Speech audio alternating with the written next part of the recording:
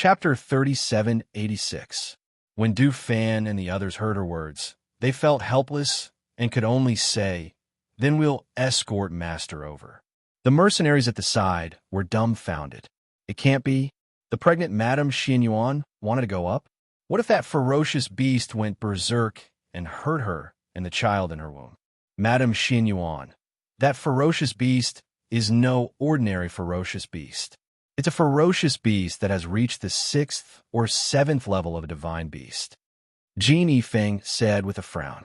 He felt that her actions were a little inappropriate. Feng Jiu smiled. That's why I have to go up.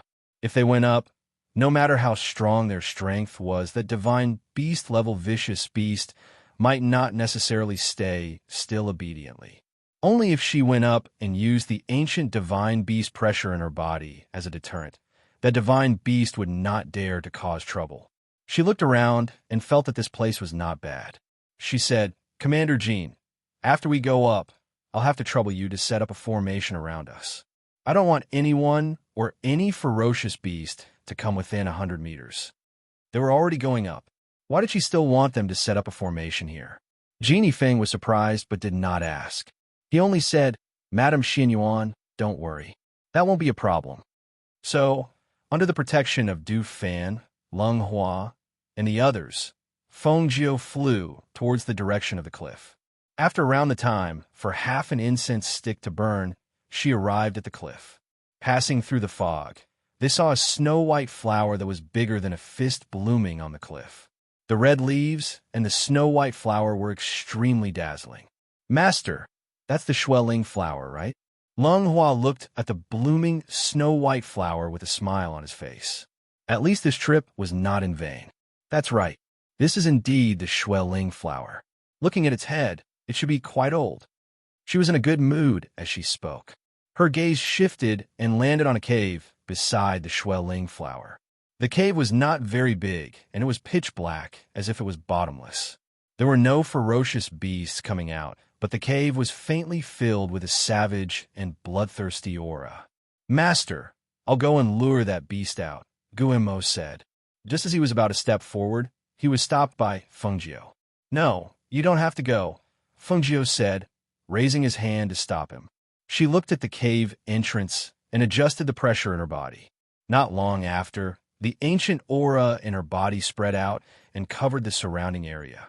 Not only the ferocious beasts in the cave, but even the ferocious beasts in the sky and on the ground felt the ancient aura. They all trembled and lay down, not daring to move. "Come out. Let me see what kind of beast you are." Feng Jiu's voice seemed to come from ancient times, containing a powerful and dignified aura. Just as her voice fell, a pitch-black four-legged dragon lowered its body and carefully crawled out. It did not dare to crawl out too far. It only lay at the entrance of the cave and looked at Feng Jiu. After hesitating, it asked in a trembling voice, "Do you want to kill me?" A level 6 or 7 divine beast could already speak the human language. However, beasts rarely spoke the human language. Hearing it speak now, everyone's expression was indifferent. After all, they'd seen many divine beasts speak. Chapter 3787. Feng Jiu raised his eyebrows and glanced at the ferocious beast that had retracted its bloodthirsty aura, saying, "That will depend on your performance." Hearing this, the ferocious beast thought for a moment, and a light bulb went off in its head. It looked at the flower at the side and asked, "You want this flower too? I can pluck it for you.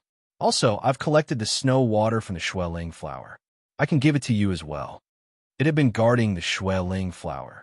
Every year, it would wait until it was about to wither before eating it. Usually, it would guard it and collect the snow water that dripped from the petals of the Xueling flower. It originally wanted to wait until it had collected enough before consuming it all at once to increase its strength. It did not expect to meet a human that terrified it from the bottom of its heart today. The ancient coercion that this human was emitting was too terrifying. As long as it was a beast, there was no beast that was not afraid of this ancient coercion. It guessed that this human must have formed a natal contract with an ancient divine beast. Naturally, it did not dare to offend such a powerful existence. It offered up the snow water it had collected and the Xueling flower that it had been guarding all this time just to beg for its life. This was because it did not doubt that this human had the power to crush it. Hearing the ferocious beast's words, Fengjiu's eyes flashed with surprise. You actually know how to collect the snow water from the Xueling flower? Seeing that this human was interested, the ferocious beast hurriedly said, the snow water from the Xueling flower can help me advance, so I've been collecting it with the intention of consuming it all at once to break through. I've also been waiting until the flowering period of the Xueling flower is about to wither before eating it. Divine beasts like them would always guard a spiritual plant because it could bring them benefits. Otherwise, it would not have been guarding this place and occupying this territory to prevent other ferocious beasts from coming over. Hearing this, Fengjiu laughed. Since that's the case, take out the snow water. As compensation, I can give you a pill that can help you advance.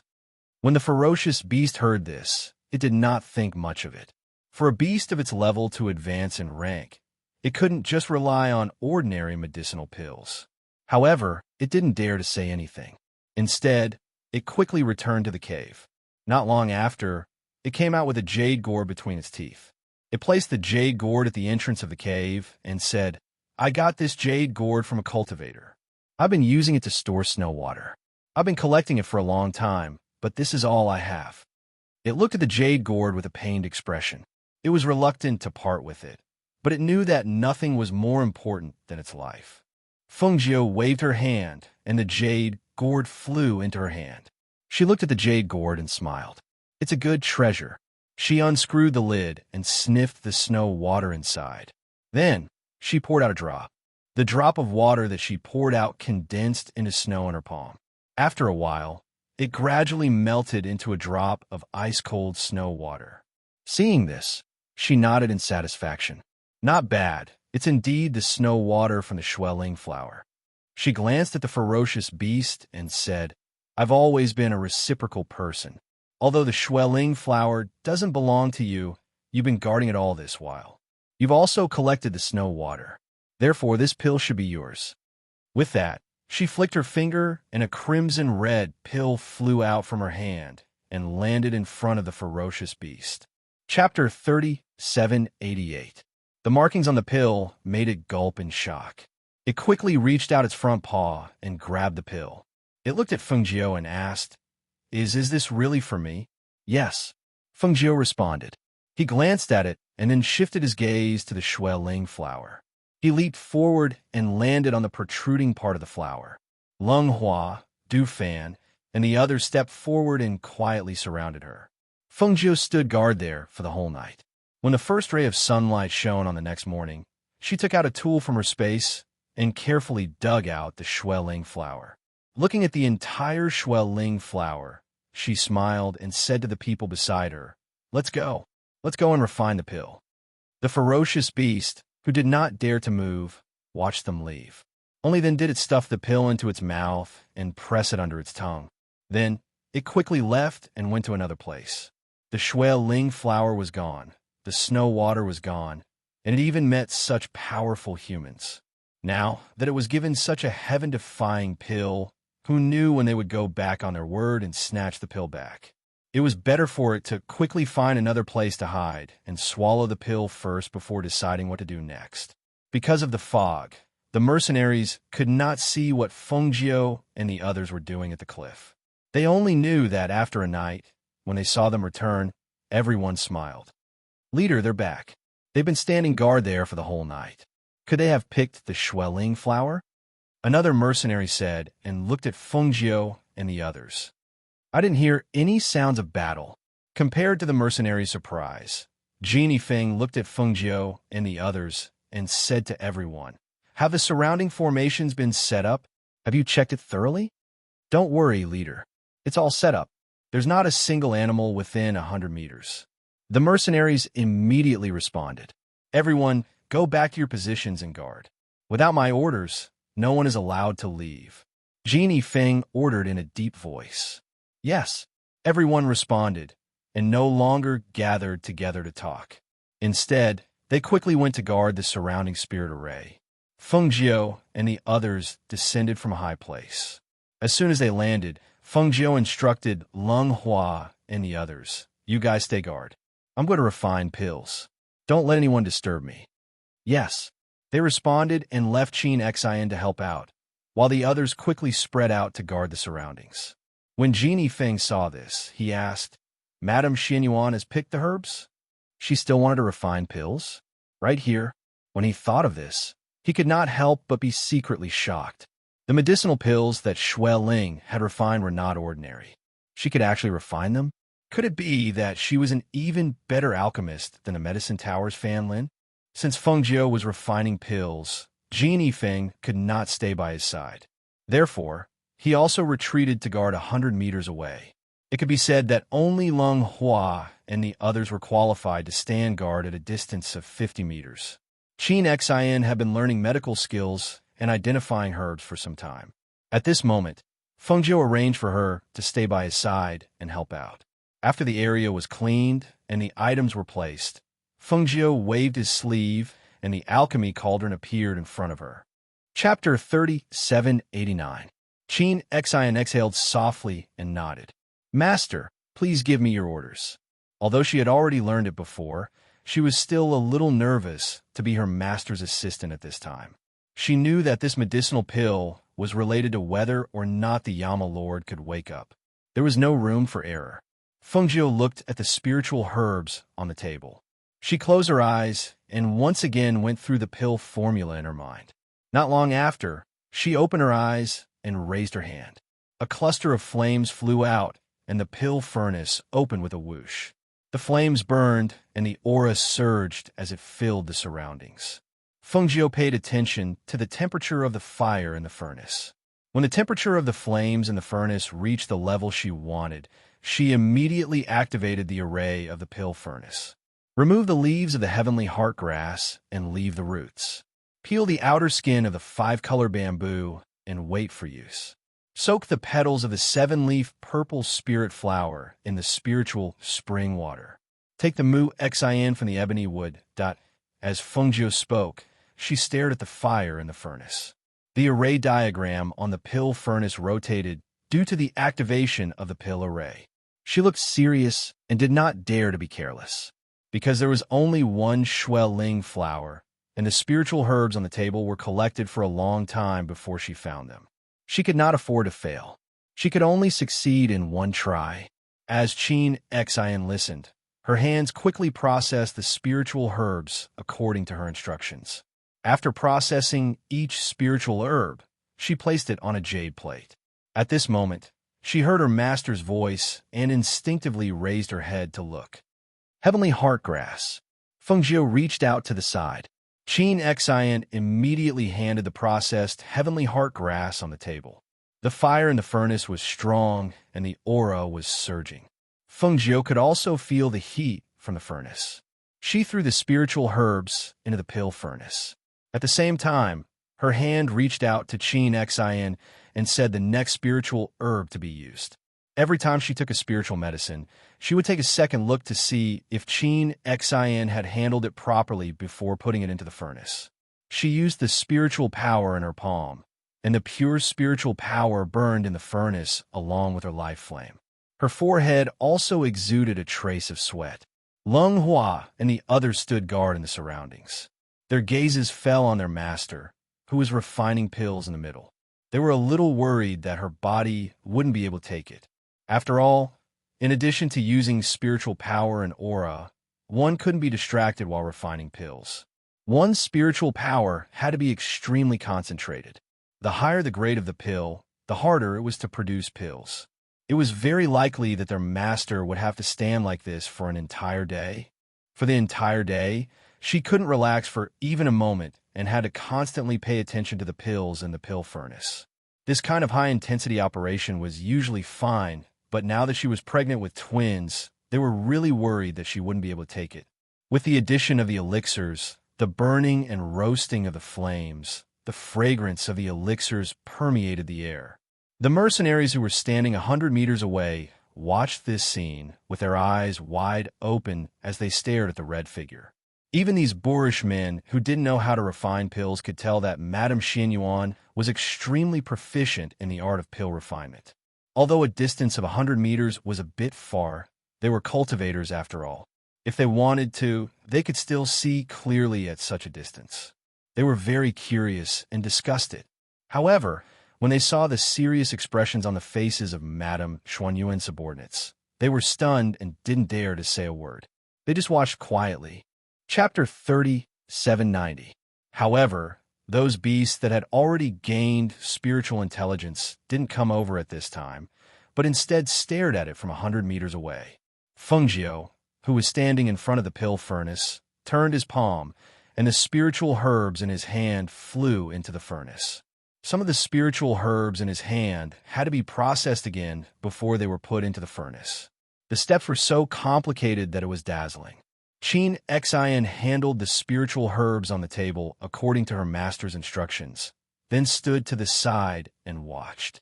This was the first time she was watching her master concoct pills from the side. She only knew that her master's concoction technique was skillful and natural. Her control of the amount of medicine added into the furnace and the furnace fire could be said to have reached the point of perfection. Even if she was watching from the side, she still couldn't understand the essence of it. She saw her master open up the wind array of the pill furnace, and with a whoosh, the fire in the furnace burned even more fiercely. After burning for a while, the intensity of the fire became gentle. Following her master's addition of one medicine after another, the medicinal smell that permeated the furnace was no longer a single medicinal smell, but many different medicinal smells that permeated the air. Some distance away, a group of 70 to 80 mercenaries were walking in the forest. When some of them smelled the medicinal smell that filled the air, they couldn't help but stop. "Big brother, there's a medicinal smell in the air.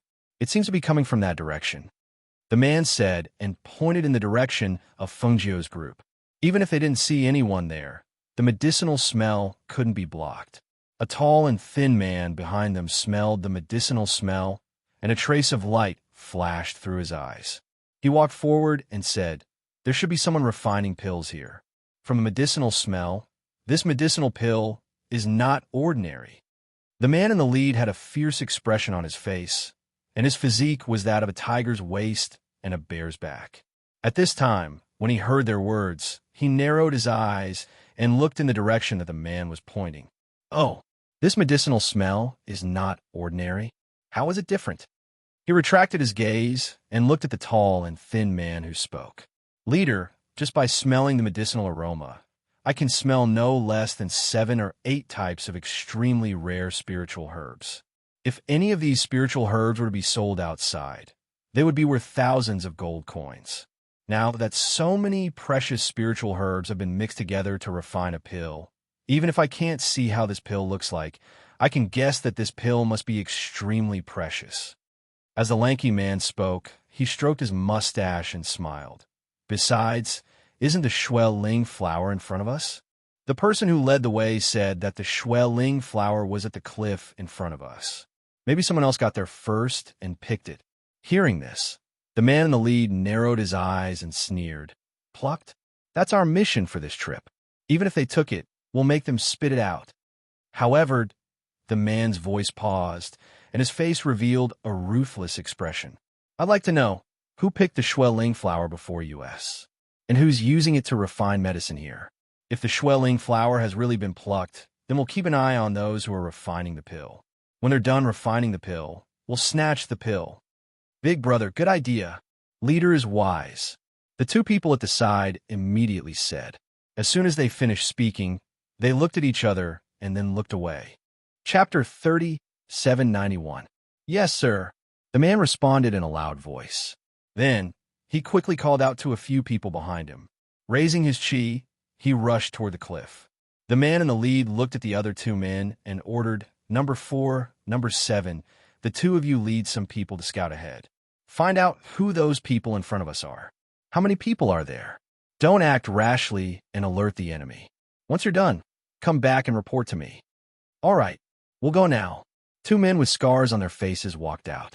They waved their hands and led a small team of about 15 people forward quickly to scout ahead. "The rest of you, rest here," the man shouted and asked the others to rest. Then he looked at the tall and skinny man and said, "Come over here and tell me. Based on the smell of the medicine, can you tell what the effects of the pill are?"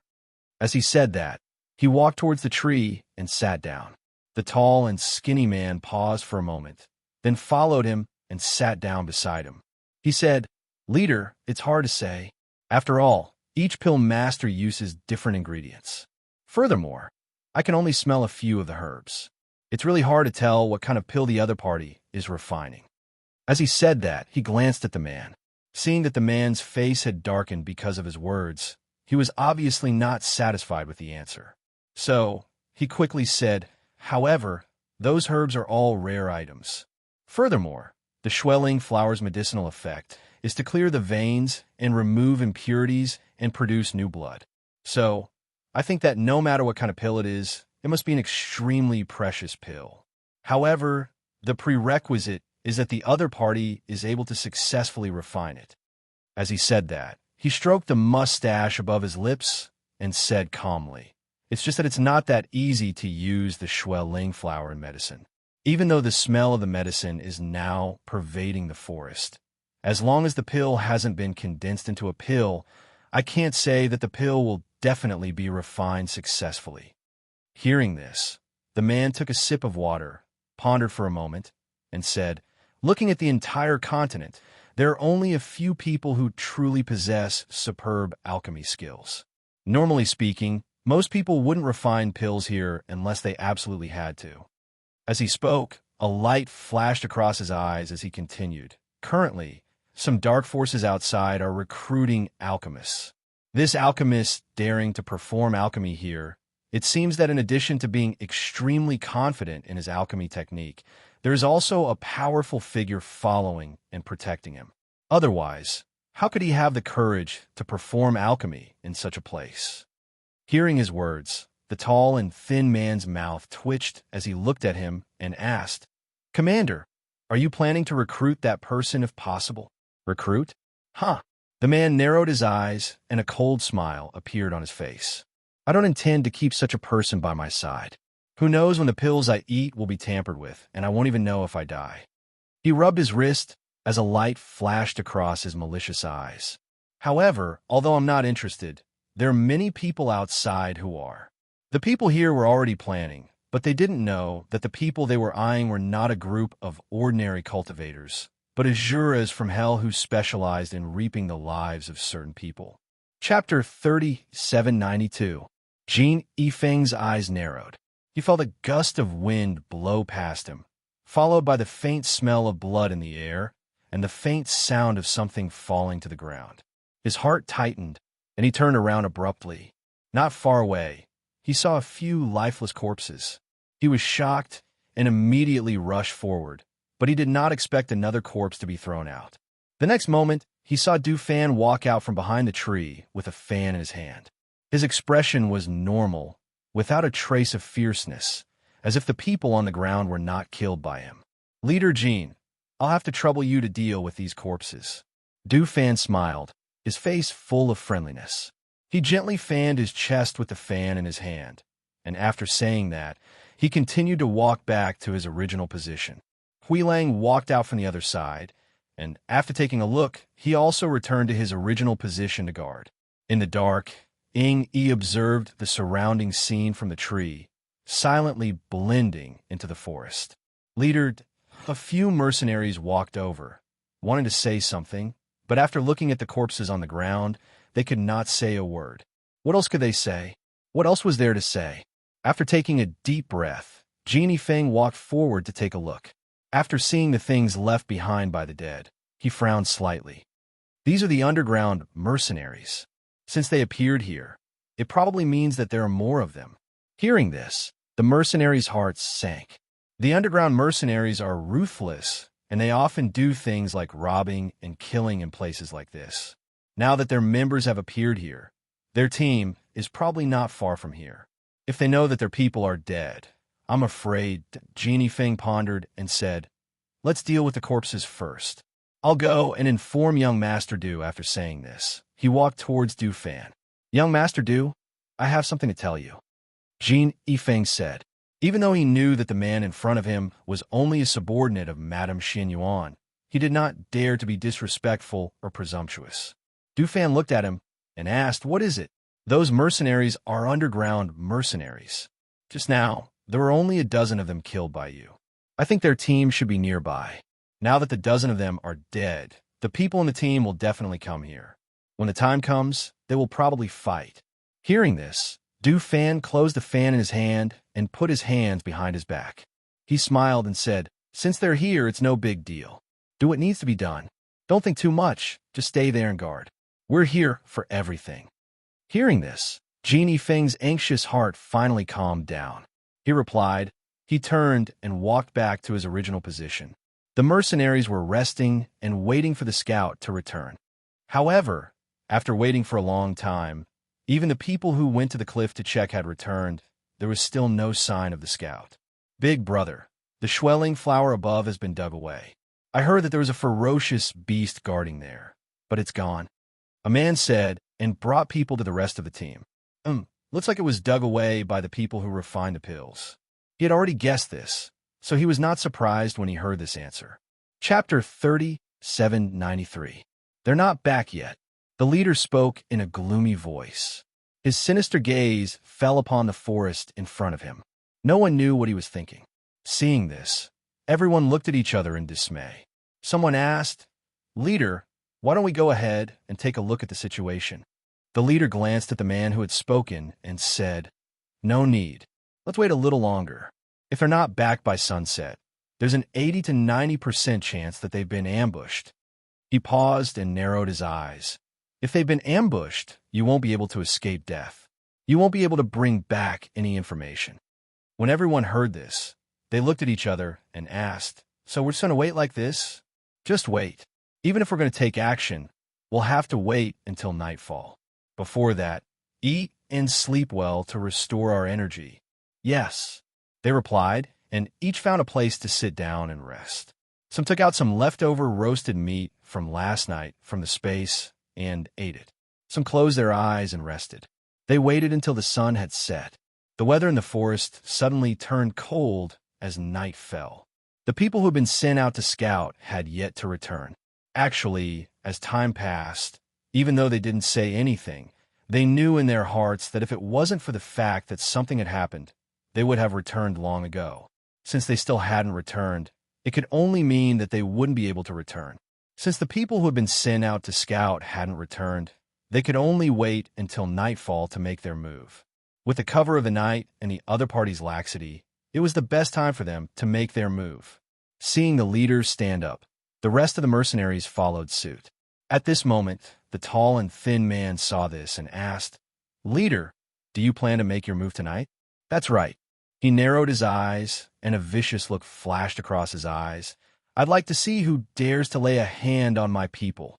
But that pill master's pill hasn't been refined yet. If we make our move tonight, I'm afraid it'll affect the refinement of the pill." He frowned slightly. Naturally, he knew that if they made their move, the pill master wouldn't be able to refine the pill. If he were to refine the Shui Ling flower, wouldn't that be a waste of the pill? The leader glanced at him and said, "How do you know that the pill master will be able to refine the pill?" The tall and thin man choked and couldn't speak for a long time. "That's right. Until the last moment. All of you follow me." The leader raised his hand and gestured. Then he walked forward. The mercenaries behind him quickly followed without hesitation. Ellie. In that empty space, Qin Xin was already standing to the side, while Feng Jiu was controlling the fire and pill formation in the cauldron. She hadn't stopped for the entire day, especially now that all the spirit herbs had been thrown into the cauldron, waiting for the pills to condense. 2. Chapter 3794. Mistress, do you want Qin Xin to help you massage your shoulders? Qin Xin saw that her mistress was only guarding the furnace and paying attention to the temperature of the fire. She knew that she didn't need to do anything else but wait for the herbs to fuse and condense into the elixir. Thus, she wanted to help her mistress massage her shoulders so that she could relax and not be so tired. Feng Jiu had been busy for the whole day, and her shoulders were a little stiff. Thus, she said, "Okay, help me loosen my shoulders." "Yes," Qin Xian replied with a smile. She went behind Feng Jiu and helped her massage her shoulders to loosen her muscles and bones. Feng Jiu ate the spirit fruit while looking at the furnace in the furnace. She smelled the fragrance of the herbs in the air. With a flip of her palm, a stream of air flew into the furnace. The burning flames became a little smaller, like a warm fire that was slowly refining the herbs in the furnace. Du Fan and the others looked around. Although there was an array around them, they knew that someone was trying to break through the array based on the sounds that came from the array. "You guys stay here. I'll go out with Wei Lang and the others to take a look," Du Fan said to Lung Hua and Lung Shuang and the others. Then he led the others out. Unexpectedly, before they could get out of the array, they heard a rumbling sound. The array was broken.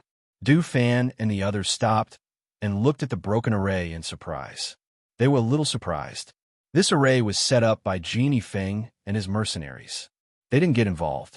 However, this array had strong defensive power. Now that it was broken so easily, it seemed that these underground mercenaries were really skilled. "Are you the ones who killed our brothers?" The leader of the group walked out, followed by a group of mercenaries. They stared ahead, and their gazes fell on Du Fan and the others. They looked like they were in their 20s or 30s and looked like young masters. They didn't take them seriously. Their gazes swept past them and landed on Genie Feng behind them. Their eyes flashed slightly. Genie Feng, the leader of the first mercenary group? The leader stared at Genie Feng with an unknown deep meaning in his eyes. "Exactly," Genie Feng replied in a low voice. He walked over to Du Fan and the others and looked at them. "What do you want?" "Ha ha." Hearing Genie Feng's words, the man in the lead raised his head and laughed loudly. His laughter was arrogant and conceited. Suddenly, he stopped and stared at Genie Feng with a vicious and bloodthirsty expression. "What do you want to do? Shouldn't we be the ones asking you what you want?" Originally, he thought that it would be a very large and strong team, but he didn't expect that there would only be so few people here. Even if they were protected by the number 1 mercenary group, they would not be able to defeat so many people. Moreover, he had long wanted to experience the skills of the number 1 mercenary group leader, Genie Feng. He took a step forward, and a vicious voice came out of his mouth. "You killed more than 10 of my brothers, huh? I won't let it go so easily." Genie Feng frowned slightly, but he didn't say anything. He just pulled out the sword at his waist and said, "Since you want to fight, I'll keep you company. I've long wanted to experience the skills of the number 1 mercenary group leader. It just so happens that I have a chance to fight with you today. I couldn't ask for more." As the leader spoke, he waved his hand, and a long sword appeared in his hand. Chapter 3795. He saw a red-clothed woman with a big belly sitting in front of the furnace. He only saw the woman's stunning side profile. With just one glance, his body involuntarily trembled, and he instinctively took a step back. She is that the man who had been vicious and ruthless a moment ago had now turned pale. There was fear in his eyes as he took a step back. The cold sweat on his forehead and his trembling body were telling others that he was extremely terrified at this moment. "Leader? What's wrong?" The man next to him saw this and couldn't help but ask in a low voice. At this time, the leader of the underground black mercenary group didn't seem to hear the words of the mercenary beside him. His eyes were wide open in horror as he looked at the beautiful woman in red who was about 100 meters away. He only felt his heart beating violently, and he was so nervous that he couldn't even speak. In his mind, he couldn't help but think of the news he got from the underground black market a few months ago, as well as the portrait that was destroyed after just one glance. A few months ago, a group of mysterious people killed a peak master of the immortal sect and crippled more than a dozen of their disciples. As a few months passed, it seemed that people had forgotten about them. However, since he saw the portrait and heard those things that time, he couldn't forget them. First, it was because the woman in the portrait was extremely beautiful. Just one glance was unforgettable. Second, it was because of the thunderous means that made people shudder. He couldn't forget such a person even if he wanted to. Feng Jiu waved her hand, indicating for Qin Xin to step back. At the same time, she took a step forward to the cauldron. Her spirit force gushed forth as she added a few drops of snow water into the cauldron. At the next moment, the atmosphere and the surroundings changed. In the pitch-black night, there seemed to be muffled sounds of thunder. This is the pill thunder? The tall and thin man who followed behind and didn't step forward saw the strange phenomenon in the sky and couldn't help but open his eyes wide. Sure enough, just as his voice fell, he heard a crackling sound in the sky. Then, a heavenly thunder rumbled and struck the furnace. Boom! A powerful aura surged, and the loud sound shook the ground slightly, not to mention the pressure and movement spreading in the dark night. Feng Jiu didn't have the time to pay attention to those underground mercenaries. At this time, she was standing in front of the pill furnace, and her hands were quickly forming a seal, and a pure aura flowed into the pill furnace. In other parts of the forest, some people were surprised when they saw this strange phenomenon in the night sky. They were all resting in the forest when they suddenly noticed that something was wrong with the aura surging in the night sky. Is this the evolution of a dire beast? How is that possible? Even if ferocious beasts evolve, there might not necessarily be heavenly lightning. What could it be? Look at the strange phenomenon in the night sky. That kind of strange phenomenon should be the birth of a rare and precious medicinal pill, someone said excitedly, pointing at the strange phenomenon in the night sky. As soon as he finished speaking, he took a deep breath and headed in that direction, intending to see what was going on. Go! Who knows, they might be able to do something big. Ha ha ha ha ha. The birth of a top-grade medicinal pill would definitely cause a lot of people to fight for it. In this forest, in addition to some people who were training, there were also some people who had various reasons to come in. Therefore, when they saw this strange phenomenon, they all had an idea and headed in that direction one by one. Chapter 3796. A loud rumble reverberated through almost half of the forest. The ground shook because of the rumble, and all the beasts in the forest looked up at the sky, smelling the medicinal fragrance that permeated the forest. Some of the beasts sniffed with all their might as they headed in that direction. Just by smelling the aroma of the spiritual medicine, they could feel the blood in their bodies pulsing. It was a feeling of extreme excitement, a kind of impulsive desire. In the darkness of the night, some people in the forest rushed towards the place where the lightning struck. However, some of them were too far away. Even if they rushed over, they probably wouldn't be able to reach it in a short period of time. At the place where Feng Jiu was refining pills, 100 meters away, the mercenary group leader's expression changed greatly as he quickly retreated. His heart sank as he looked at the smiling man holding a fan standing not far in front of him, as well as the outstanding men and women around him. I really didn't mean to offend you. We'll leave immediately. Leave immediately, the mercenary group leader said with a pale face as he stared vigilantly at Du Fan and the others, afraid that they would suddenly attack him. At this moment, he finally knew why the people he sent out to find out didn't return. It turned out that they had met a group of people like them. Looking at the shocked expression of the mercenary group leader, the smile on Du Fan's face deepened. He fanned himself with the fan in his hand and asked, "Do you know who we are?" It was a light sentence. Although he had a smile on his face and looked amiable, the mercenary group leader's forehead was covered in cold sweat. "I don't know." The mercenary group leader wiped his sweat and said with a trembling voice, "Have you seen my master?" Du Fan asked again with a smile.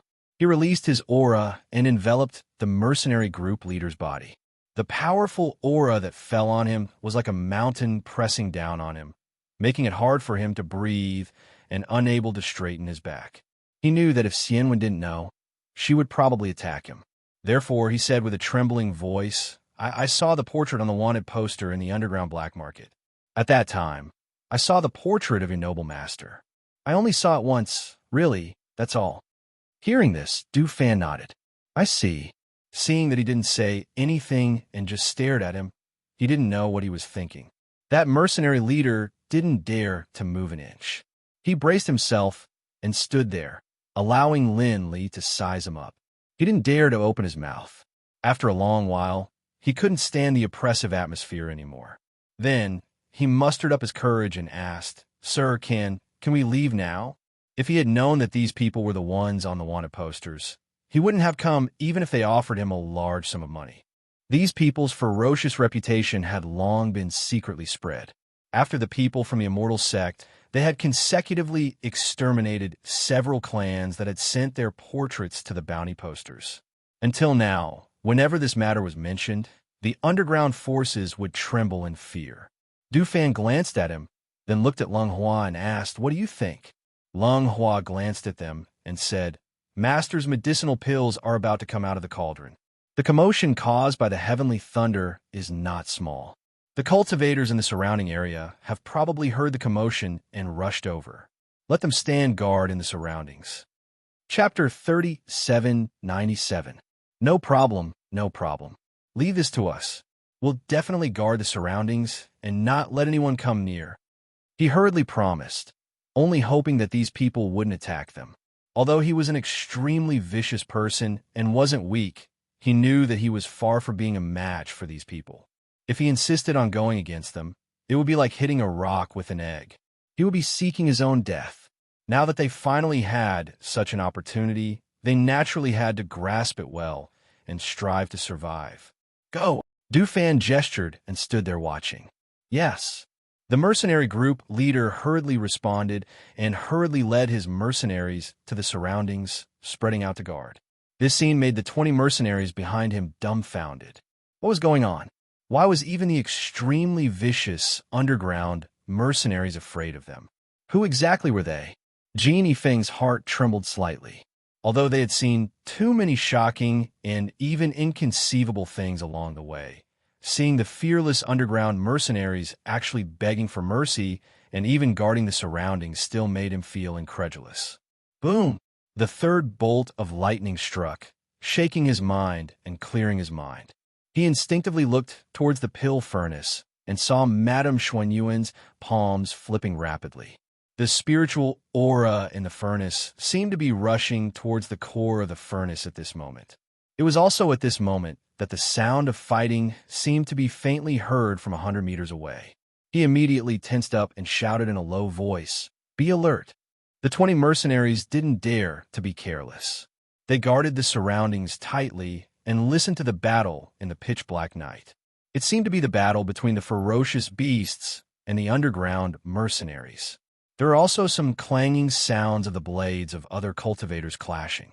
The people from the Ouyang family who had been hurrying towards this direction heard the 3 bolts of lightning in the sky and looked in that direction. The old man's eyes flashed and he shouted, "Quick, speed up and advance." The group of people moved swiftly in the night and rushed towards that direction. At the same time, Fengjiu was completing the final step in the pill furnace. After the pill was condensed and formed, she clapped her palms, and a pill emitting a pure white light flew out of the pill furnace. When the pill came out of the furnace, a rich medicinal fragrance assailed their nostrils. She looked at the pill that was as white as moonlight, and her heart was filled with excitement. She had never been so excited even when she had refined a 9th-grade medicinal pill in the past. At this moment, as she watched this medicinal pill take shape, the rims of her eyes involuntarily turned slightly hot. She had finally succeeded. With this pill, Mo Zhe would definitely wake up. With a wave of his hand, he opened a pill bottle and placed the moonlight pill into it. Then, he closed the lid and put it into the space.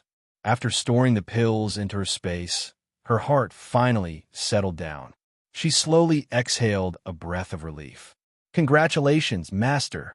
Qin Exen, who was beside her, smiled happily. She was also very happy. Fengjiu's lips curled up into a smile. Her eyes twinkled as she said, "This cauldron of pills took me an entire day to refine. There were 3 pills, but in the end, only 1 was successful. The other 2 were useless. However, 1 is already enough." Creek. Chapter 3798. There were no pills in the furnace. For fear that the flesh-eating crow's flapping wings would hurt her, she quickly retreated and covered her belly with one hand. Qin Xin also protected Fengjiu behind her at the first time. She did not attack, but just protected Fengjiu and retreated, so as not to hurt the child. Lung Shuang and others also stepped forward at the first time. Ying Yi's sword was extremely fast. No one knew where it came from, but in an instant, it chopped at the flesh-eating crow that was trying to get into the furnace to grab the pills. The flesh-eating crow flopped. At the moment when it dodged Ying Yi's attack, its whole body directly got into the furnace. As soon as it got in, its wings fluttered inside, making a flopping sound, as well as a cry as if it was scalded.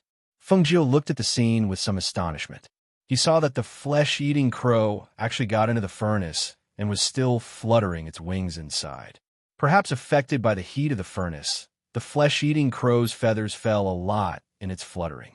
Because the pills refined in the furnace had to be taken orally, and the flesh-eating crow was a beast that ate carrion, Fengjiu frowned and walked out from behind Qin Xin.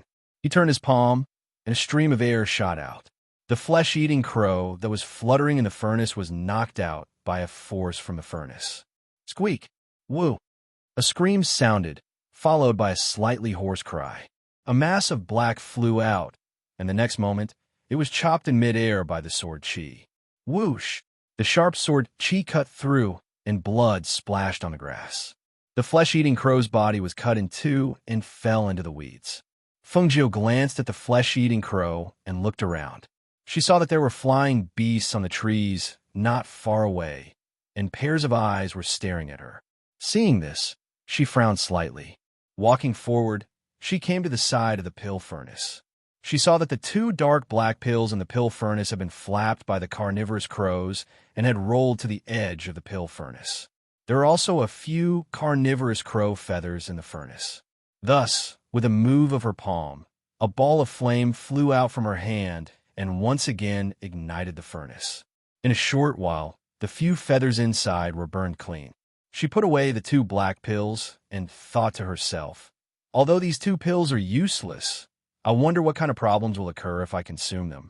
She put away the pills, and with a flick of her sleeve, the furnace was also put into her space. The roars of ferocious beasts and the clanging of swords and sabers made her frown in displeasure. Cloud swallowing. A light flashed, and the cloud swallowing beast came out of the space and stood in front of her. Master, you've been in there for a long time. Go and take a walk around, Fengjiu said, and the corners of her lips curled up slightly. Her eyes twinkled with an indescribable smile. Hearing this, Cloud Swallowing understood her meaning. It immediately responded and took a step forward. It raised its head and roared. Roar! Following that roar, a powerful sacred beast aura spread out. The airflow that could be seen with the naked eye was like ripples in water. It shocked the beasts on the trees and the fierce beasts in the forest, and they all turned around and ran for their lives. Bang, bang, bang, bang. Chapter 3799.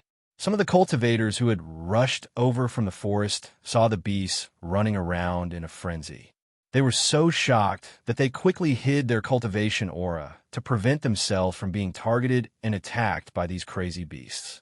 The surrounding beasts were all running around. Chaotic howls and the sound of trees being knocked down could be heard from time to time. This caused the dark night to become restless and made people feel uneasy, especially when Tunyon leaped and circled around the area. The beasts ran even faster. Some of the beasts even lowered their bodies and crawled away in order to quickly leave the place that made them feel fearful and uneasy. Compared to the chaos and fear of the surrounding beasts, Fengjiu was much calmer. Especially after the surrounding beasts had all run away, not a single sound was made. Master, are you tired? Do you want to rest for a while? Qin Xin asked. Seeing that she had been busy refining the pill without resting and had only eaten a spiritual fruit to replenish her strength, she was really worried that her body wouldn't be able to take it. Because she had successfully refined the pill, Fengjiu was more happy than tired. However, she couldn't wait to give the pill to Mose and see his body's reaction after taking the pill. Thus, she said, "Guard the surroundings. I'll rest for a while and leave tomorrow." As soon as she finished speaking, she waved her sleeves and a flying ship appeared in the empty space in front of her. The flying ship gradually grew in size and occupied the entire empty space. After instructing them, Fengjiu led Lung Shuang and Qin Xian onto the flying ship. Once they were on the flying ship, she directly went to the cabin where she could rest. She closed the door and flashed into the space. "Say, I've refined the pill." Fengjiu couldn't hide her joy as she quickly walked to the ice bed. When she came to the side and saw Xianyuan Mose lying on the ice bed, she couldn't help but hold his hand and pull it close to her lips to kiss it. "Say, I've refined the pill," she said again. This time, her voice was gentle and steady, filled with joy and excitement. She didn't immediately take out the pill for him to take. Instead, she held his hand and checked his body's condition. Then, she used silver needles to move several major acupuncture points on his body. When she felt the flow of energy in his body, she took out the pill and stuffed it into his mouth. She gently lifted his chin and let the pill slide down his throat. Then, she took out a bottle of spiritual liquid and poured it into his mouth. She let the spiritual liquid slide down his throat and helped him swallow the pill smoothly. She pressed her palm against his heart, and a pure spiritual aura entered his body through her palm, dispelling the cold air on his body. She stood guard by his side and checked his pulse from time to time. As time passed, she couldn't help but smile when she felt that his pulse was beating more and more vigorously. That night, she stood guard beside the ice bed, watching and paying attention to the changes in his body. In the end, she couldn't take it anymore and leaned against the side to sleep. "Master," the contracted bees saw that she had actually fallen asleep on the ice bed and were worried that her body couldn't take the cold air. Thus, they used all their strength to help her up and bring her to the other bed to rest. Chapter 3800. When Lao Bai, who was squatting by the ice bed, saw Xianyuan Mose's fingers move slightly, he could not help but widen his eyes. He leaned forward to take a closer look and asked, "Do you think his hand is moving?" The little bee stared at Xianyuan Mose's hand. After a long while, they saw it move again. They said in unison, "It moved. It really moved. Is it going to wake up?" Sure enough, they saw his hand move again. Lao Bai did not know how he was doing, so he came to Fengjiu's side and said, Master, the Yama Lord's hand is moving." "Master," Fengjiu faintly heard a voice saying that the Yama Lord's hand was moving. She almost instinctively opened her eyes and jumped up from the bed. "Master, the Yama Lord seems to be waking up. His hand is moving," Lao Bai said hurriedly. Hearing this, Fengjiu quickly got out of bed and walked towards the ice bed. She came to his side and checked his body. When she put her fingers on his pulse, her nervous heart suddenly jumped, and her eyes were filled with surprise. She took out a silver needle and inserted it into his body again. When she put away the silver needle, she saw the eyelashes of the person who had been sleeping soundly tremble slightly, and he slowly opened his eyes. "Zaydat," Fengjiu called out softly. This call was filled with unconcealable joy and excitement. She held his hand and felt his hand gently holding hers back. Xianyuan Mose opened his heavy eyelids. When he saw her dressed in red beside him, the corners of his lips curled up slightly, revealing a smile. "Ajio." His voice was very soft, and he sounded very weak. However, hearing his soft call, Fengjiu's eyes turned red. "Yes, I'm here." She held his hand and pressed his hand tightly against her face. Xianyuan Mose closed his eyes slightly, but there was a smile on his face. Seeing that she was fine in front of him, he was relieved. "Master, the Yama Lord has fallen asleep again." Lao Bai leaned forward to take a look. Seeing that he had fallen asleep again, he could not help but turn back to look at Fengjiu. Fengjiu smiled and said, "He just woke up and his body is still very weak.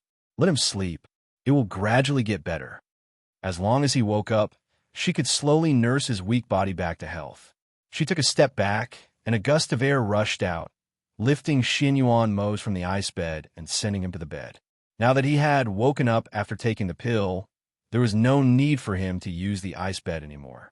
Right now, she had to prepare some medicine to help him recuperate so that he could recover as soon as possible. After she covered him with a blanket, she looked at Senior White and the others and said, All of you take care of him while he's here. I'll come in once I have the time. Master, don't worry. We know what to do. Senior White replied and grinned, revealing a mouthful of white teeth. Fengjiu nodded and then left the space. As soon as he returned to the cabin, Lung Shuang's voice came from outside. Master, are you awake? Fengjiu opened the door of the cabin, looked at the two people standing outside and asked, What's the matter? Lung Shuang looked at Fengjiu and said, Master, the other things have been taken care of. However, we caught a group of people from the Ouyang family. They were sneakily using medicine around last night and were caught by the mercenaries. Now they're waiting outside for Master to deal with them. Chapter 38:01. At this moment, about 50 meters away from the airship, the remaining 20 or so members of the Ouyang clan were tied to a tree with ashen faces. Compared to the old man's viciousness and unwillingness, the Ouyang clan head's expression was one of regret. If he had known this would happen, he would have brought his men and left this place. At least, he wouldn't have ended up like this. Jin Yifeng glanced at the Ouyang clan head and couldn't help but sigh in his heart. He didn't think that they would follow them. Not only did they follow them, they even tried to use drugs to treat them. Now that they had ended up like this, even if he wanted to plead for mercy, he couldn't bring himself to do it. The underground mercenaries had already left. Because there were many casualties after last night, Du Fan saw that they didn't have any more tricks up their sleeves and let them leave. At this moment, there were only Jin Yifeng's mercenaries, the Ouyang clan's people, and Fengjiu's group left. When Fengjiu, dressed in red, slowly walked over, the old man raised his head and glared at her fiercely. Which? Fengjiu raised her eyebrows. She really didn't know where the word which came from. Which? You colluded with the underground mercenaries and even used witchcraft. The surrounding beasts don't dare to come close. Even the number one mercenary group, Jin Yifeng, was used by you. What were your intentions? Were you scheming? Hearing this, Fengjiu smiled. What a joke. You have ulterior motives. You're greedy by nature and scheming against others. Now that you've ended up like this, you don't know how to repent. You've really opened my eyes. She glanced at him and ordered Du Fan, this old man, cripple his cultivation and throw him out of my sight. Du Fan was surprised. He thought that his master would directly order them to be killed. He didn't expect that she didn't order to kill him, but to cripple his cultivation. However, in this kind of place where beasts were everywhere, without his cultivation to protect his life, it was almost impossible for him to survive. Thinking about it, his master just didn't want to stain her hands with the blood of such people. Thus, he agreed and walked to the front and back. He said to the two mercenaries, Bring him over. The two mercenaries glanced at Jin Yifeng, and after seeing him nod his head imperceptibly, they went forward to untie him and brought him in front of Du Fan. Kill me if you dare. This old man is not afraid of death. The old man gritted his teeth and roared. His eyes were like a ferocious beast as he stared at Du Fan and Fengjiu with a bloodthirsty glint. He struggled to rush forward, but unfortunately, all his major acupoints had been sealed. Moreover, there were two mercenaries holding him down. Seeing this, the Ouyang family head moved his lips. However, he did not say anything in the end. He couldn't even protect himself, so what else could he say? Kill you? You should be thanking the heavens and earth that my master didn't kill you and crippled your cultivation and spared your life. Du Fan snorted coldly. The next moment, he struck out with his palm and shattered the inner core in his dantian. No one else could hear the sound. Only the old man himself knew that when the palm landed, the force accurately hit his Niden. With a cracking sound, his Niden instantly shattered, and his cultivation gushed out madly with the shattering of his Niden. It quickly rushed out of his body, and his body was rapidly aging. Chapter 38:02. They watched as the elder's cultivation was crippled. They watched as his body rapidly shrank. His entire person aged at a speed visible to the naked eye. His original appearance could not be seen at all. They were shocked and panicked. They were afraid that they would end up like this. The elder's cultivation was completely gone, and his entire person became so old that his teeth fell to the ground. His back was bent, and his body was trembling. He curled up on the ground and did not even have the strength to cry out. Throw him somewhere where he can't be seen. Du Fan ordered the two mercenaries to do it. The two mercenaries stepped forward and dragged him up. After throwing him away, they returned. Fortunately, because Feng Jiao and the rest were in the main area, the ferocious beast did not dare to come near. Therefore, for a while, the elder was still lying in the weeds on the verge of death. The people of the Ouyang family were all tensed up. Even the young men and women didn't dare to breathe loudly at this time. They all lowered their heads and didn't dare to look at Feng Jiao and the others, fearing that they would be the next to be crippled. Tell me, how should we deal with you? Feng Jiao asked. His gaze swept across the people and finally landed on the Ouyang clan head. I clearly told you not to provoke us. Why didn't you listen? The Ouyang clan head looked at Feng Jiao and said, Madam, please give us another chance. As long as you're willing to let us live, I, Ouyang Yuan, will never forget it. Let you live? And what did you do? Want to use medicine to deal with us? Feng Jiao sneered. I've always been a person who clearly distinguishes between kindness and hatred. Repaying evil with good is not my nature. Ouyang Yuan's heart couldn't help but sink. He opened his mouth, but no words came out. Indeed, she had already warned them to leave and not follow them. But they still came. They even listened to the elder's words and used medicine to deal with them. They were confident that even if they knew how to refine pills, they would not be able to distinguish the smell in the air. But who knew? Madam Xin Yuan, could you spare their lives? In the end, Genie Feng still opened his mouth to plead for them. After all, he and Ouyang Yuan were friends. Regardless of whether his words would work or not, he felt that he should try. Feng Jiao glanced at him and said with a half-smile, You want to plead for him? Genie Feng felt his scalp go numb when she looked at him like that. However, now that things had come to this, he could only brace himself and say, Although I know that I shouldn't, I still hope that Madame Xin Yuan can spare their lives. If I let them live today, they might take my life in the future. Feng Jiao said casually. Although she didn't think that they had the right to take her words, she knew that if she let them go, things wouldn't end like this. Madame Xin Yuan, we are willing to make a curse. We don't dare to expect to be your subordinates, but we are willing to go through fire and water for you, just for a chance to live, because we don't want to die. Ouyang Yuan said. Even if he had to use his life as a curse, he still hoped to live at this time. Chapter 38:03. Hearing this, Ouyang Yuan was stunned for a moment. His body trembled, and he could not hide his excitement. Thank you, madam. Extracting a strand of divine sense and putting their lives in their hands was better than dying here. Moreover, he felt that this madam was not a bloodthirsty person. Otherwise, she would not have spared them so easily. Father, we don't have to die. A woman next to him asked Ouyang Yuan in a trembling voice. Ouyang Yuan took a deep breath and said, From this moment on, you must remember Madame Xuanyuan's kindness. You must not have a trace of resentment, and you must not spread what happened here.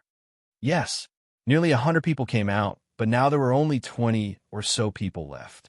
These 20 or so people were all experienced and strong cultivators, as well as Ouyang Yuan's sons and daughters. Now that they heard this, how could they have any other thoughts? It was good enough that they could survive. Du Fan looked at them, then walked forward and extracted a strand of divine sense from each of them. Then, he let them go and let them leave first. After dealing with the matters here, the flying ship also left and went out of the forest. Seeing the flying ship leave, the people of the Ouyang family could not help but breathe a sigh of relief. At this time, a young man next to them said, I thought she would kill us. I didn't think she would let us go. Another person said. After taking a deep breath, he looked at the Ouyang family head. Family head, are we going out now? Let's go. Ouyang Yuan said. Just as he was about to step out, he heard his daughter's voice. Father, then what about the grand elder? Should we take him out? The woman asked carefully. Hearing this, Ouyang Yuan's face sank. If it weren't for him, we wouldn't have suffered such heavy casualties, and we wouldn't have fallen into such a situation. Now that his cultivation has been destroyed, he can only wait for death. Let's go. Don't care about him. This is what he deserves. When the people heard this, they did not dare to say anything, and just quickly left with him. 2 days later, the spaceship stopped and landed somewhere in the forest. Qin Xin was cooking medicinal porridge. This pot of porridge was made with ginseng and spirit chicken caught in the forest.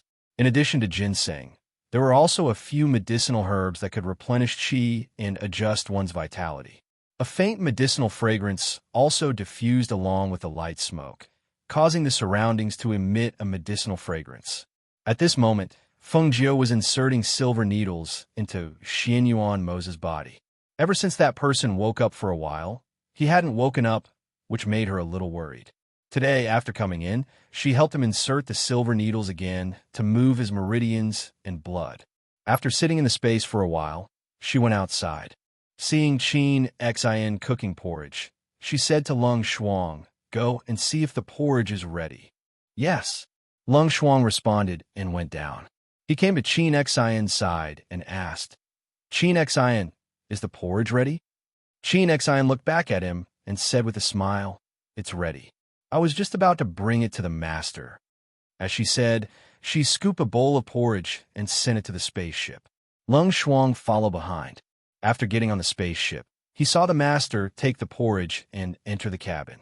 Chapter 3804. Perhaps it was because he heard Feng Jiu's voice, or perhaps his body was gradually recovering. Xianyuan Mo slowly opened his eyes and looked at Feng Jiu, sitting by the bed. Seeing that he had woken up, Feng Jiu was overjoyed and said, "I'll help you sit up and eat." She leaned forward slightly and helped him sit up against the headboard of the bed. When Xianyuan Mo sat up and saw her bulging belly, a trace of daze appeared in his eyes. He stared blankly at her belly. Seeing this, Feng Jiu pursed her lips and smiled. She took his hand and stroked her belly, saying softly, "Mose, we have children. I'm pregnant with twins of mixed sex. In 2 or 3 months, the children will be born." Xianyuan Mose listened to her words, and his mind went blank. He was going to be a father? They had children? For a moment, his chaotic mind gradually became clear, and his heart was filled with ecstasy. But when he thought about how he was unconscious and could not accompany her, especially when she had to take care of him while she was pregnant, he could not help but feel distressed and guilty. "Aju, you've worked hard." He held her hand. His voice was slightly hoarse, and he was still a little weak. "It's not hard." She smiled slightly. She did not tell him that her health was also very bad when she was pregnant, and it was only later that she slowly recuperated. Xianyuan Mose looked around and asked, "Why am I here?" "I'll feed you porridge first. I'll tell you in detail later," Feng Jiu said as she brought the porridge over from the bedside. She scooped up a spoonful and blew on it before feeding it to him. Xianyuan Mose ate the porridge cooperatively. The taste of medicinal herbs in his mouth was mixed with the taste of ginseng. As soon as it entered his stomach, his body gradually warmed up. As he ate, he looked at her. Seeing that her face was rosy and her complexion was good, he was relieved. After finishing the bowl of medicinal porridge, Feng Jiu put the bowl to the side and helped him pull up the quilt. Only then did he say, "Do you still remember the profound light gate we discovered back then? After you were seriously injured and fell into a coma, I helped you recuperate while protecting your heart meridians. However, at that time, I didn't find any method or medicine to treat you. Furthermore, my green lotus has stopped growing after that battle, so it no longer provides any life force. I originally wanted to find an ancient golden lotus to help you expel the black lotus chi in your body. However, after coming here, I haven't been able to find any information about the ancient golden lotus. However, after flipping through the ancient records, I did find some rare and precious elixirs that can expel the black lotus chi. Therefore, I came to the barren land to pick the last medicinal ingredient and refine it into a pill for you to consume." Speaking to this point, she smiled faintly. Fortunately, the pill was successfully refined and the medicinal effects were as I expected. After consuming the pill, the black lotus chi in your body has been completely dispersed. Right now, your body is weak. As long as you rest and recuperate for a period of time, you'll be able to recover. Hearing her words, Xianyuan Mo's eyes slightly moved. It was unknown what he thought of, but a strange look flashed across his eyes. What's wrong? Feng Jiu had been looking at him all this time, so she naturally didn't miss the strange look in his eyes. Xin Yuan Mose pressed a hand on his leg and said in a slightly hoarse voice, "My leg doesn't seem to be able to feel it." Ever since he woke up, he found that his leg didn't seem to be able to move. Chapter 38:05. His leg, which should have reacted to her knock, didn't react at all. It was still straight. Seeing this scene, her heart sank. She tried the other side, but it was still the same. There was no reaction at all. Seeing her face change slightly and become serious, his heart was unwilling to part with her. He comforted her, "Gio, don't worry. Maybe you'll recover after a while." Feng Jiu did not give up and pressed the acupuncture point between his legs, but there was still no reaction. She looked up at him. "When I checked your body had already recovered and the blood between your legs was flowing." I didn't think that. Her voice paused, and she did not continue. Her heart was filled with self-blame. Xin Yuan Mose reached out to hold her hand. His low and hoarse voice was filled with indifference. "You don't need to blame yourself. It's already very good that I can wake up. It's just a pair of legs. Even if I can't walk, I can still accompany you. I'll cure you." She looked at him, and her eyes were filled with determination. "I'll definitely cure you. I believe in you." Xin Yuan Mo smiled and rubbed her hair. He reached out and pulled her into his embrace with a satisfied smile on his face. "Gio, being able to wake up and see you again, I'm already very happy. I'm really afraid that if I continue to sleep, I'll miss the chance to give birth to the next generation for me. I'll miss our child's growth. I'll miss everything.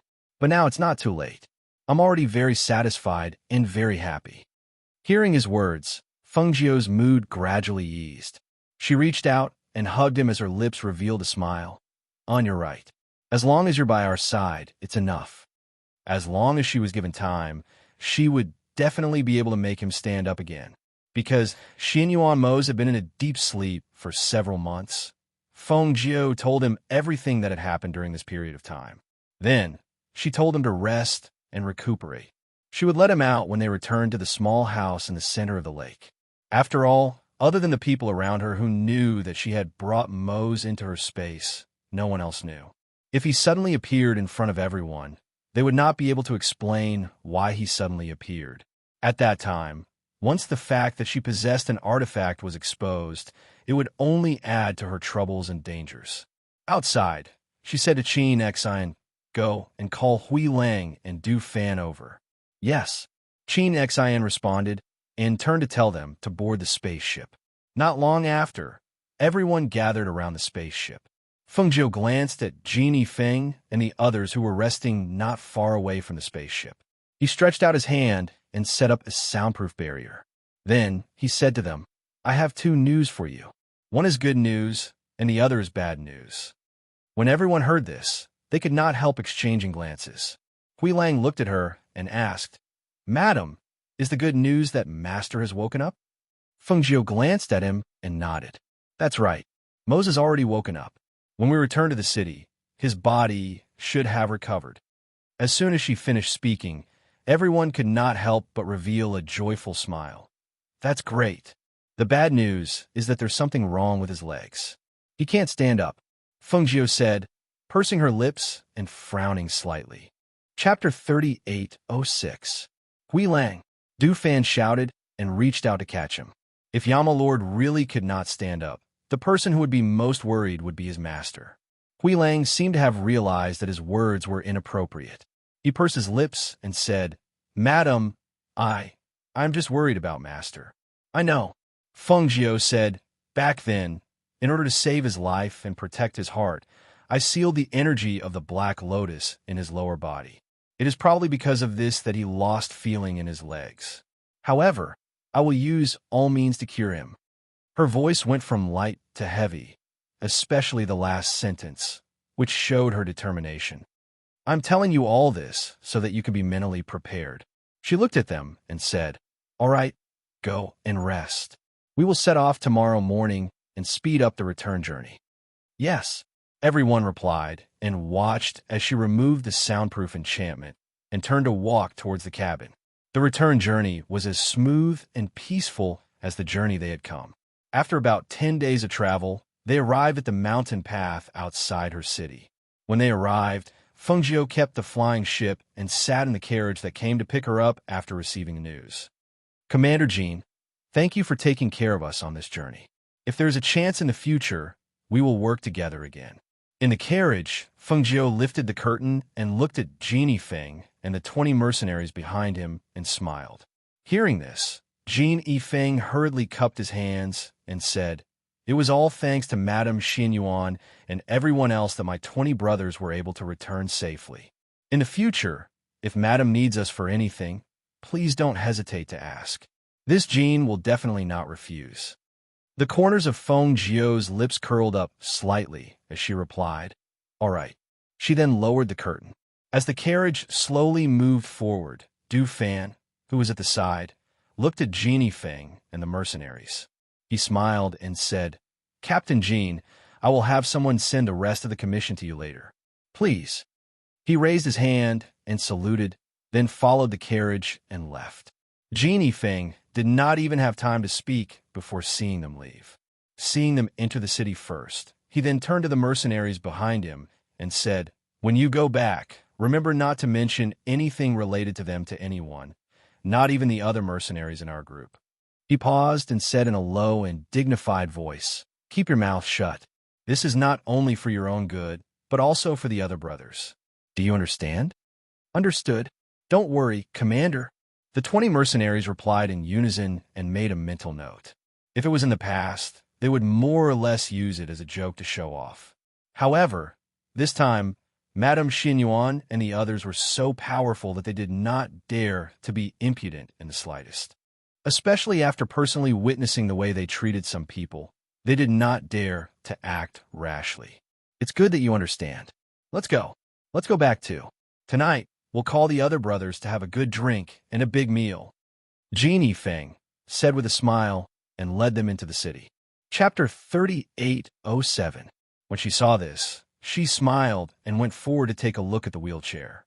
Then, she walked into the room and brought Xinyuan Mo's outer space. After recuperating, his complexion had recovered, and he looked very energetic. The only thing was that he could not feel his legs. Fengjiu looked at him and said, "Mose, let me help you bathe," she said with a smile. Then, she went outside and ordered the Lung Shuang, who was waiting outside, to prepare water for the bath. Xinyuan Mose looked at her and said, "You're pregnant now. How can you do this? Get someone to prepare the water, and I'll do it myself." "No, it's not convenient for you to do it yourself," Fengjiu said. Xinyuan Mo smiled and said, "I can't feel my legs, not my hands. Don't worry, I could do it myself."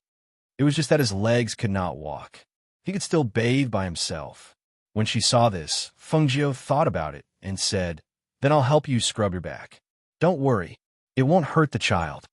In the end, Xinyuan Mose agreed to let her stay and help him scrub his back. When the water in the bathtub was ready, Fengjiu helped him into the wheelchair and pushed him behind the screen. When they arrived at the bathtub, Xinyuan Mose took off his clothes. When he took off his pants, he could not stand up. It was inconvenient. When Fengjiu saw this, she said, "Let me help you." He turned his head and looked at her with a smile as she walked forward. Then, he supported himself with both hands on the sides of the wheelchair. She went forward and bent down to help him take off his pants. After all, he was a young and vigorous man who had been in a coma for a few months. It would have been one thing if he had not had sex in the past, but those who had had sex did not get close to women. Now that the person he loved was in front of him, and she was helping him do such an intimate thing, his heartbeat suddenly became chaotic. There was a faint impulse in his lower abdomen. His body's instinctive reaction made him feel a little awkward at this moment. Aju was still pregnant, and his legs could not stand up. However, once she got close to him, he actually became so impulsive. He really should not have done so. He tried to suppress the heat in his lower abdomen, but when his pants were taken off and he sat naked in front of her, the impulse that he tried so hard to suppress rose up again. His body's instinctive reaction and her surprised gaze made him a little uncomfortable. "Ahem, Aju, you can go out. I could do it myself." As he spoke, he slapped the wheelchair with both hands, and his entire body flew into the bathtub. The water overflowed as he entered, splashing all over the floor. Feng Jiu didn't dodge, and the corner of her skirt was slightly splashed with water. She walked forward and looked at the awkward and arrogant man, and couldn't help but smile. "I say, have you forgotten who I am to you?" She walked in front of him and raised her eyebrows as she looked at him calmly. Xinyuan Mose was stunned. His deep gaze met her smiling eyes, and his deep voice was magnetic as he said, "You are my wife, and my Jew." Feng Jiu nodded and said, "It's good that you know." As she spoke, her smiling gaze fell on him. She stood in front of him and reached out to untie her belt and take off her coat. Her hands did not stop when the clothes fell to the ground. Instead, she took them off one by one. "A Jew, what are you doing?" Chapter 38:08. Feng Jiu smiled charmingly when she heard this, and her beautiful eyes carried a wisp of seductive charm. "Could it be that you can't tell what I want to do?" Xinyuan Mose's heart skipped a beat. Her voice was gentle and flirtatious, with a hint of seduction. His eyes gradually darkened. He didn't look away again. He just looked at her body that had become full because of her pregnancy. His eyes were burning like flames. He watched as she took off her clothes one by one. She stood naked in front of him. Her snow-white skin was like jade with a gentle luster. Her beautiful figure was as seductive as when she had just gotten married. The only difference was that now she was pregnant with a child. Her twin peaks were fuller, her belly was bulging, and her hips were perky. The mature charm she exuded was even more seductive. Feng Jiu stepped on a small chair and stepped into the bathtub. Her body sank, and she sat directly on his legs. The water overflowed from the tub.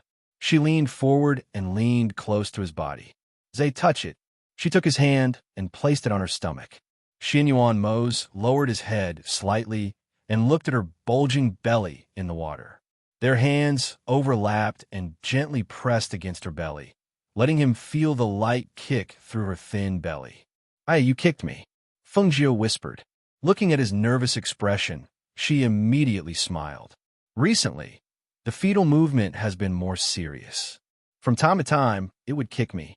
Xinyuan Mose was startled by the kick.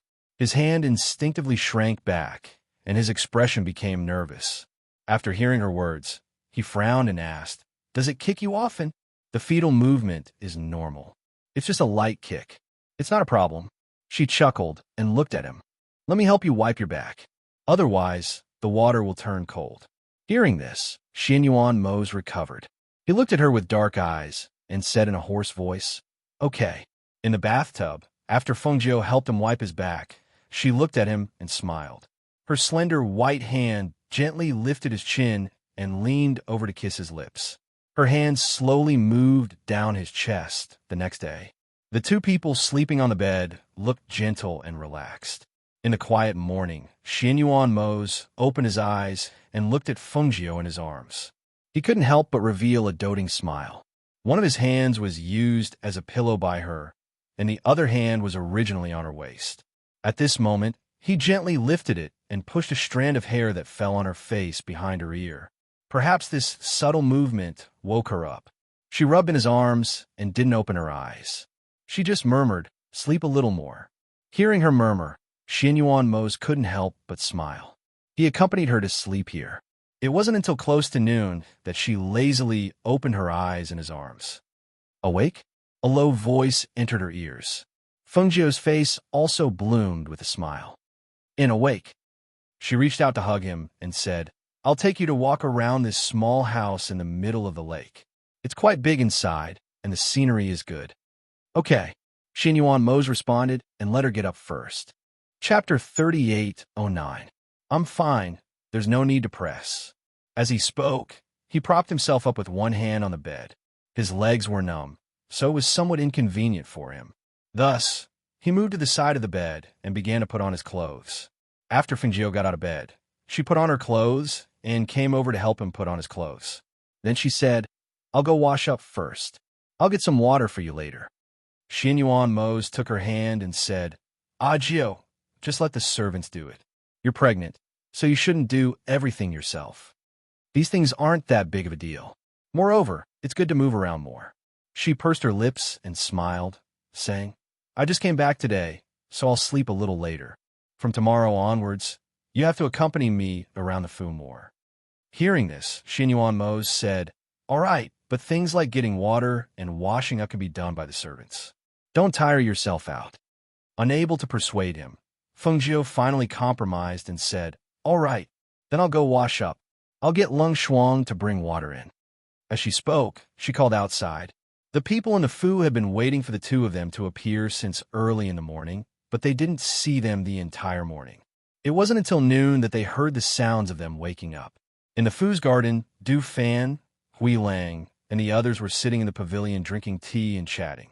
When they heard that the two masters had woken up, they couldn't sit still.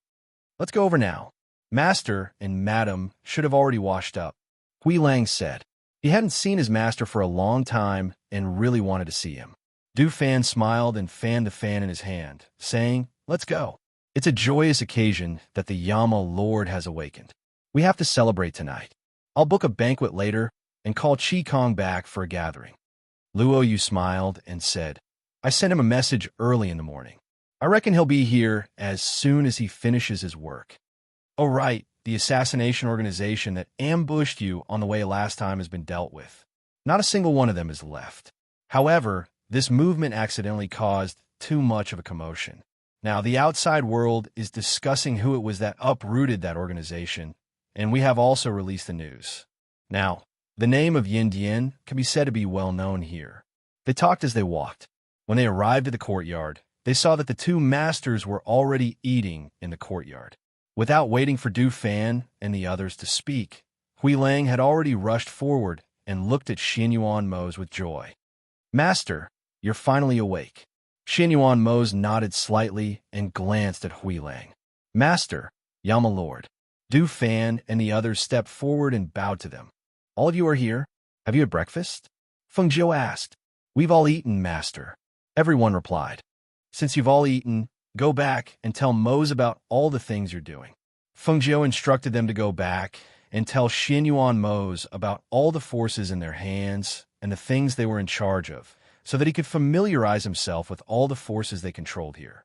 Yes, everyone replied in a low voice.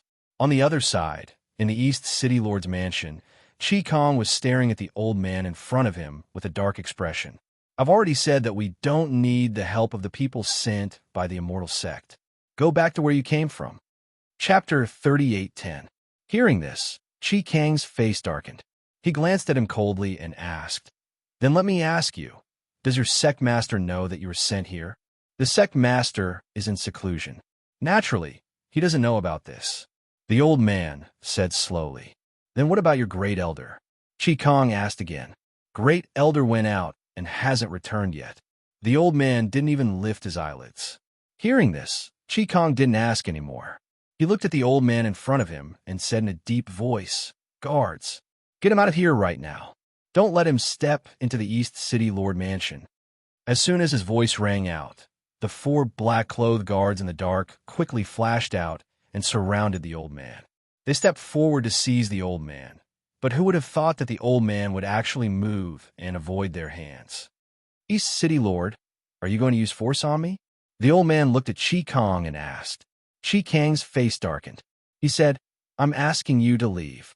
I've already made it very clear to you that I don't need a steward from your sect here. East City Lord, you should think carefully. If you chase me out like this, you're disrespecting the people of the immortal sect. You don't care about the etiquette of the immortal sect. Have you thought about the consequences of this? The old man's voice was low and his eyes were filled with displeasure. Obviously, he was very displeased with his lack of understanding. When Qi Kong heard this, the corners of his mouth twitched. It must be one of the peak masters who asked you to come here, right? His voice paused, and he took a step forward with his hands clasped behind his back. His robust body seemed to contain endless power. He stood in front of the old man, and with a somewhat condescending aura, he said, You've lived for so long. Why didn't you think about it? Why didn't your sect leader give the order? Why did your great elder go back early? Also, why am I qualified to be the East City Lord? With every sentence, he took a step forward. Step by step, he forced the old man to step back. He didn't think about it before, but at this moment, he was terrified. Beads of sweat appeared on his forehead, and his heart was in a mess. He was indeed here on the orders of the Peak Master. Now that he heard what the Peak Master said, he was secretly shocked. "Take him away." Chi Kong flicked his sleeve and shouted. Several black-clothed men were about to step forward, but at this moment, the old man flicked his sleeve and shouted, "I can walk on my own." With that said, he turned around and walked out. After being pestered for the whole morning, Chi Kong finally saw him leave. He secretly breathed a sigh of relief. After handing over the matters of the City Lord's mansion, he prepared to leave. East City Lord, Chi Kong? As soon as he stepped out of the city gates, a thunderous voice rang out. Chi Kong, who had already stepped out of the gates, frowned when he heard the voice. He looked around but saw nothing. "Who's there?" Chi Kong shouted. He saw a group of black-clothed men holding swords come out and attack him. After the group of black-clothed men attacked with swords, 3 people of different ages and wearing strange clothes came out from the dark. They were staring at Chi Kong, who was not far in front of them. The auras of the 3 people were extremely powerful. It was as if they had merged into one with the space. It was extremely difficult to find them. Moreover, if they hadn't come out on their own, he was afraid that even if he released his divine sense, he wouldn't have been able to find them. Chapter 38:11. Dozens of men in black appeared in front of the governor's mansion and surrounded Chi Kong. The guards in the governor's mansion quickly rushed out. However, after seeing the scene outside, no one dared to approach. The sword formation formed by the dozens of men in black trapped Chi Kong tightly like a spider's web, not giving him a chance to retreat. Trapped in the sword formation, if he was careless, he would be injured by the sword chi. In serious cases, he would even be cut in half at the waist. The sword formation surged with an extremely powerful aura. Just the aura of pressure that permeated the surroundings was enough to make the guards not dare to step forward to help. With such strength, if they stepped forward, they would probably only end up dead. Whoosh! Whoosh, whoosh, whoosh. The sharp airflow whistled past. Within the sword formation, Chi Kong avoided the blades in the sword formation while looking for a way to break the formation. After about half an hour, he found a way to break the formation. When he struck down with his sword, one of the men in black flew out with a bang. The sword formation instantly scattered and disappeared without a trace. The men in black were repelled by the powerful airflow. One by one, they staggered back a few steps and stared at Chi Kong vigilantly. Chi Kong did not attack them again. Instead, he stared at the 3 men in front. He saw that the 2 men on his left and right looked to be in their 40s or 50s, while the one in the middle was an old man. The old man held a black walking stick in his hand. He looked inconspicuous, but among the 3 men, the old man's aura was the most threatening. "Kill him." The old man squinted his eyes and touched the walking stick in his hand. It was as if he was not the one who gave the order to kill. Dozens of men in black surrounded and attacked. Chi Kong frowned. He felt that this would take a lot of time. Thus, he turned his palm, and a flying sword instantly appeared in his hand. A powerful spiritual aura surged from his body and entered the sharp sword in his hand. The sharp sword in his hand quickly emitted a spiritual aura that could be seen with the naked eye. At the tip of the sword, the whistling sword aura swam. In the next moment, the long sword in his hand flew out and placed in front of him. At the same time, the killing intent and pressure contained in his body also burst out at this moment. "You dare to find trouble with me? Die!" Swish! Chi Kong bellowed angrily. Immediately after, the soaring sword slashed down fiercely. The sword chi that was visible to the naked eye formed a huge sword chi that rushed out with a swoosh. It attacked the men in black at a speed that was too fast for the ears to cover. Swish! Hiss! Sharp sounds of air currents and screams rang out. The thick smell of blood permeated the air in the next moment. Corpses fell in front of the gates of the city lord's mansion. Blood dyed the ground red, and the citizens watching from afar gasped in shock. Looking at this scene, the 3 people who had been watching from a distance narrowed their eyes. A sinister look flashed across their vicious eyes. The three of them stood in three different corners, as if they wanted to kill him. Therefore, they did not give him the slightest chance to escape their sight.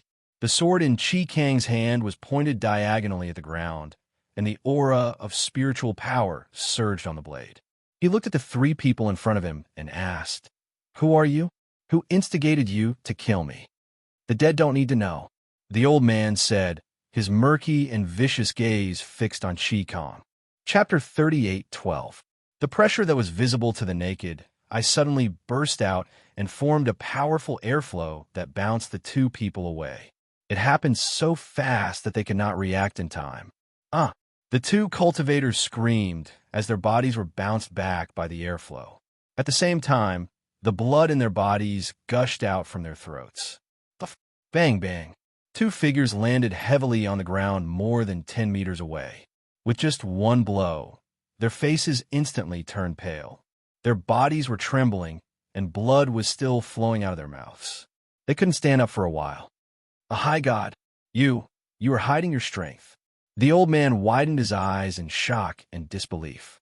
Judging by the powerful pressure that surged out of his body, it was clearly the aura of a high god. Previously, the strength he had displayed was only at the low god stage. He had never imagined that Chi Kang's strength would actually be so powerful. In the entire flying immortal city, only a few people in the immortal sect could be compared to a high deity expert. Chi Kang's face was dignified. He flicked his sleeves and put one hand behind his back. The pressure that surged out of his body was instantly withdrawn.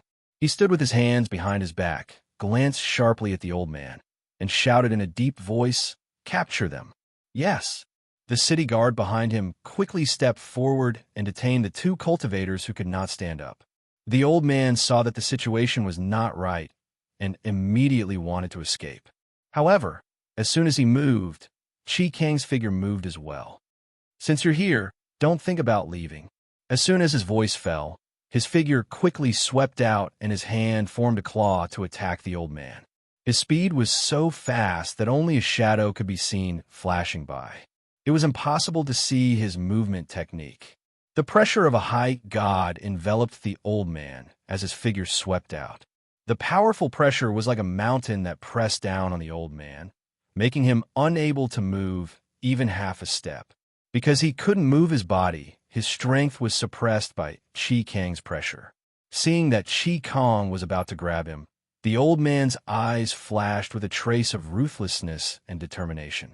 He quickly activated his own spiritual aura, not to escape, but to detonate the inner core in his body and perish together with Chi Kang. Just as Chi Kang was about to grab him, he sensed that something was wrong with his opponent's aura. His expression changed, and he shouted, "Everyone get out of the way! Get out of my way!" A voice filled with pressure and spirit force entered the ears of the surrounding people. Perhaps it was because of the pressure the surrounding people instinctively retreated after hearing his shout. Just as Chi Kang couldn't stop his hand gesture and could only roll in the air to avoid it, the old man raised his head and laughed heartily. Then, a loud explosion was heard. Bang! A powerful airflow erupted from the old man's body, like a landmine exploding, causing dust and mud to splatter. The airflow that splashed out whooshed towards the surroundings, causing many people to be injured by the airflow as they were unable to dodge in time. Chapter 38:13. Chi Kang frowned and looked around. He saw that many people had been injured by the flying rocks and air currents. Their heads were bleeding and they were wailing on the ground. Hence, he ordered in a deep voice, "Send the injured people to the medical hall for treatment and bandaging." "Yes," the city guard replied, and sent a group of people to bring the injured people to the nearest medical hall. "Clean up the ground and find out where they came from."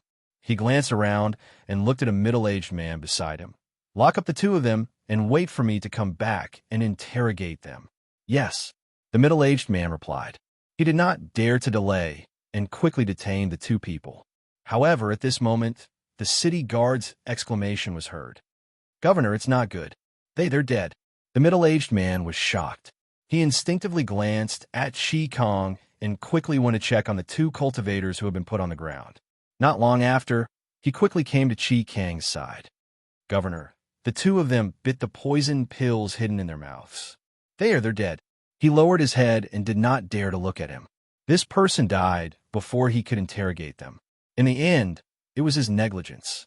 Chi Kang frowned and glanced at the two corpses.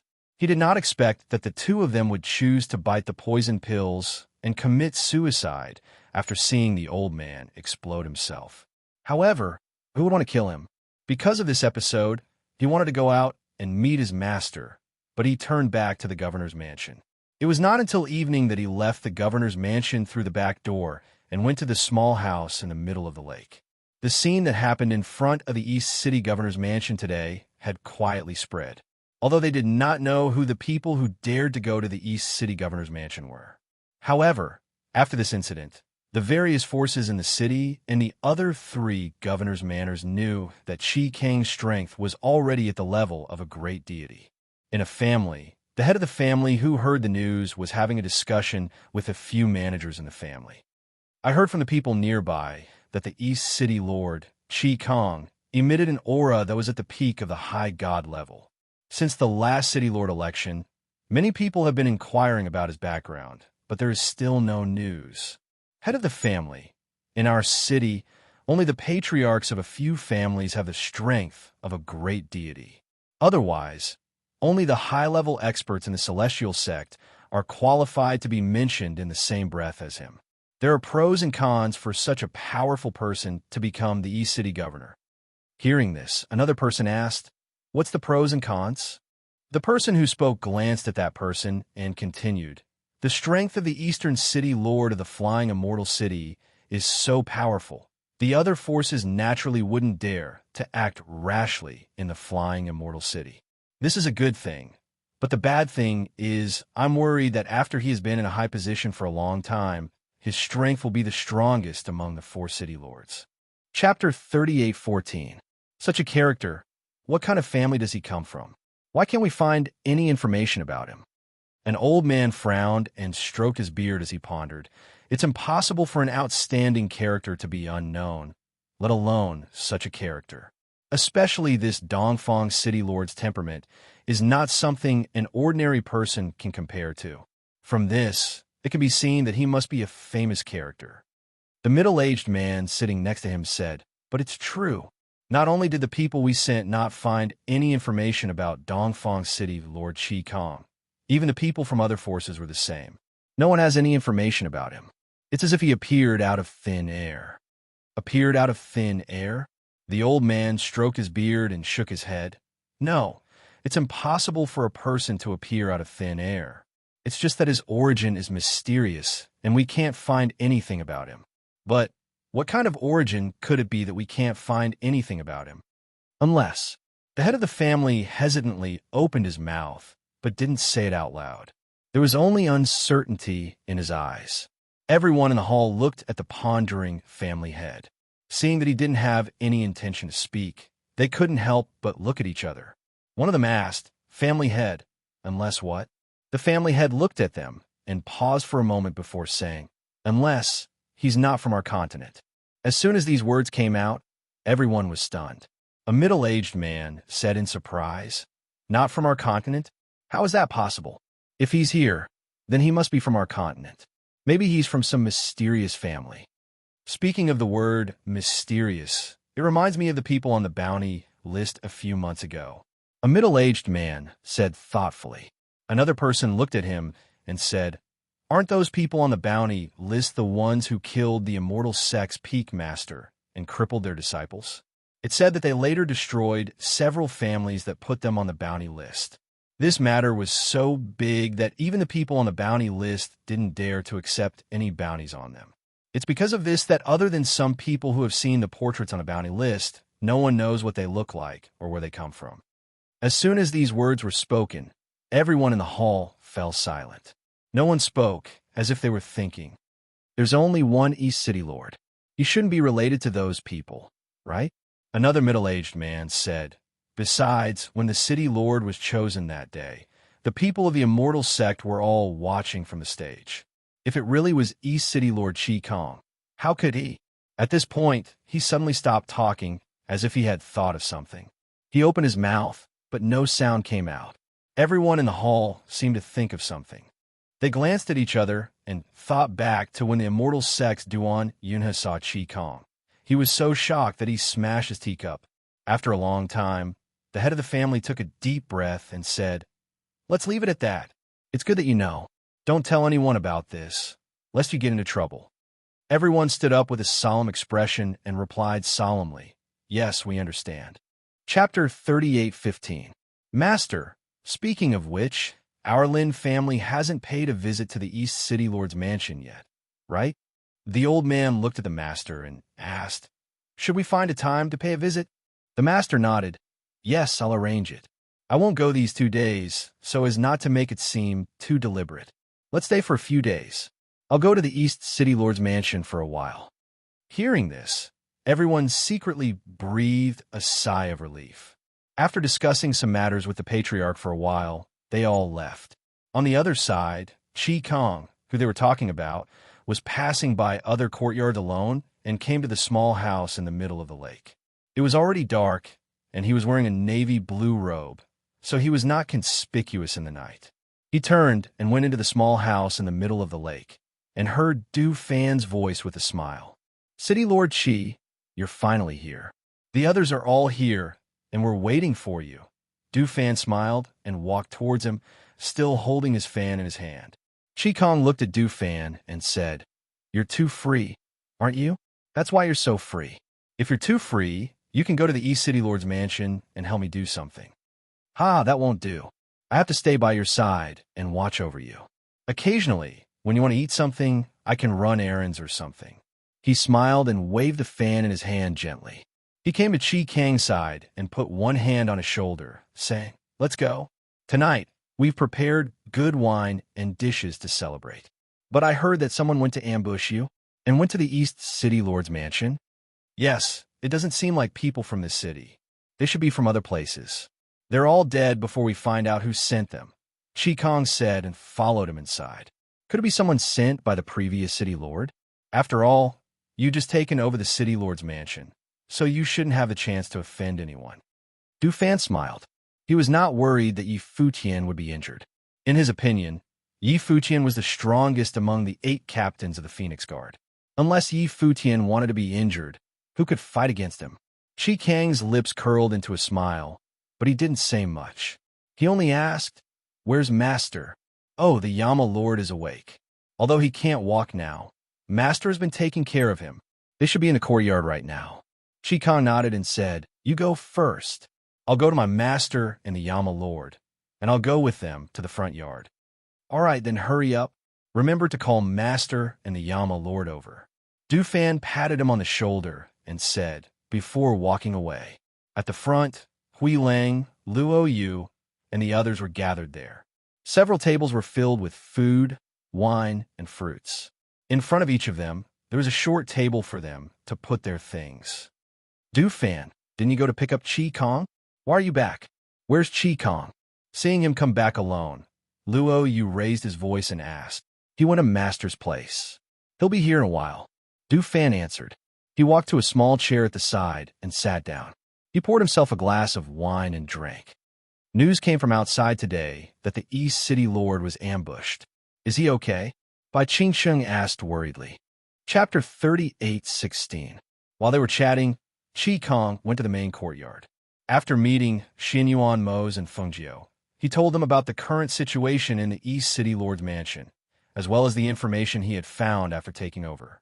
"Master, during this time, I've read the archives in the East City Lord's mansion and found some clues about the ancient Golden Lotus. But I'm not sure yet." Hearing Qi Kang's words, Feng Jiu was surprised. "There's news about the ancient Golden Lotus? Master, please have a look." Qi Kong took out a shabby book and handed it to Feng Jiu. "I saw it in this continent records. It's recorded on page 135 that 100 years ago, the light of the Golden Lotus appeared in the Myriad Buddha's sect and shone on the earth. The trees within 100 miles of the Myriad Buddha's sect grew rapidly overnight, and hundreds of flowers bloomed." As Feng Jiu listened, she flipped to the 135th page. Indeed, there was information about the ancient Golden Lotus. However, There were only a few words on it. Xin Yuan Mose, who was sitting in a wheelchair, listened to their words and pondered for a while. Then he slowly said in a low voice, "The Myriad Buddhist sect is not one of the 4 sects, but a Buddhist sect that is above all the sects on this continent. It is said that this sect has not appeared for 100 years, and almost no one knows where it is." Feng Jiu was slightly surprised. He looked sideways at him and asked curiously, "How do you know?" Xin Yuan Mose smiled faintly. "I've been reading some books about this continent recently. Because he could not walk, he sat all day and did not have to deal with other things, so he found a lot of ancient books to read.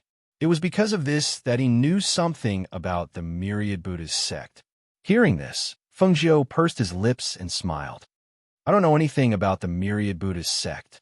I've only heard of the 4 Immortals sect before.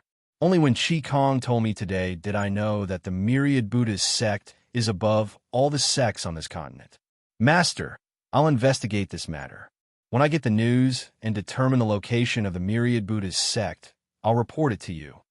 Qi Kong looked at the 2 of them and said, "They are all in the front yard. Master, do you want to go with the Yama Lord?" Feng Jiu handed the book back to him and said, "You can keep this. Let's go. Let's go together." Therefore, Qi Kong came behind Xin Yuan Mose and pushed the wheelchair, walking with them to the front yard. At the same time, the person who returned to the Immortal sect arrived at Peak Master Sun's main peak. After having a disciple report to him, he stood outside and waited. Not long after, Peak Master Sun walked out with his hands behind his back. Looking at the old man standing there, he frowned and asked, "Didn't I tell you to go to the East City Lord Mansion? Why are you back?" The old man stepped forward and said, "Peak Master, Qi Kong of the East City Lord's Mansion drove me out. He said that the people of our Immortal sect should not interfere in the affairs of the East City Lord's Mansion, so I came back first." Hearing this, Peak Master Sun's face darkened. Who is this Qi Kong? How dare he drive people of our Immortal sect out? Isn't he afraid of offending our Immortal sect? You're really arrogant once you reach the top. Chapter 38:17. Perhaps it was because Peak Master Sun could not bear to hear him speak so highly of Qi Kong. His face darkened as he glanced at him and said in a contemptuous tone, "Just a mere East City Lord. How is he not an ordinary person? Besides, he's only been in the position for a short time. He probably hasn't even warmed up to the position of the East City Lord yet. Peak Master, Qi Kong is a peak high god," the old man said with a serious face. He looked at Peak Master Sun, whose face had changed greatly because of his words. He sighed inwardly. No wonder the great elder came back early and didn't leave the people of the Immortal sect at the East City Lord's Mansion. He probably already knew about Qi Kang's true strength. What? A peak high god? How is that possible? Are you mistaken? Peak Master Sun's face changed, and he looked at him in disbelief. How could a mere city lord of the East District be a pinnacle high god expert? I'm not mistaken. Not long after I was driven out today, a group of people, he told them what happened in front of the gate of the East City Lord Mansion. In the end, he said, if it weren't for the 2 cultivators who were ruthless and killed him, they probably wouldn't have been able to force him to show his true strength. Many people saw it at that time. I think the news has already spread in the city. Hearing this, Peak Master Sun's face became serious. What is this Qi Kang's background? Where did he come from? He pondered and walked a few steps with his hands behind his back. Then he stopped and turned back to the old man. Go and listen. You must find out about him. The old man hesitated. He stood there and didn't answer. He didn't leave either. He just looked at Peak Master Sun with hesitation. What? Do you have something to say? If you have something to say, say it. Don't hesitate. Peak Master Sun said in a low voice. Peak Lord, I think it's best not to inquire about him anymore. You haven't come into contact with him, but after making a trip today and coming into contact with him, I feel that this person is very threatening. In front of him, I don't even dare to straighten my back and speak. The old man paused for a moment before continuing. When his sharp gaze swept over me, I felt as if my entire body was frozen in place. A wave of fear surged up from the soles of my feet straight to my heart. That kind of pressure, that kind of shock, he is not an ordinary person at all. I guess that his origin must be mysterious and extraordinary. Many forces and families have already been asking about him, but no one has any news about him. It was as if he had appeared out of thin air. No one knows where he came from. After hearing his words, Peak Lord's son fell silent. He didn't say anything for a long time. He just stared off into the distance, thinking about something. The old man didn't know whether to leave or stay. Looking at the silent young man, he could only lower his head and wait quietly at the side. After a long while, Peak Master's son seemed to have regained his senses. He glanced at the old man and said, "That's enough. You may leave." "Yes." The old man responded, bowed, and turned to leave. "Qi Kong? A Peak High God expert?" Peak Master's son murmured to himself. He wanted to meet this person. The night was getting darker. The dark and mysterious night sky was twinkling with stars. The white crescent moon hung in the night sky. It was so peaceful and gentle. Chapter 38:18. As the days went by, Fengjiu's belly grew bigger day by day. Especially when she was pregnant with twins, her belly was bigger than usual, which made her daily life more inconvenient. Especially when he saw how big her belly was, Xinyuan Mose was on tenterhooks every day as he pushed his wheelchair and followed her around. He was worried about this and that. It could be said that whenever Feng Jiu wanted to do something herself, he would look nervous at the side. Just like now, Feng Jiu was sitting at the table in the courtyard, flipping through an ancient medicine book. An old yellow paper between the books fell to the ground because of her flipping. She glanced sideways and was about to bend down to pick it up, but Xinyuan Mose, who was sitting next to her, had already shouted nervously, "Don't move. Lung Shuang, pick it up." Xinyuan Mose saw that she still wanted to bend down with such a big belly and couldn't help but break out in a cold sweat. He pushed the wheelchair to her side and held her hand with one hand to let her sit down. Feng Jiu was stunned for a moment and then laughed. "It's nothing. It's just picking up a piece of paper. It's nothing serious. Your belly is so big now. Let them do things like bending down to pick up things," Xinyuan Mose said with a straight face, but his eyes were full of worry. Ever since he had woken up, he had seen her belly grow bigger day by day, especially in the past month. When she was bathing, he had seen how thin her belly was, and he had been on tenterhooks. When he slept at night, he did not dare to touch her belly, for fear that his hand would press down on her belly.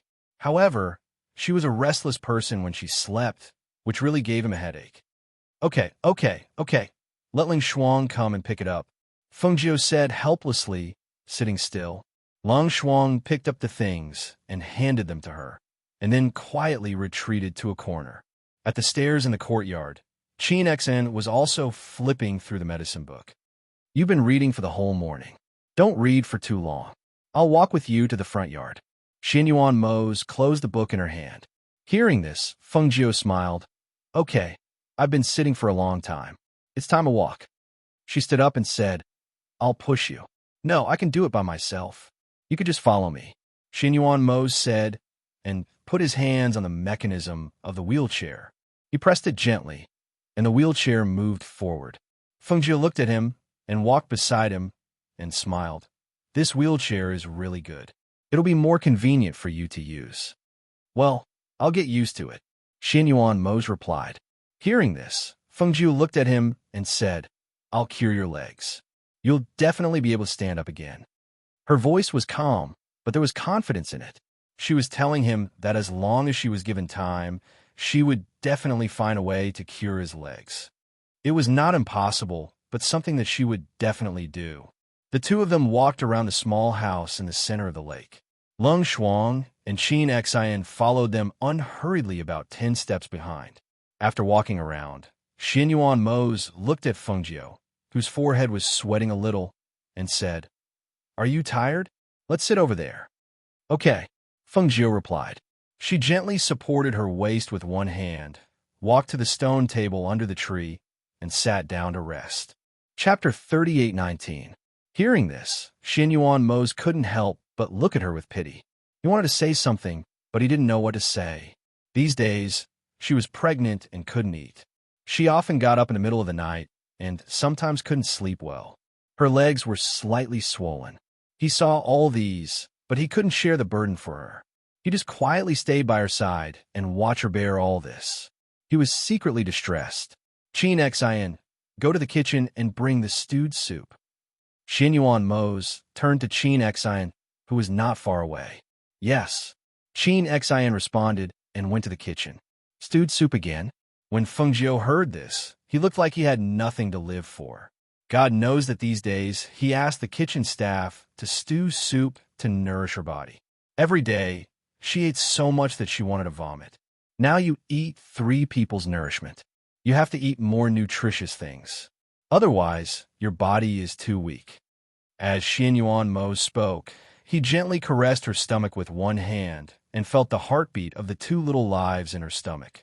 When the palm of his hand touched her belly, the children in her belly kicked gently so that his palm felt their existence. He couldn't help shaking his head and laughing. It must be that bastard kicking you again. When he comes out in the future, I'll teach him a good lesson. Feng Jiu didn't know whether to laugh or cry. That bastard is also your son. Besides, maybe it's my daughter who is kicking me? Daughters are generally more well-behaved. Only sons are more naughty. Xin Yuan Mose said matter-of-factly. Seeing the matter-of-fact look on his face, Feng Jiu couldn't help laughing.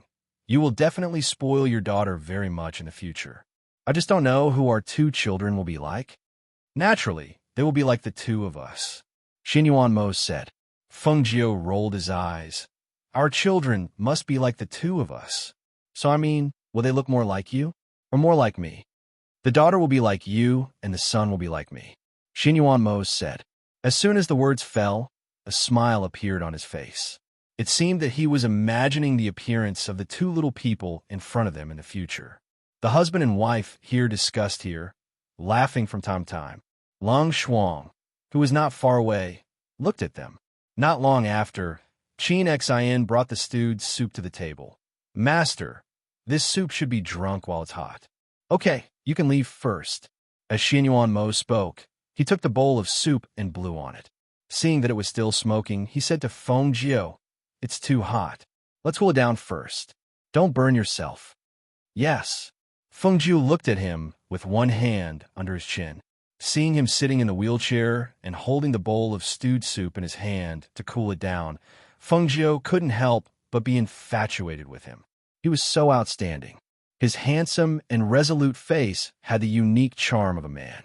Especially after going through so many things, he had become more mature and steady. His every move made people feel at ease. It made her feel that as long as he was by her side, no matter where she was, she would feel peaceful and at ease. The 2 of them had been to so many places, and there were mansions everywhere. But everywhere they went, as long as he was there, her heart would be at ease, and it was where her home was. Chapter 38:20. Feng Jiu pursed her lips into a smile. I think you're very pleasing to the eye. The years were so peaceful, and the days were so sweet. All of this was not easy to come by. Hearing her words, Xin Yuan Mose's black eyes also revealed a smile.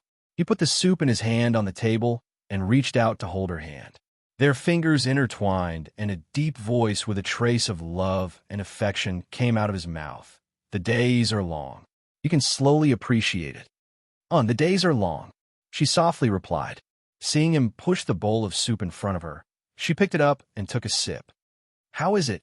Is it still hot? Xin Yuan Mose asked. No, it's just right. This was a nourishing stew. She drank a bowl every morning and night for the past few days. During this time, she felt that she had gained more than 1 size. After drinking the soup, she handed it to Qin Xian, who was waiting on the side. She saw him take out a small package from his sleeve. What is it? She peeked her head out to look. Sugar lotus seeds. Xin Yuan Mose opened the small paper package in his hand and said, Didn't you say that you were tired of drinking soup every day? I specially had someone buy sugar lotus seeds. Every time you drink a bowl of soup, you can eat 1 or 2. As he spoke, he used a bamboo stick wrapped in the paper package to poke one into her mouth. Try it. Feng Jiu's heart was filled with sweetness. With a smile on her face, she glanced at him and opened her mouth to eat the sugar-coated lotus seed. The fine sugar powder in her mouth was accompanied by the fragrance of the lotus seed. It was sweet and delicious, and she couldn't help but narrow her eyes. It's delicious. Seeing that he was about to put it away, she said, "You can keep it for me. I can eat it when I'm free. Don't eat too much. 1 or 2 occasionally is enough, so I'll keep it," Xinyuan Mose said as he gave her another one. Then he said, "Do you want to go back and sleep?" Fengjiu looked at him and said with a smile, "I'm going back to sleep after drinking a bowl of soup? Aren't you afraid that I'll be so fat that you won't be able to recognize me?" Xinyuan Mose couldn't help but chuckle. "I could recognize you even when your face was ruined. You've only gained weight. How can I not recognize you?" Hearing his words, Fengjiu was slightly startled. He said softly, "That's right. Back then, you were able to recognize me even when I was like that. Now that I think about it, I didn't even realize that so many years had passed.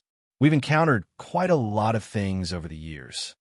She lowered her eyes and said slowly, "Every time I feel happy that we can be together, I will think of Emo Chun who has passed away. I always feel like I owe him." Hearing her mention Emo Chun, Xinyuan Mose's eyes flashed. He thought of the scene during the battle, when Nalan Emo Chun was dying, and the name she called out. "We all owe him," Xinyuan Mose said. He held Fengjiu's hand and said, "But he also wanted us to be happy. He wanted you to be happy too. This was his wish. Now that he's gone, we should live our lives well. Only when we're happy can we live up to everything he sacrificed his life for." Fengjiu looked up at him and stared into his black eyes. After a long time, he nodded, "Yes, you're right. Even if he's gone, we'll never forget him." Chapter 38:21. "What's the matter?" Xinyuan Mose looked at her and asked, "Come with me." As she spoke, she took his hand and flicked her sleeve. In the next moment, the two of them disappeared from Lung Shuang and Qin Xian's sight. Lung Shuang and Qin Xian saw the two of them disappear out of thin air. They did not say anything and just watched quietly, standing in place and waiting. Those who followed their master all knew that he had a secret space treasure. Otherwise, he would not have been able to bring the Yama Lord here while he was unconscious. And this was something that only his confidants knew. Xinyuan Mose saw that she had brought him into the space and was surprised. However, he did not ask any questions and just let her push his wheelchair to the space spirit spring. "Look, there's a small golden lotus growing in the spirit spring. This golden lotus is emitting a faint golden light." Fengjiu looked at the small golden lotus in the water and said, "When Emo Chun disappeared, he only left behind a golden lotus seed. This golden lotus seed was one of the golden lotus seeds that we obtained from the stairway of immortality. I gave him one, and he kept it with him. I didn't expect that when he disappeared, only this golden lotus seed did not disappear." Xinyuan Mose looked at the small golden lotus and saw that it was floating in the spirit spring. Because the golden lotus was so small, if one did not look carefully, or if Fengjiu did not say anything, it would not have been easy to notice. The golden lotuses we obtained from the stairway of immortality were no ordinary objects. Even though they were not the original bodies of the ancient golden lotuses, they still had the aura of the ancient golden lotuses. Emo Chun left behind this lotus seed. Perhaps. He paused for a moment as he looked at the tiny golden lotus. "Perhaps what?" Fengjiu looked at him. Xinyuan Mose looked up and said, "Do you remember that you told me that Tian Jizi once said that Emo Chun was born because of you and will also die because of you? You're the only one who can break through his tribulation of life." Fengjiu was slightly startled and did not say anything. Xinyuan Mose looked at the spring water in front of him and said thoughtfully, "Maybe he can be reborn again." Fengjiu's heart trembled as his gaze fell on the tiny golden lotus. Could Emo Chun be reborn? Would he appear again? Will he come back to life? Countless thoughts flashed through his mind, and in the end, only a soft murmur remained. If he can appear again, I only hope that the reborn him can live for himself. Xinyuan Mose didn't say anything. He just accompanied her quietly by the side of the spirit spring. After a while, the two people came out of the space. "Go back to your room and sleep for a while." Xinyuan Mose looked at Fengjiu and said, "Rest more, don't be too tired." Without waiting for Fengjiu to speak, he ordered Lung Shuang and Qin Xian, "Send your masters back to rest." "Yes." The two people responded and looked at each other before walking forward. Feng Jiu looked at him and asked, "What about you? Aren't you going back to the courtyard with me? You woke up early today. Why don't you go back and sleep? I have some things to instruct Hui Lang. You go back first. I'll be there later." He patted her hand, indicating that she should go back first. Seeing this, Feng Jiu didn't ask any more questions. He just nodded and followed Lung Shuang and the others back. Xinyuan Mose sat in the same place and watched her leave. When she couldn't be seen, he withdrew his gaze and called, "Ing Yi." Chapter 38:22. Tell them to investigate the Black Lotus. Is there any news? Xinyuan Mose asked in a low voice. Ever since he woke up, he had been accompanying Feng Jiu, but this matter had always been on his mind. Back then, the Black Lotus Lord had cultivated the power of the Black Lotus and was extremely powerful. Now, the Black Lotus Lord was dead, but the Black Lotus had fallen into the hands of the demon Venerable. If he didn't settle this matter, he would be worried. Word came from Yin Dian that they couldn't find the whereabouts of the demon Venerable. Not only are our people looking for him, but so are the other forces. However, the demon Venerable hasn't shown himself since he took the Black Lotus. No one knows where he is hiding. Hearing this, Xinyuan Mose frowned. There was no news at all? Seeing his frown, Ing Yi said, "But don't worry, Master. Our people have been looking for him. I'm sure they'll report to you as soon as there's any news." Yama Lord. As the two of them were talking, Lung Hua walked over and bowed to Xinyuan Mose. "What's the matter?" Xinyuan Mose looked at him and asked. "Duan Yunhe is here." As Lung Hua spoke, he realized that he might not know who Duan Yunhe was, so he said, "He's from the Lingxiao Celestial Sect." A few days ago, before he could finish, he saw Duan Yunhe raise his hand to signal him to stop. Xinyuan Mose glanced at him and said, "This lord knows this person. Where is he now?" Lung Hua said, "He's in the front hall. It looks like he has an urgent matter and wants to see Master. But I heard from my sister that Master just fell asleep." Xinyuan Mose responded and waved his hand to signal Ing Yi to leave. He said to Lung Hua, "Push this lord over." "Yes." Lung Hua responded and pushed the wheelchair to the front hall. In the front hall, Duan Yunhe sat with a cup of tea in his hand, but he didn't drink it. Instead, he glanced outside from time to time, but Feng Jiu was nowhere to be seen. Du Fan and the others were not in the Fu. At this moment, only Hui Lang was sitting in the hall. Seeing his anxious expression, Hui Lang ate a piece of cake and asked, "Why don't you tell me? Why are you in such a hurry to find my madam?" Duan Yunhe glanced at Hui Lang, but didn't say anything. He placed the teacup in his hand on the table and lowered his eyes. Seeing that he really didn't say anything, Hui Lang was too lazy to ask again. He just drank his tea and ate the pastries. After finishing his cup of tea, he was about to call the servants outside to add more tea when he saw his master coming over. He was so scared that he immediately stood up and walked out quickly. "Master, why are you here?" Hui Lang asked, glancing at Lung Hua. Why did he invite his master here? Xinyuan Mose glanced at Hui Lang and asked, "What are you doing here?" Master, I just came back and was about to go to the rear courtyard when I saw this man come over. Then I bumped into this person who came to the manor, so I stood guard here," he said embarrassedly, rubbing his head and moving to the side. Xinyuan Mose didn't bicker with him, and after he saw him leave, his gaze fell on the person who stood up inside and coldly sized him up with a forceful and fierce gaze. "You're Duan Yunhe?"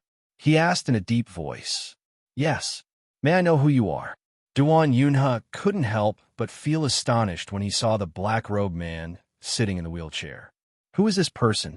He's so outstanding. Chapter 38:23. This is my lord. Lung Hua's voice rang out at this moment, simply informing Duan Yunhe of Xinyuan Mose's identity. Hearing this, Duan Yunhe's heart trembled. "My lord, that was Madame Xuanyuan's husband." Thus, he hurriedly cupped his hands and bowed before saying, "I've taken the liberty to visit. I truly have an urgent matter to report. If I've been rude in any way, please don't blame me." "Speak, what is it?"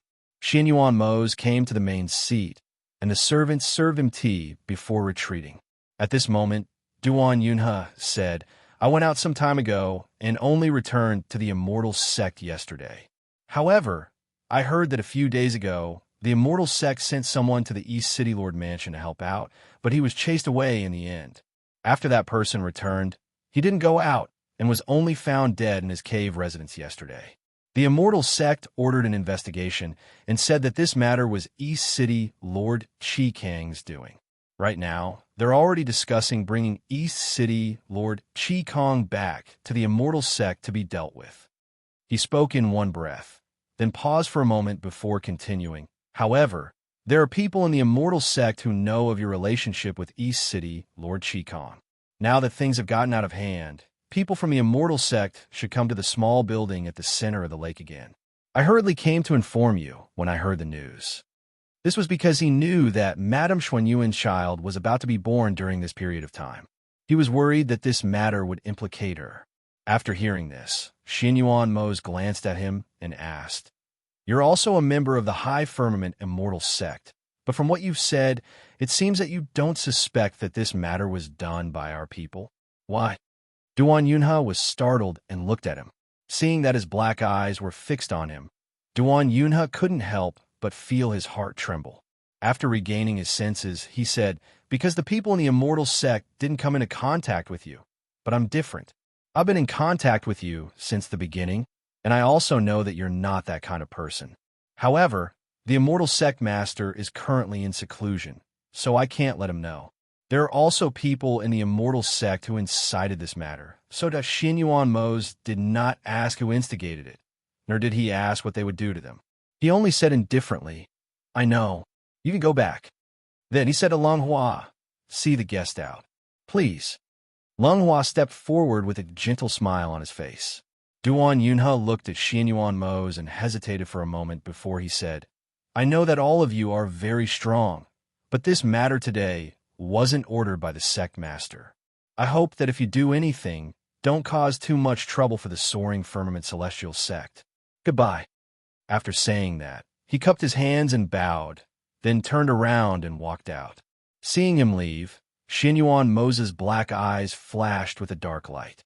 He ordered in a deep voice, "Call Du Fan and get to the bottom of this matter." "Yes," Gray Wolf responded, and his figure flashed out. Not long after, Leng Hua returned. When he saw Xinyuan Mose in the hall, he asked, "Ya, my lord, if I count the days, Master should be due soon. Why don't we call everyone back?" Chapter 38:24. Hearing this, Leng Hua crossed his hands in front of him, bowed slightly, and replied respectfully, "Yes." At night, Feng Jiu took out all the children's clothes from the cabinet and laid them out on the bed. She looked at them one by one and smiled. Today, Qin Xian and Leng Hua brought over a set of children's clothes. "Look, these two were made by them. Their craftsmanship is really good." Sitting at the table, Xinyuan Mose closed the book in front of him and looked up at Feng Jiu. He saw that she was holding two sets of children's underwear in her hands, one blue and one pink. They were very cute. He pushed the wheelchair forward to her side and said, "These two colors were chosen well. Have all the children's clothes been prepared? What about the other things that need to be used? Did you ask them to prepare them?" "Yes, they've all been prepared. Except for a few pieces of clothing that they made themselves, the rest were custom-made from outside."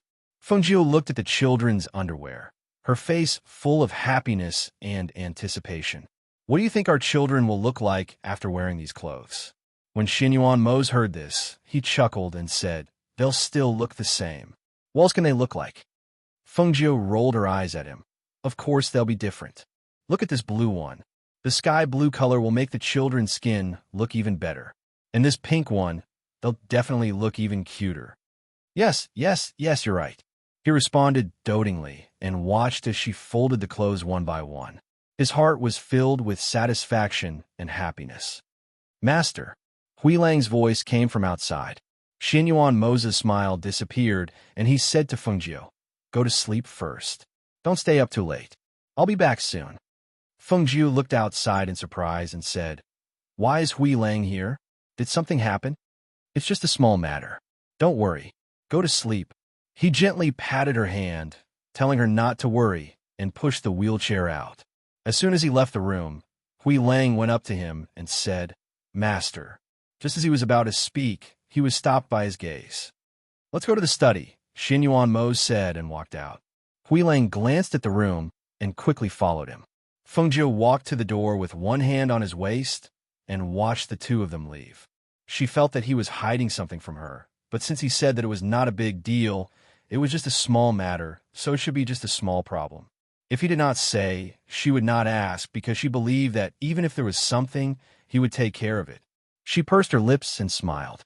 She gently stroked her belly with one hand and said to Lung Shuang, who was waiting at the side, "Go and bring a bowl of bird's nest over." "Yes," Lung Shuang replied and walked out. Xin Yuan Mose, who had gone to the study, looked at Du Fan and Hui Lang in front of him and said, "Du Fan, you tell them." He asked Hui Lang and Du Fan to investigate together because Du Fan was meticulous. He would take note of the details that Hui Lang might have missed. Yes. Chapter 38-25. We started our investigation from this peak Master Sunday. Not only did we find out that the old man was killed by him, but we also found out that he was the one who instigated the other families to put a bounty on us. Therefore, we investigated his family and all the forces behind him. We found out that Peak Master Sun's name is Sun Wei, and he's a Peak Mid-Celestial. His family, the Sun family, is rooted in the eastern district of the Spirit Immortal City and has a deep friendship with the previous eastern city governor. The Sun family is ranked 4th in the Spirit Immortal City. It can be said that they're very powerful, and ordinary people wouldn't dare to provoke them easily. It's precisely because of the Sun family's influence that Sun Wei is considered one of the peak masters in the High Firmament Celestial sect. Hearing this, Xin Yuan Mose's eyes darkened. He sat in his wheelchair and crossed his arms. His deep eyes revealed a sharp aura as he coldly ordered, "Collect all the evidence. Don't touch Sun Wei for now. This monarch wants his family to personally cripple him." Du Fan and Hui Lang glanced at each other and paused for a moment. Du Fan asked, "What does the Yama Lord plan to do?" "Don't touch him, Sun family's patriarch. We can make the Sun family lose a few of their patriarchs," Xin Yuan Mose said in a deep voice. Hearing this, Du Fan's heart moved. His eyes flashed with a smile as he replied, "Yes, I'll do it right away." Seeing that he didn't have any other orders, he bowed and left. First, they would shock the Sun family, and then let the Sun family personally cripple Sun Wei. First, they could weaken the Sun family's power and pull them down from their position as the 4th family in the city. Second, if the Sun family wanted to protect their family, they had to do it according to their wishes and personally cripple Sun Wei. This was much more interesting than killing Sun Wei themselves. Looking at the dark night, Du Fan revealed a smile. When he walked outside, he met Lung Hua in the front yard. "Have you seen the Yama Lord? Do you have any orders?" Lung Hua asked warmly. "Yes, I have. I'm about to make a trip to the Sun family." Du Fan smiled. He gently fanned himself with the fan in his hand and asked, "Has everyone else returned?" Lung Hua nodded and replied, "Yes, they're back. They're in the front hall. You can ask them to come over." "All right, I'll go over and take a look. By the way, let them follow me to the Sun family. You stay in a manner to take care of Master. The Yama Lord's instructions are not to let Master know. I'm afraid she'll be worried." Hearing this, Lung Hua revealed a smile. "Okay, I got it. You guys be careful." Du Fan nodded and walked towards the front yard. Lung Hua watched him leave and also walked away.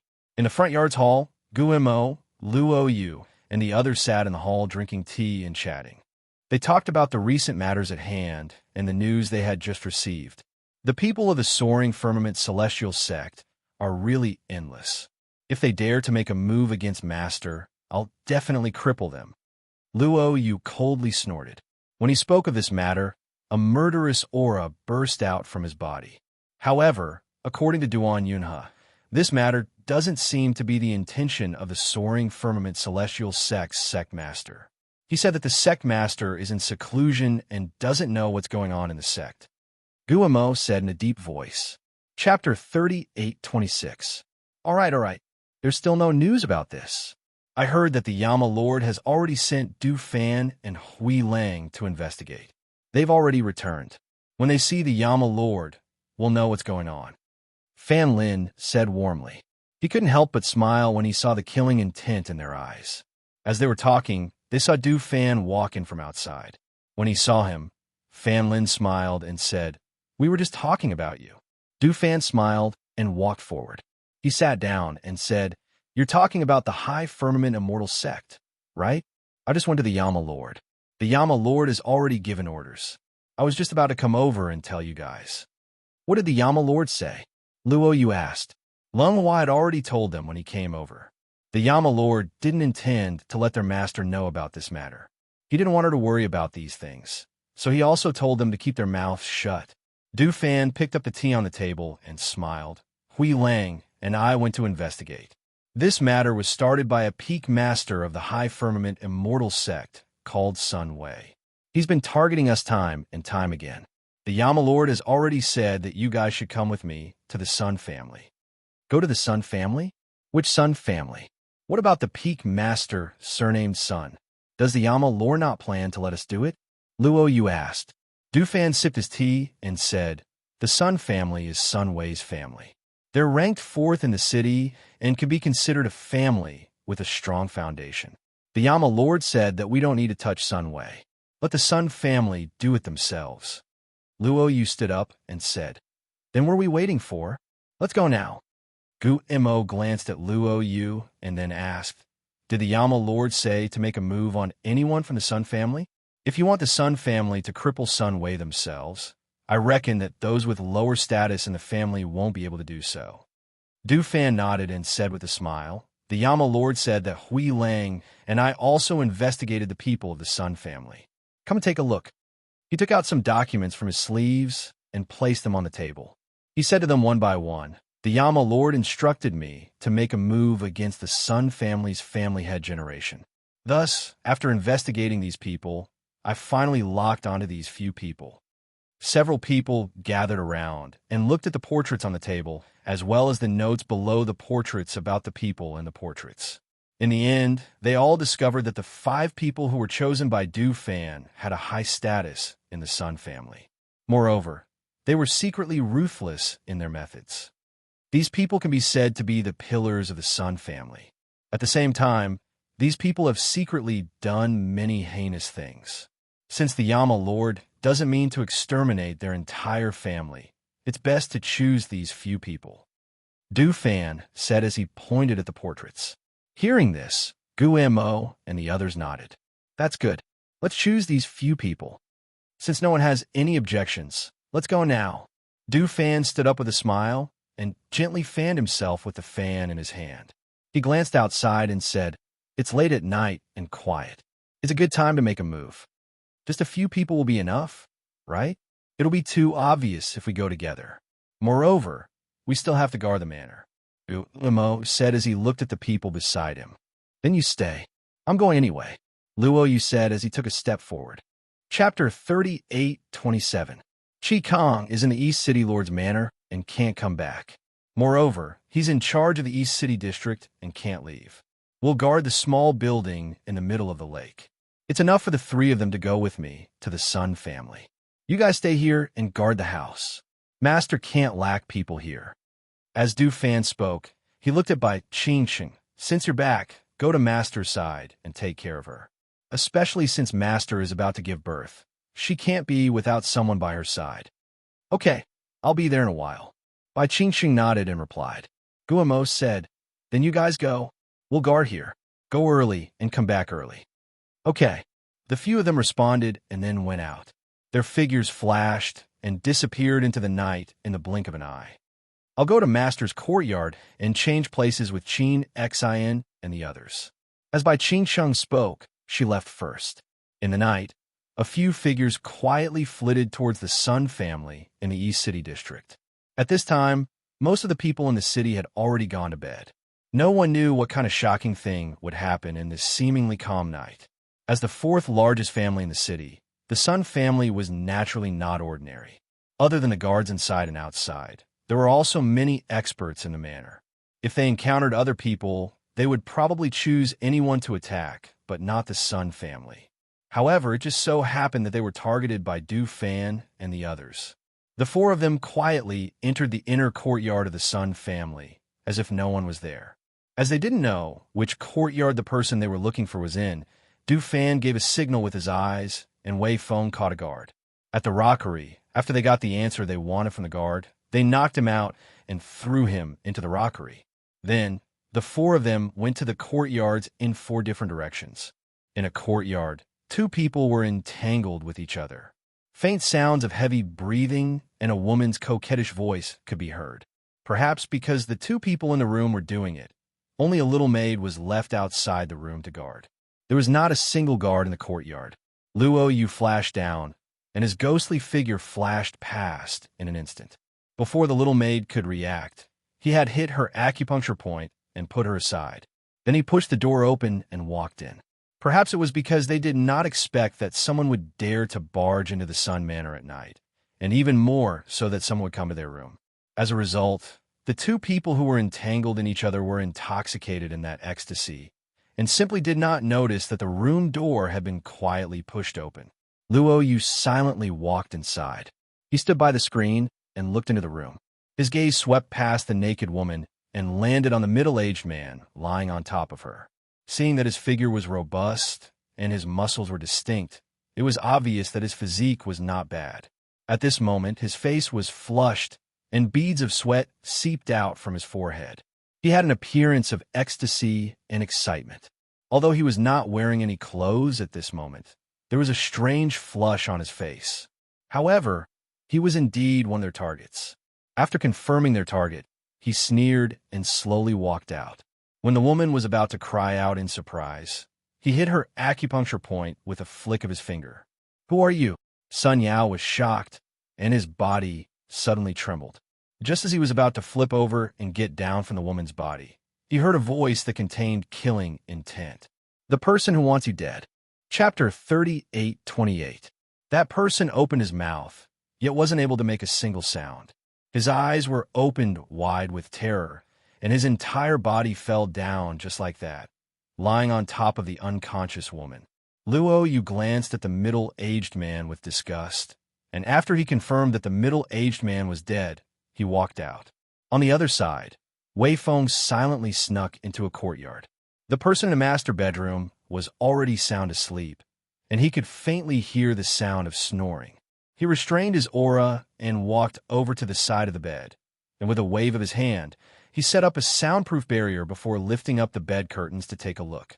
A man and a woman were sleeping side by side on the bed, and the man was precisely the person he wanted to kill this time.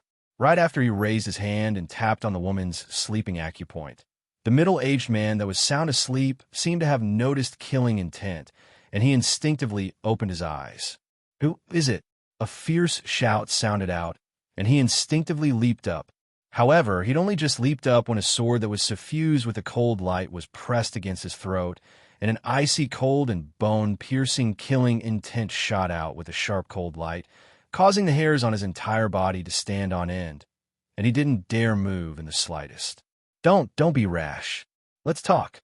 His face was ghastly pale, and his body stiffened, and he didn't dare move, as he was deeply afraid that the sharp blade would slice open his throat if he moved. "There's nothing to talk about."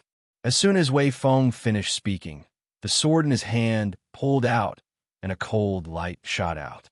That person didn't even have the time to dodge before falling down. The smell of blood suffused the room, and he glanced at the middle-aged man whose eyes were wide open before withdrawing the sword in his hand. He wiped it clean and put it away, and then he raised his hand to remove the soundproof barrier in the air before walking out. Du Fan and the others were the same. After they killed their target, they arrived at the agreed-upon place to wait, and it wasn't long before they returned. "How was it?" Du Fan asked. Luo Yu smiled. "It's done. It's the same for us," the other two replied. Du Fan smiled and said, "Then let's go. I've already left a message in the Sun Clan's patriarch's room." "Let's go," they replied before leaping out of the Sun Clan and taking advantage of the night to return. Out in the second half of the night after they left, a shrill cry broke the silence of the Sun family. Due to the shrill cry, the guards and people in the mansion quickly rushed over. "What happened? Third Master? Third Master?" The leader, a man in his 30s, knocked on the door and called out, but he only heard a woman scream from inside.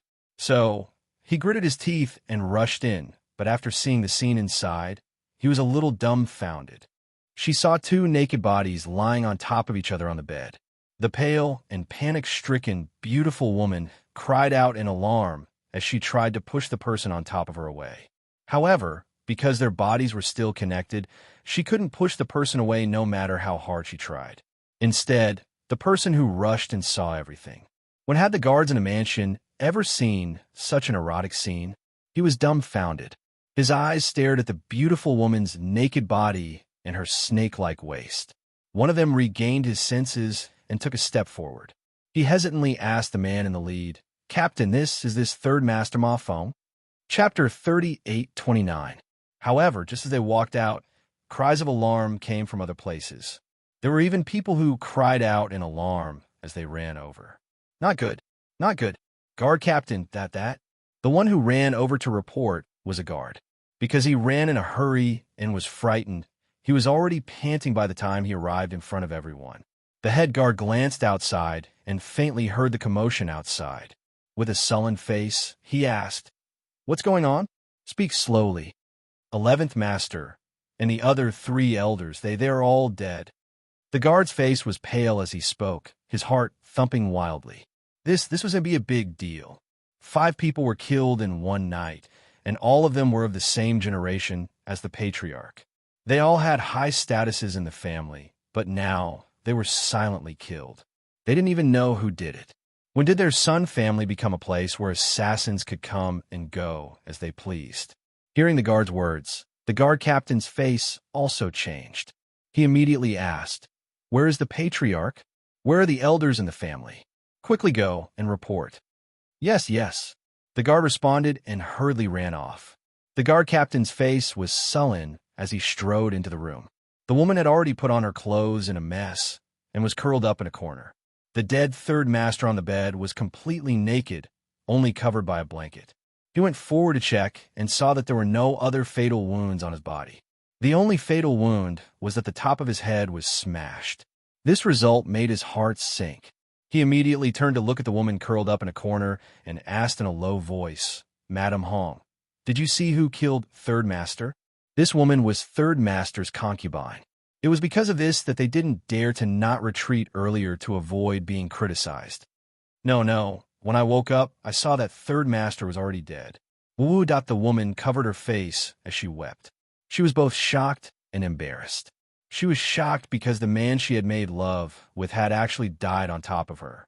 When she opened her eyes, she saw his eyes wide open and blood flowing from his mouth, nose, and eyes. She was so frightened that she panicked. She was embarrassed because her naked body had actually been seen by those guards. How could she stand in front of others in the future? Thinking that the man she could rely on was dead and that First Madam might take the opportunity to execute her, she cried even more sadly and fearfully. "Dress the Third Master. Leave 2 people behind a guard. The rest of you, come with me." He shouted in a low voice, then turned around and walked out quickly. Something big had happened in the manor. All the elders were woken up from their beds and gathered in the main hall. However, when the elders looked around, they didn't see the patriarch. They were shocked and asked in a trembling voice, "Where's the patriarch? Where's the patriarch?" Well, the patriarch also, now that such a big incident had happened, all the clan elders were present. Why was the clan head nowhere to be seen? Could something have happened to him as well? Thinking of this possibility, the great elder of the Sun family quickly shouted, "Quick, come with me to take a look." Everyone rushed out in a flurry. Their footsteps were disorderly, and their expressions were anxious as they rushed to the main courtyard. When they arrived at the main courtyard, they saw a guard knocking on the door and shouting. The first elder quickly stepped forward. "What's going on? Where's the patriarch?" Chapter 38:30. The guard lowered his head and didn't dare to speak. He quickly reported outside, and then went to report to the others, who knew that the patriarch didn't make a move. Could it be that something happened to him? Thinking of this, the cold sweat on the guard's forehead couldn't help but drip down. Who was so powerful to be able to avoid everyone in the residence and enter the residence to kill so many people? One had to know that those who died weren't ordinary people. They were the central pillars of the Sun residents. Any one of them would be able to shake a region with their strength. But they had been silently killed just like that. How could they not be scared witless? Break open the door. The great elder immediately ordered, and the guard captain strode forward from the back and slammed the door open. After the door was knocked open, the great elder quickly led his men inside. Patriarch! Patriarch! He quickly walked into the inner room. When he saw the motionless figure on the bed, everyone's heart couldn't help but sink. The first elder strode forward and lifted the bed curtain to take a look. When he saw the person on the bed, he heaved a sigh of relief. He turned back and said to everyone, "He's fine, he's fine. He just fainted." When everyone heard this, their anxious hearts were finally at ease. They watched as the first elder took out a medicine and let the patriarch smell it. Not long after, the unconscious person slowly woke up. "Patriarch, you're awake." The first elder sighed and helped him sit up. "What happened? Why did you all?" As Patriarch's son spoke, he rubbed the back of his neck that was hurting. However, halfway through his words, he paused. He was shocked and said, "Someone has snuck in." Sigh. The first elder sighed and said, "Not only did someone sneak in, but he also killed 5 people. Moreover, we don't know who sneaked in and killed them. We don't know why he's going against our Sun family." Just as he finished speaking, the guard captain shouted, "Patriarch, first elder, there are words here." Everyone was stunned and quickly walked to the place that the guard mentioned. Under the light, they saw words written with a sword carved on the bedpost. The great elder stepped forward and read the words. 3 days later, if Sun Werwa is still alive, it'll be the time when the Sun family will be wiped out. As soon as this was said, everyone was shocked. Sun Wei, wasn't this 7th brother of the High Firmament Celestial Sect? Could it be that 5 people died tonight because Sun Wei offended someone, so the other party came to seek revenge? The great elder's heart trembled when he saw those words. They actually made a move against the Sun family because of Sun Wei. 3 days later, if Sun Wei was still alive, would it be the time when the entire Sun family would be wiped out? These words were arrogant and ruthless. If it was any other time, they would at most laugh it off. However, these words were left behind after killing 5 people with extraordinary status and strength in their estate, so they had no choice but to take it to heart. The other party was telling them that it would be easy for them to wipe out the entire Sun clan. When he thought about how even the patriarch was knocked out and left behind these words, he knew this was not a small matter. Moreover, the person who made a move tonight was even more extraordinary. Those who were present were all old foxes who had seen the world. At this time, they also thought of this point. Therefore, their expressions were solemn, and no one took these words as a joke. After a moment of silence, they looked at the patriarch and first elder. Chapter 38-31. Seeing that everyone's eyes were on the 2 of them, Patriarch's son and the great elder looked at each other and asked in a deep voice, "Who are the 5 people who died?" Hearing this, the great elder said, "They are all in the front hall. Let's go. Let's go and discuss it together." Seeing this, Patriarch's son put on his outer robe and followed them out. Before leaving the room, he looked back. The words on the bedpost gave him a great shock. Did the other party leave him to deal with Sun Wei? Otherwise, why did he only knock him out and not kill him? Thinking of this, he walked to the front hall with a heavy heart with a taut face. When he arrived at the front hall and saw the 5 corpses placed side by side in the hall, Patriarch's son's expression changed. On the way here, someone had already told him who the 5 people were. However, when he saw the 5 corpses lying side by side on the ground, his face immediately turned pale. If the other party wanted to kill, there would not be 5 corpses here, but 6. He went forward to check and saw that the 5 people were all killed in one shot. The method was clean and neat. It was almost obvious that the 5 people of the Sun family did not even have the chance to resist before they died. He took a deep breath and suppressed the shock in his heart. He walked to the main seat and sat down. Then he looked at everyone and asked, "Who did Sun Wei offend recently? How do they find a Sun family?" "I haven't heard of it. As far as I know, he has been in the immortal sect recently and hasn't left the mountain," a middle-aged man said. He also couldn't figure it out. "Oomph. Just because he hasn't left the mountain doesn't mean that he hasn't offended anyone. I think he has offended someone and doesn't dare to leave the mountain."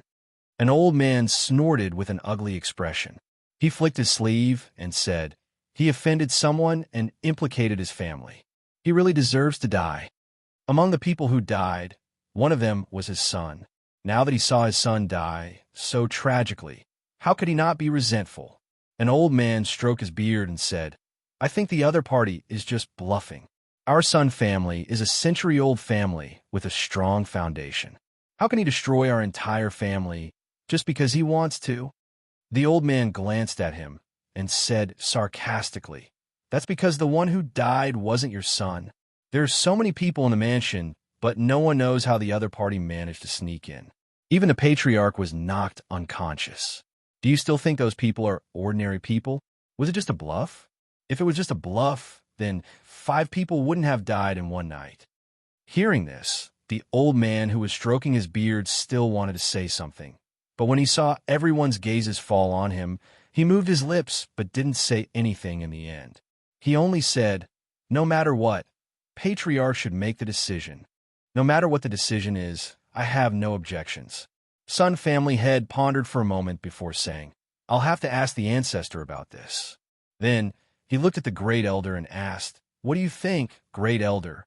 The grand elder nodded. "Yes, we have to ask the patriarch. Since Sun Wei entered the High Heaven Celestial sect, he has contributed a lot to our clan. Moreover, he is not weak.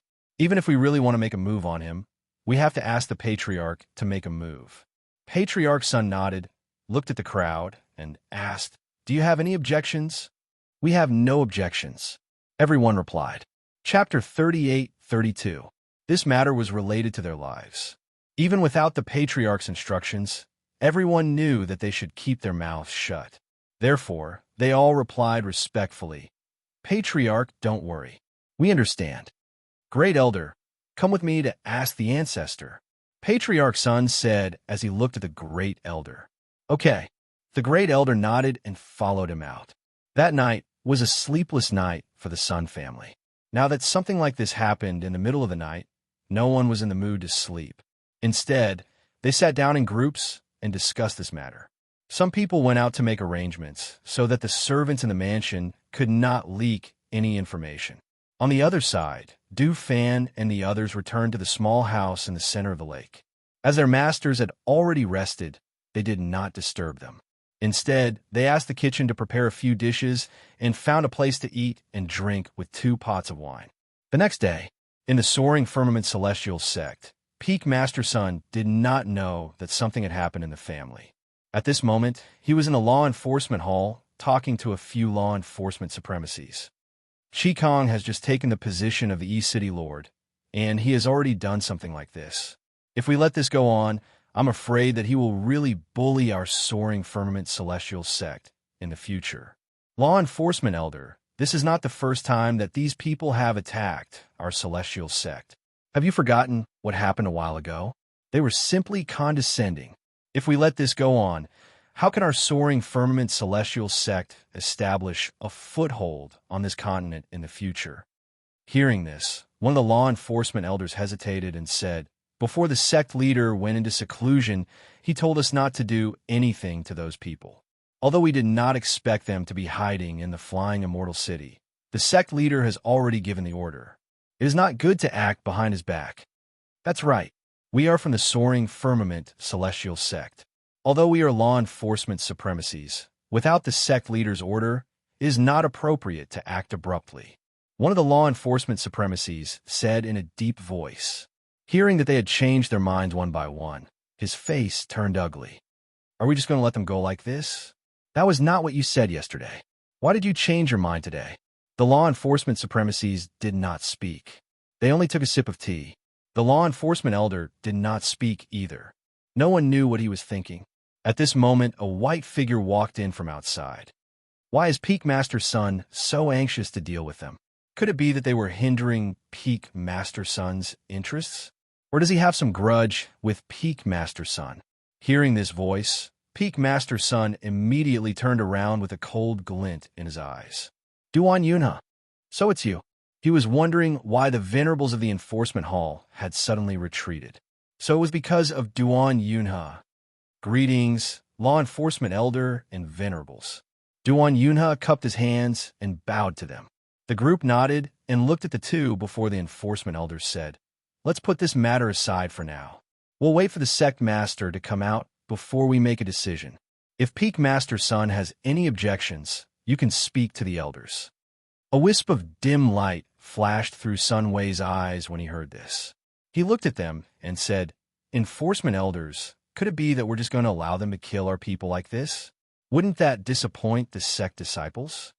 "There's no evidence to prove that they did it," Duan Yunus said. Chapter 38-33. Peak Master, the people from your clan have come, a disciple reported in a low voice. Peak Master Sun was slightly surprised when he heard that, but he did not show it on his face. He only clasped his hands at the person from the disciplinary hall, then glanced at Duan Yunha before turning to leave. Just as he was about to go to his residence, the disciple who had reported to him said, "Peak Master, the people from your clan haven't come in. They're waiting for you at the sect entrance." Peak Master Sun frowned when he heard that. Only then did he walk towards the sect entrance. In the past, people would always come in. Why weren't they here this time? Why were they waiting at the sect entrance? When he arrived, he was even more surprised when he saw who it was. "Third elder, second uncle, why are you here?" When the two of them saw him, their eyes flashed. The third elder said, "The ancestor wants you to come back with us." "Has something happened in the clan?" he asked sharply. He felt that if it wasn't for the clan, the two of them would not have come to find him personally. Could it be that something very serious had happened? That's right. Something has happened in the clan, and it's very serious, the third elder said with a serious expression. He looked at him and said, "Even the ancestor has been alerted. That's why he wants you to go back." Hearing that, he nodded and said, "All right, then tell this disciple what to do." With that, he said a few words to a disciple behind him before leaving with them. After the disciple watched him leave, he went back inside to report to the elder. On the other side, Xinyuan Mose was strolling around the residence with Fengjiu. He did not tell Fengjiu about what had happened, and Fengjiu did not ask about it either. The days passed peacefully and comfortably. After walking around, Fengjiu sat down under a tree. He looked at Xinyuan Mose and asked with a smile, "Why have they all come back?" Xinyuan Mose's expression remained the same. He glanced at Bai Qingcheng and Leng Shuang, who were not far away, and said, "We've finished dealing with the matters at hand. There's nothing important, so we've come back."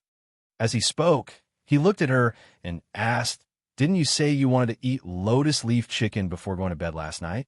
"I asked Leng Shuang to tell the kitchen staff to prepare it today. It should be ready now. Why don't we eat here?" "Sure." Fengjiu smiled.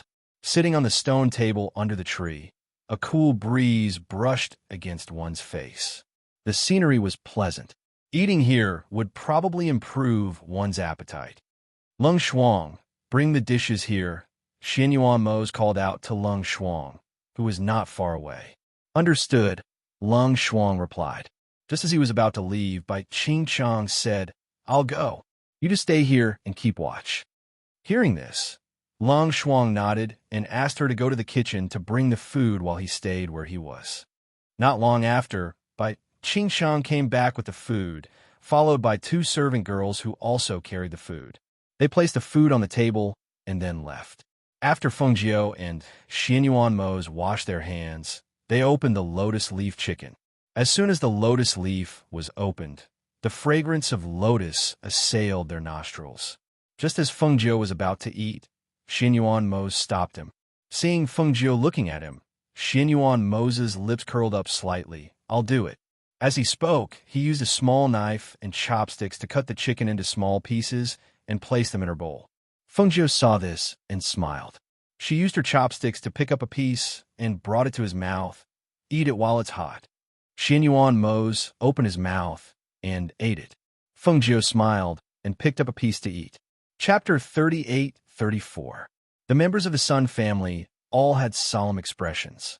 After the incident last night, no one was allowed to go out because they were worried that someone would accidentally leak the news. Therefore, other than the two people who went to the Lingxiao celestial sect to bring Sun Wei back with the Patriarch's token, no one else stepped out of the Sun family's gate. At this moment, in the ancestral hall of the Sun family, Sun Wei, who was tied up by the immortal binding rope, was forced to kneel on the ground. He struggled with a face full of disbelief. "What are you doing? What are you doing?"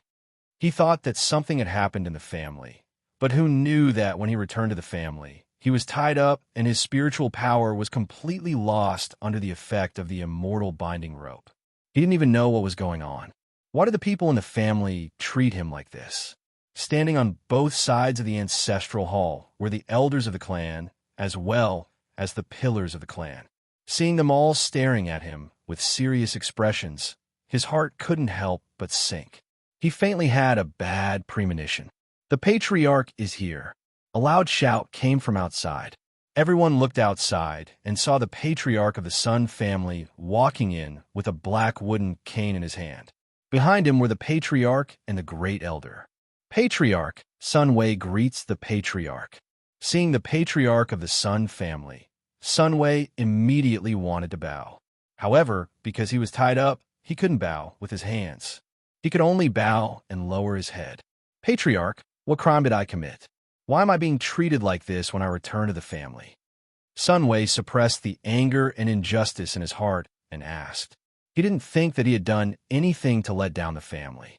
In fact, when he heard that something had happened to the family, he rushed back without saying a word. But who knew that what was waiting for him when he returned was actually such a force?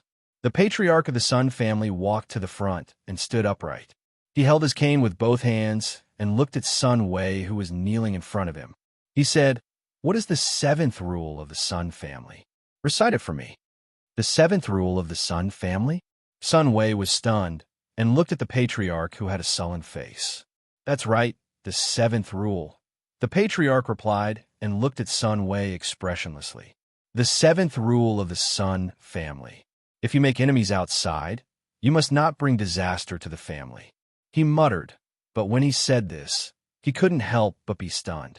His heart suddenly trembled. "Patriarch, what was going on? I was treated like this as soon as I came back. Even if I did something wrong, please let me understand what I did wrong." "Great Elder, why don't you tell him why he is being treated like this and why he is kneeling here?" The Patriarch of the Sun family's Patriarch's voice, but the Patriarch of the Sun family, the Patriarch of the Sun family. "Patriarch," the first elder respectfully replied. He took a step forward and looked at the kneeling Sun Wei. He said, "You've made enemies outside, but you've implicated the family. Last night, 5 people from the Sun family died, and they weren't ordinary members of the Sun family. They were 5 people of the same generation as you."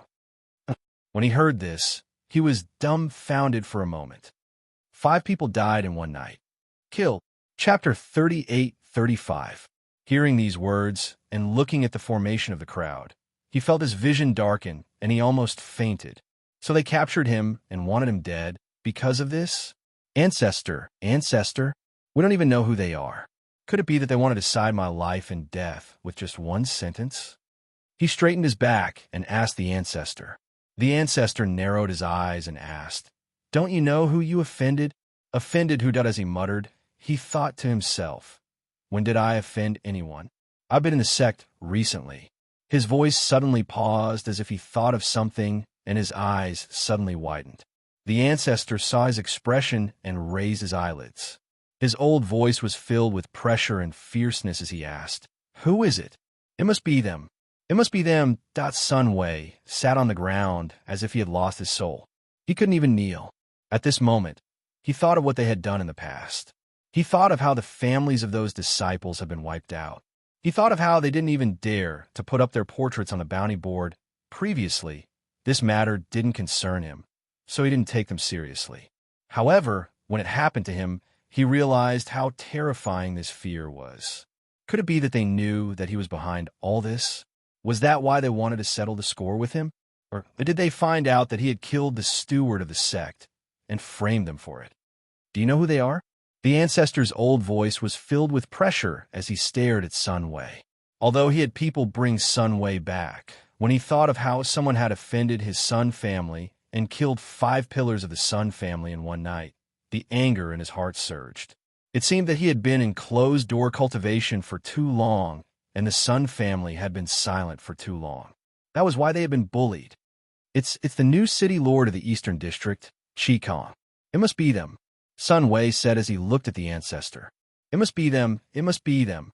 Hearing this, the ancestor frowned. The new city lord of the Eastern District, Qi. What was going on?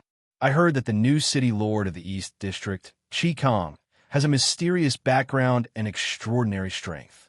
Moreover, he single-handedly took down the position of City Lord of the East District and is now firmly seated in the East City Lord Mansion. How did you provoke such a person? His face was ghastly pale, and he looked absent-minded as he muttered to himself. Also, how can you be sure that it was Qi, the governor of the Eastern District, who killed our Sun family members? The old ancestor asked again. Seeing that the old ancestor was in a daze, his face sank, and he shouted, "Speak!" A voice filled with pressure shouted out, causing his heart to skip a beat. He regained his composure and said, "Several months ago, a peak master of the immortal sect was killed, and over a dozen elite disciples had their cultivations crippled. It was done by them." Chapter 38-36. Hearing this, many people in the ancestral hall sucked in a breath of cold air. Someone exclaimed, "You mean those people who were on the bounty list and then removed?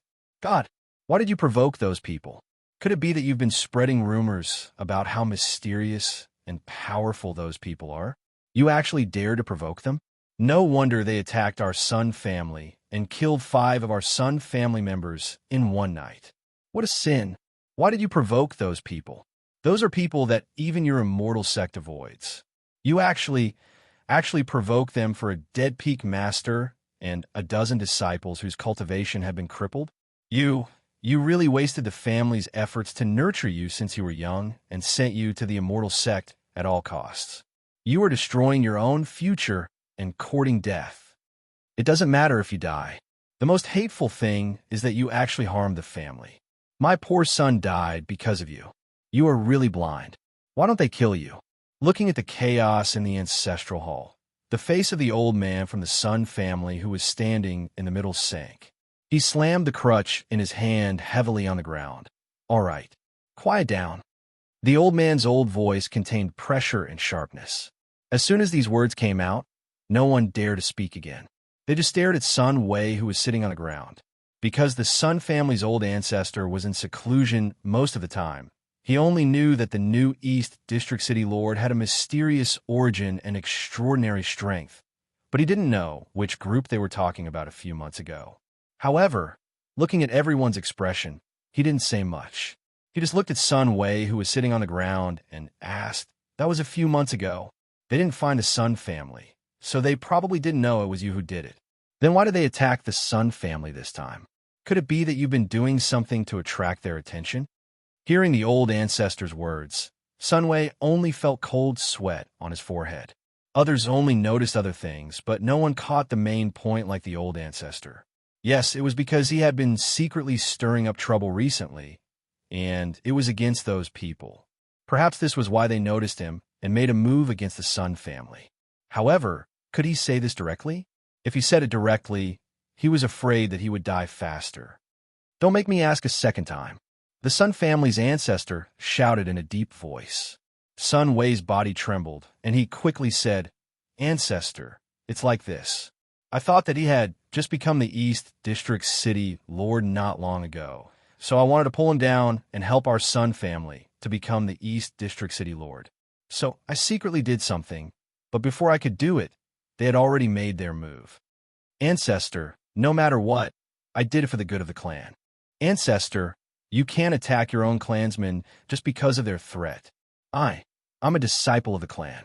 Over the years, I've done so many things for the clan. Even if I didn't make any contributions, I've worked hard. Ancestor, done." The Sun family's ancestor shouted in a deep voice. He narrowed his eyes and glanced at him. "I know what I'm doing. Men, take him to the dungeon first. Without my permission, no one is allowed to see him." Yes. 2 guards came in from outside, pulled him up, and escorted him out. Chapter 38-37. The Sun family's ancestor glanced at him and said, "Previously, we didn't know who did it. Naturally, we need to know their strength and origin. Our Sun family is a century-old family. How can we kill our clansmen because of a few words? If they want our Sun family's property in the future, do we have to give it to them?" Hearing this, everyone was silent for a while. Ancestor, the new East City Lord, Chi Kong, is said to be a peak high god expert. As for the other people mentioned by Sun Wei, we haven't met them, so we don't know what they are like. The Sun family's patriarch paused for a moment before continuing. However, one thing is certain. They are very powerful.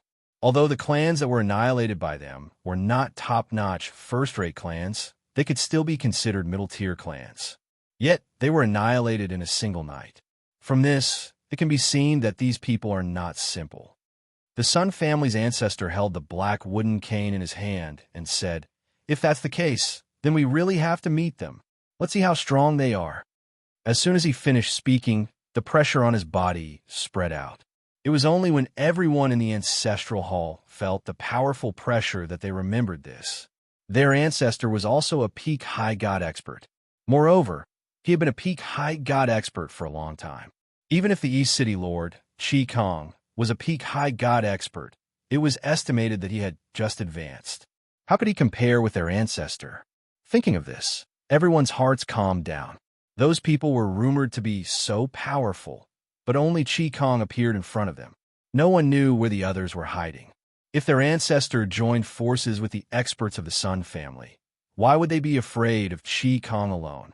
At this time, they were thinking that the person who sneaked into the Sun family and killed 5 of their clansmen should be Chi Kong.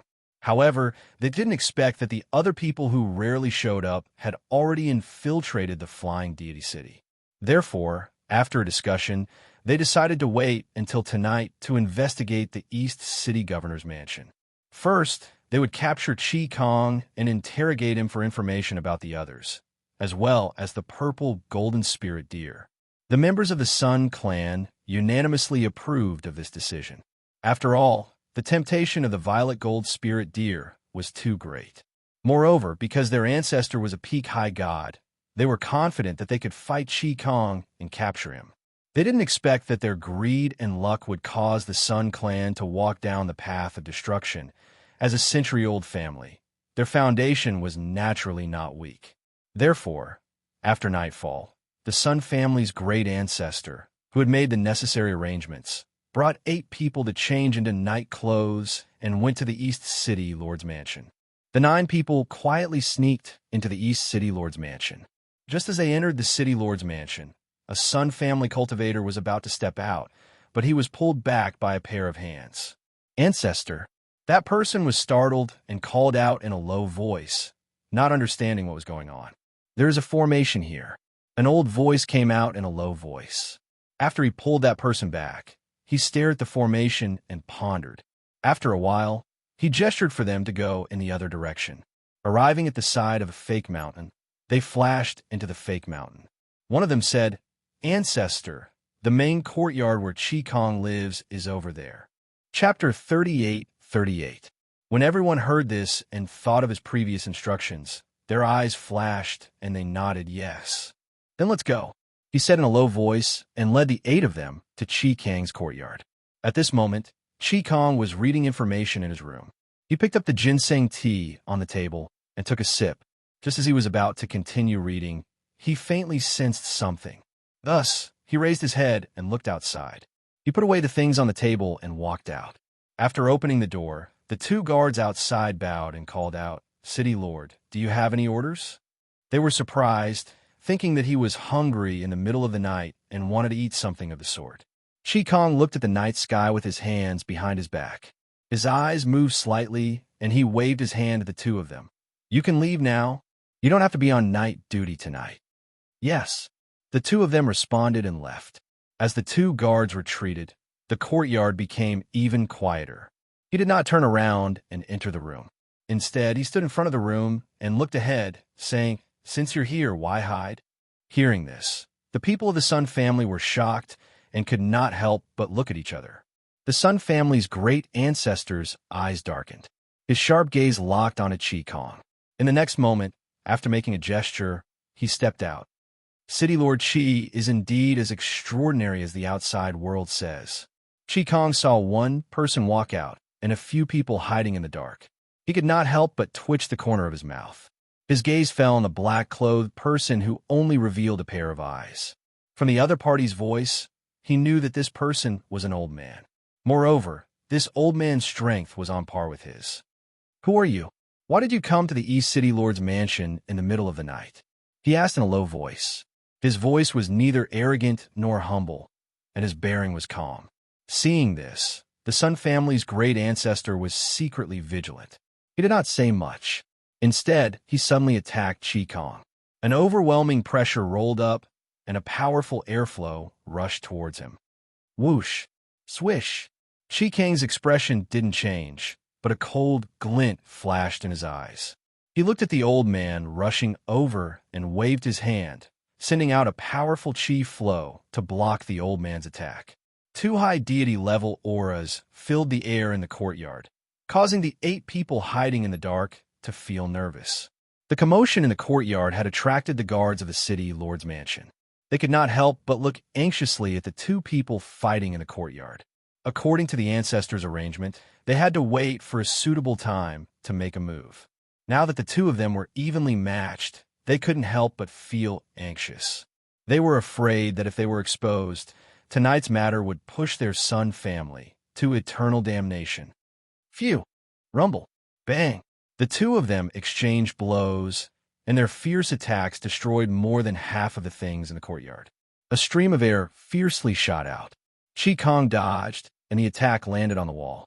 In an instant, the wall emitted a loud bang, followed by cracking sounds. Cracks appeared on the wall, and it collapsed with a rumble. City Lord. Chapter 38-39. The guards had to retreat and could only watch the battle from afar.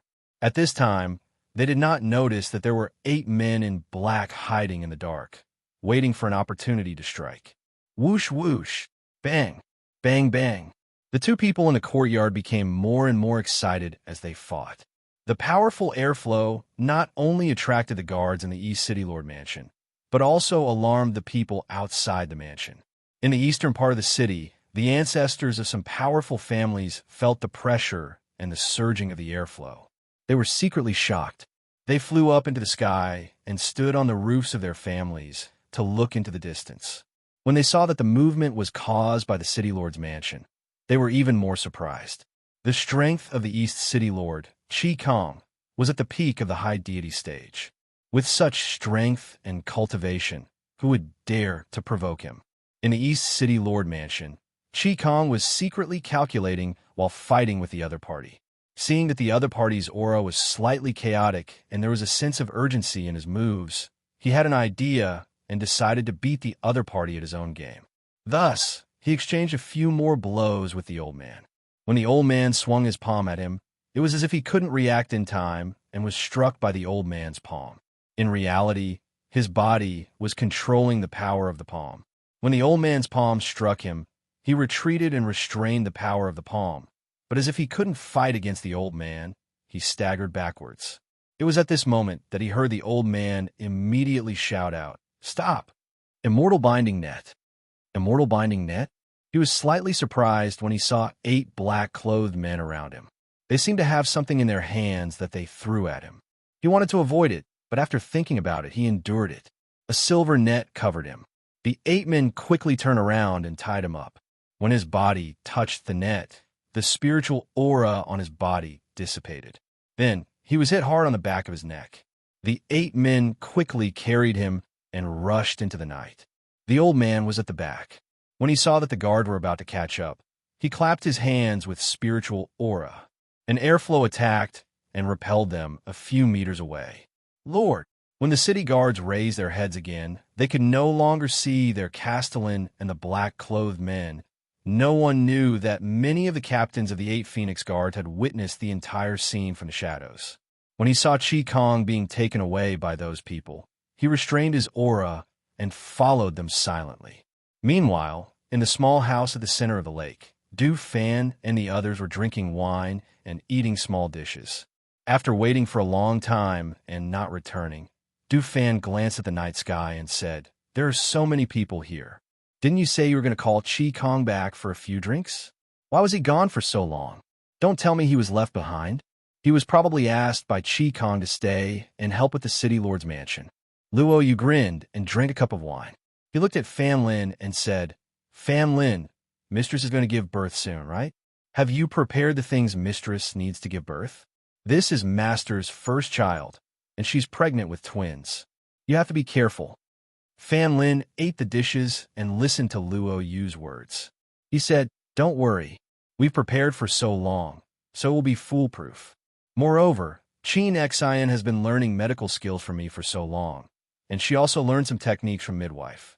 There will be no problems. When the little masters are born, we'll be busy." Du Fan smiled and said, "When the time comes, we'll teach them all our skills." Chapter 3840. They chatted and laughed. After waiting for a long time, they still didn't see Chi Kong return. At this moment, Lung Hua walked in from outside. Something happened at the East City Lord's residence. As Lung Hua spoke, he looked at them. "Our subordinates just reported that someone entered the East City Lord's residence at night, fought with Chi Kong, and then captured him." "Ah, Chi Kong was captured? Is that true?" When they heard this, their faces were immediately filled with astonishment. With Chi Kang's strength, how could he be captured? This was impossible, right? It's definitely true. It said that there were 9 people, and one of them is as strong as Chi Kong. Hearing this, Du Fan smiled. "We were still talking about how to call Chi Kong over for a drink. Why was he gone for so long? So something happened on his side. I guess Minnie just happened to bump into him." Hearing their words, Guimo also said, "Chi Kong is a steady and meticulous person. If Luo Yu had been captured, we would probably have to worry about him. However, since it is Chi Kong, perhaps he is playing along and wants to uncover the mastermind." When Luo Yu heard this, he immediately glared at him. "How much do you look down on me? Am I that bad? I'm just a little impulsive. After all, I'm one of the leaders of the Phoenix Guards. How bad can I be? All right, let's not alarm Master and the Yama Lord first. Let's find out who did it first." As Du Fan spoke, he looked at Lung Hua and said, "Later, let's contact Minnie and find out the situation before making a decision." On this side, they were discussing. On the other side, Minnie secretly followed them. When he saw the men in black make 7 or 8 turns and finally jump into a residence, his eyes couldn't help but flicker. The Sun residence?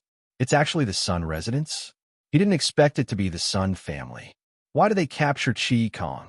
Could it be that he knew that the 5 people who were killed last night were killed by them? Just as he was about to leave, a figure silently appeared beside him and placed a hand on his shoulder. He instinctively wanted to attack, but at that moment, he heard a voice. "It's me, Ingi." Many people were slightly startled as they looked at the black-clothed man in front of them. After seeing him pull off the mask on his face, they couldn't help but ask in surprise, "Ingi, why is it you? Why are you here?" Ingi glanced at him, then looked at the Sun family and said, "I was ordered by Master to keep an eye on the Sun family." "So, you also saw them bring Chi Kong here?" Many people asked. "Yes, I saw it." He nodded and looked at him. "Not only did I see them capture Chi Kong, but I also know that Sun Wei has been summoned back. He was detained as soon as he entered the door, but they didn't do anything to him. They just locked him up. I guess they have already gotten some information about us from Sun Wei." Hearing this, many people nodded. "All right, I understand. I'll go back and tell them now and see what to do next." "All right," He responded. He pulled the black mask over his face and rushed towards the Sun residence. Seeing this, many people quickly went back. He was keeping an eye on this place. He had to quickly go back and tell them what to do next. Chapter 3841. In the Sun family's underground prison, they threw Chi Kong into the black iron cage. His body was still wrapped in the immortal binding net. Because they were in a hurry to see the situation outside, they only threw him in and locked him up. They planned to interrogate him later. The 8 people from the Sun family quickly came outside. When they saw their ancestor take off the black cloth, they quickly asked, "Ancestor, did the city guards catch up?" "Catch up? How could they possibly catch up with us?" As he spoke, his old voice carried a hint of contempt. "They won't be able to find this place, and no one will know that Chi Kong was captured by our Sun family. Don't worry. One of them hesitated and said, but Ancestor, I feel like tonight's matter went too smoothly. It's a bit like a dream. As the man spoke, he couldn't hide the worry in his eyes. Although Chi Kong is a peak high god, he is still a bit inexperienced compared to me. It is natural for him to lose to me. How is it too smooth? This is how it should be. Or do you think it should be normal for me to lose to him? The Sun family's ancestors' sharp eyes were filled with displeasure. I wouldn't dare. That person was shocked and quickly replied, where is he? Is he locked up? Asked the Sun family's ancestor. He is locked up in the dungeon, but we saw that he had the immortal binding net on him, so we didn't lock him up. Hearing this, the Sun family's ancestor frowned and said, at his level, the immortal binding net can only bind him for a while. It would be safer to lock him up with Xian iron. Seeing this, they looked at each other, and one of them said, then we will lock his hands and feet with Xian iron now. Just as they were about to go to the dark room, the Sun family's patriarch quickly walked over. Ancestor, what is it? The Sun family's ancestor stopped and looked at the Sun family's patriarch. Ancestor, I just went to the dungeon. Sun Wei told me that the people with the East City Lord live in the small building at the center of the lake. As the Sun family's patriarch spoke, he looked at his ancestor and asked, now that the East City Lord is captured, what is Sun Wei going to do? Hearing this, the Sun family's ancestor frowned and thoughtfully said, a small building at the center of the lake? The small hut in the center of the lake in the South City district that was rumored to be very mysterious? That's right, that's the place. They rarely appear, so very few people have seen them. However, according to Sun Wei, he only recently found out that the people in the small building at the center of the lake were that group of people. Didn't they say they have the purple gold spirit deer? How come no one in this city has seen him before? The Sun family's patriarch suddenly asked. Sun family head shook his head. I really don't know. The purple gold spirit deer really exists, but I don't know where they hid it. It's also because their purple gold spirit deer didn't appear otherwise. How could they hide their identities until now? What we know now is not their true identities. We only know what they've done in the past and not where they came from. The Sun family's patriarch glanced at the Sun family's patriarch and continued. However, now that one of them is in our hands, it will be much easier to find out their origins from him. Then how should we deal with Sun Wei? Patriarch Sun asked. Chapter 38:42. While the Sun family was discussing, on the other side, many people had returned to the small house in the middle of the lake and told Du Fan and the others about the situation. After hearing the situation, Du Fan and the others looked at each other and finally looked at Hui Lang and said, go and tell the Yama Lord. Ask him what to do. As for Master, if the Yama Lord wants to tell her, he will naturally tell her. Okay, then wait here for me, Hui Lang said and quickly went to the main courtyard. Xinyuan Mo's in the main courtyard had already slept with Fengjiu. In the room, there was warmth, tranquility, and comfort. On the bed, the two slept on their sides. Fengjiu's back was pressed against Xinyuan Mo's chest, and her entire body seemed to be in his arms. Xinyuan Mo's used one hand as a pillow for her, and the other hand gently hugged her waist. His palm was pressed against her bulging abdomen. Occasionally, when he felt her stomach gently kick, he opened his eyes and stared at his hand. He quietly raised it a bit, afraid that his hand would be too heavy and make her uncomfortable. Seeing her sleeping in his arms, her entire body leaning into his embrace, the corners of his lips curled up slightly, revealing an imperceptible smile. Just as he was enjoying this peaceful and warm moment, he heard the faint sound of a hidden sentry outside. Thus, he glanced at Fengjiu, who was sleeping soundly in his arms. After thinking for a bit, he reached out and pressed her sleeping acupoint. Only then did he get up and sit on the edge of the bed. After putting on his coat, he sat in his wheelchair and went outside. Come in, Xinyuan Mo's called out, and went to sit at the table in the outer room. Hui Lang walked in quietly. Seeing his master at the table in the outer room, he walked up and said, Master, the Sun family's people captured Chi Kong tonight. In addition, He sent back news that Sun Wei has been detained in the Sun family, but the Sun family's people did not touch him. Hearing this, a dark light flashed through Xianyuan Mose's deep black eyes. He poured a cup of water and drank it, not saying anything. Hui Lang stood there quietly, waiting for his orders, letting Yi keep an eye on him and ensure Qi Kang's safety. Also, a hint of coldness flashed through his eyes as he said, "Let the Sun family lose a few more people tonight." Hearing this, Hui Lang's face lit up with excitement and anticipation. He asked, "Does Master mean that we don't need to save Qi Kang, but rather we want them to personally send Qi Kang out? If a few more people from the Sun family died tonight, the Sun family would definitely be in chaos." That kind of fear that everyone was afraid of was definitely the most ruthless way to torment a person's heart. It was comparable to death by 1,000 cuts. "Go and do it," he said, putting down the cup. "Yes," Hui Lang answered excitedly.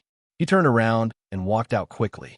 In front of them, Du Fan and the others' eyes flashed when they heard Hui Lang's words. Du Fan gently fanned himself with the fan in his hand. His eyes flashed with a smile as he said, "As expected of a Yama Lord, this is a psychological attack. It's even more terrifying than killing them directly. Then what are we waiting for? Let's go. We'll pick a few more people tonight." Luo Yu rubbed his fists. He could not wait any longer. "I want to go too," many people said as they walked out. "I'll go too." Hui Lang grinned and said to Wei Feng and the others, "You guys can stay here. It's our turn tonight." Wei Feng smiled and said, "All right, then you guys be careful. You guys stay at home and guard well." Guillemot looked at Lung Hua and the others and said, "Yes, you guys be careful." Chapter 38:43. At the same time, the people from the Sun family came to the secret room. Because they didn't let the other party know their identities, they came in with black scarves covering their faces. However, what they didn't expect was that the person who had been knocked unconscious had already woken up. Some of the people following behind couldn't help but pull at the black scarves on their faces, afraid that their faces would be seen. The Sun family's ancestor, who was walking in front, stood in front of the mysterious iron prison with his hands behind his back. He looked at the tall figure sitting in the corner, and his eyes couldn't help but flash. "The East City Lord is so bold. You can still be so calm, even in my place. Aren't you afraid that I'll kill you?" The old voice was filled with pressure and killing intent. Although the person was old, his voice was full of energy. Qi Kang, who was sitting in the corner, looked at the old man and sneered, "What's there to be afraid of? Presumptuous." The old man shouted angrily. He flicked his sleeve, and a gust of wind came out of his sleeve and swept toward Qi Kang. Qi Kang only felt a gust of wind hit him, and his face was slapped hard.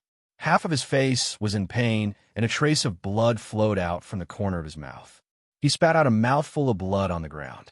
His sharp eyes were cold, and his deep voice contained bloodthirsty killing intent. "I, Qi Kang, will remember this slap." It was just a simple sentence, but it inexplicably made the hearts of the people behind the Sun family's ancestor tremble. They faintly felt a sense of fear. They looked at Qi Kang, who was sitting against the wall without the slightest fear. Instead, he dared to threaten them. This boldness, this power, this temperament already made them feel some regret in their hearts. If they had directly killed Sun Wei and didn't investigate who did this, would it have been better for their family? However, there was no turning back. Even if they felt a trace of regret in their hearts, there was no turning back. The Sun family's ancestor's heart was surging with anger. His hands behind his back were already tightly clenched into fists. If it was someone else, how could they still be so calm and composed? However, even though he was in the dungeon and was threatened by his words, he still didn't show a trace of fear or panic. Instead, he revealed a sense of confidence and contempt.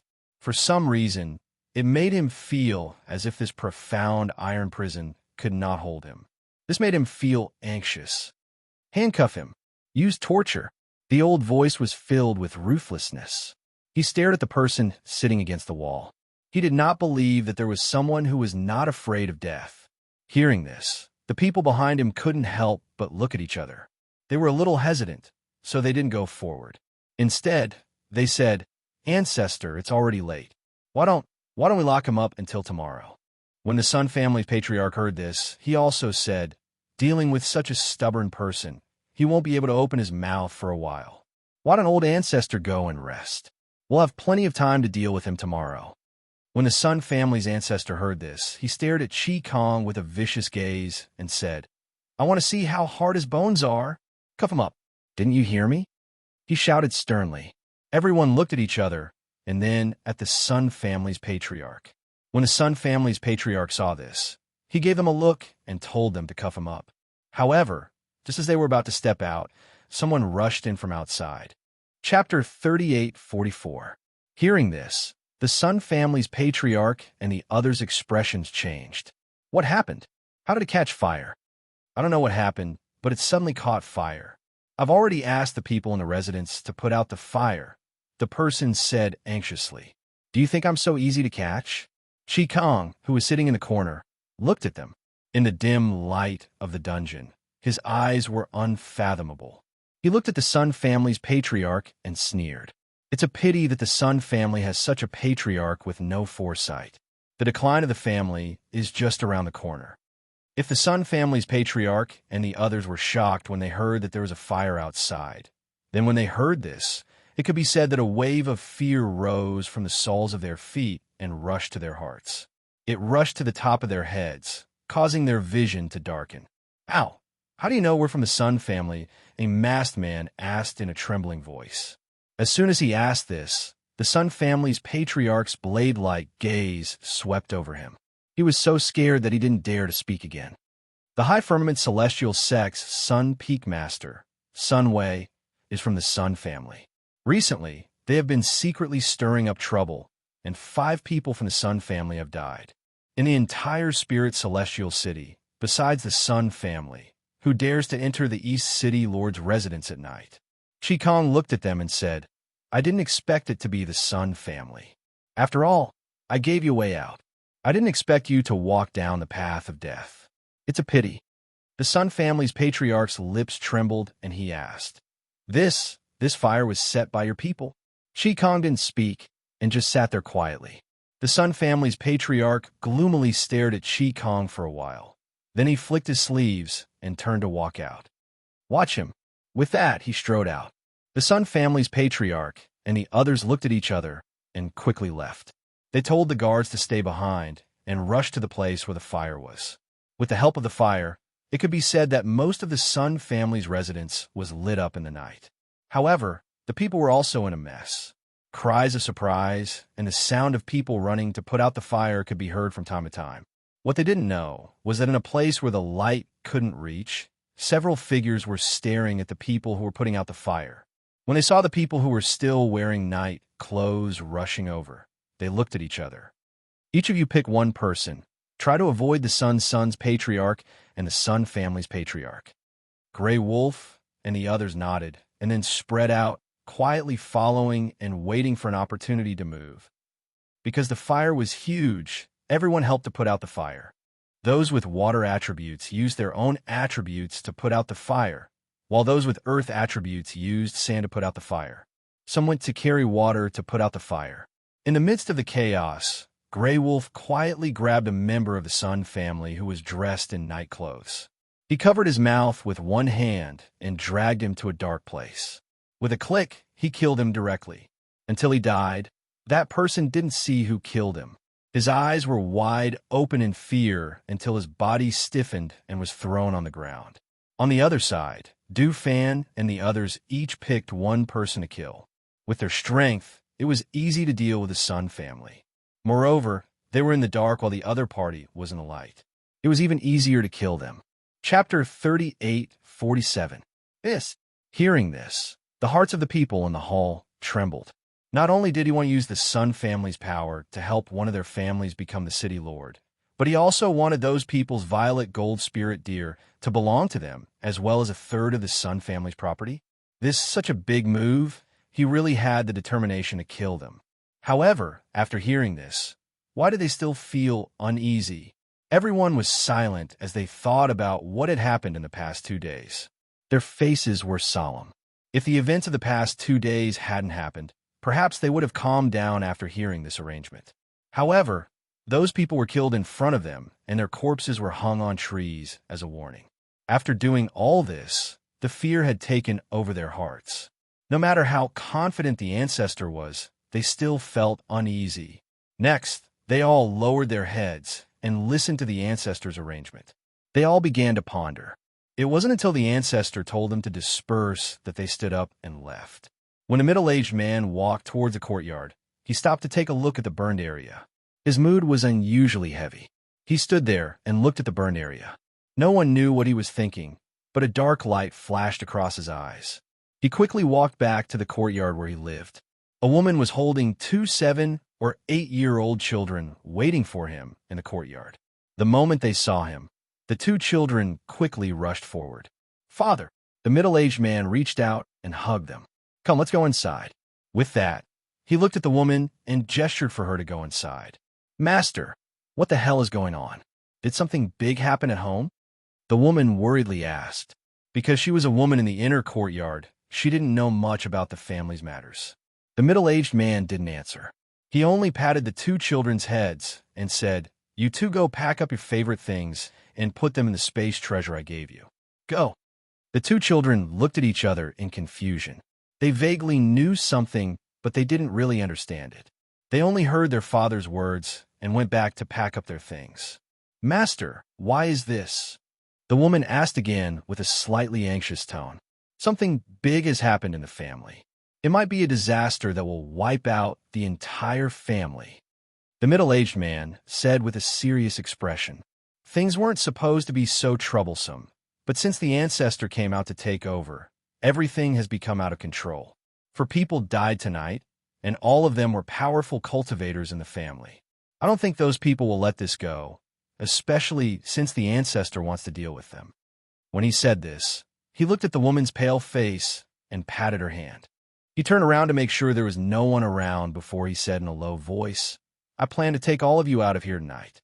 If we stay here any longer, I don't know what will happen." The woman didn't expect such a thing to happen.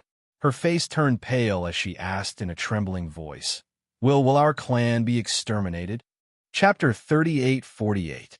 Hearing this, the woman said worriedly, "But if we leave, will the family? We can't care so much." The middle-aged man said in a deep voice, "Why should we be implicated in the disaster they caused? If we don't leave, won't those people not leave a single person alive if they want to exterminate our family? At that time, the Sun family will really have no descendants." Hearing this, the woman didn't say anything else. Humans were selfish. Now that a disaster was imminent, how could they still think about bearing the consequences with them? Moreover, the women and children in their harem didn't know how they caused this disaster. It was really not right to die for no reason. "Then I'll go and pack up now," the woman quickly said. The middle-aged man pressed her hand and said, "Don't make too much noise. Don't take anything else, just take the valuable things. After you pack up, take the children and wait for me in the room. I'll go and arrange it now. I'll leave tonight." After giving his instructions, the middle-aged man strode away. Not only did he want his wife and children to live, but he also wanted to live. Therefore, if he wanted to live, he could only leave the family. Otherwise, among the people who were killed, even if they left the lives of the women and children alive, he would still be killed. The Sun family's ancestor went out at night. He first went to the Chun family. The Chun family's patriarch was very surprised by the late-night guest. "Old Master Sun, is there an urgent matter for you to come so late at night?" The Chun family's patriarch asked. He was very puzzled. "Nephew, I have something to discuss with your father. I wonder where he is now. Can you let him come out and meet me?" The Sun family's ancestor said with a smile on his face and a kind tone. Hearing this, the Sun family's patriarch didn't dare to delay and said, "Old Master, please take a seat. I'll go and invite father over." With that, he left first. When he went outside, he secretly called for a secret guard and gave a few orders before walking to his father's courtyard. About half an incense stick of time later, a round old man wearing a round brocade walked in like a smiling Buddha. He looked at the old man sitting in the hall and greeted him with a smile. "Aya, rare guest, rare guest. When I heard that you were looking for me, I didn't believe it. I didn't expect it to really be you. Brother Chun, long time no see. The Sun family's great ancestor stood up with a smile and cupped his hands in greeting. Come, come, come. Have a seat. Old Master Chun gestured for him to take a seat. The Chun family head sat at the bottom left and looked at the two people sitting at the top. Why are you looking for me in the middle of the night? Is there something urgent? Old Master Chun asked, his smiling eyes sparkling with wisdom. I'm sure it's an emergency. The Sun family ancestor nodded and said, Brother Chun, have you heard of the purple gold spirit deer that appeared a few months ago? Hearing this, Old Master Chun smiled and glanced at his son. Then he said to the Sun family's ancestor, Oh, you mean that group of people? It was said that a peak master and a dozen disciples of the High Firmament Celestial sect were killed because they coveted the purple gold spirit deer. Why did you bring this up? Chapter 38:49. When family head Chun heard this, he couldn't help but look startled. He seemed to be shocked by his words.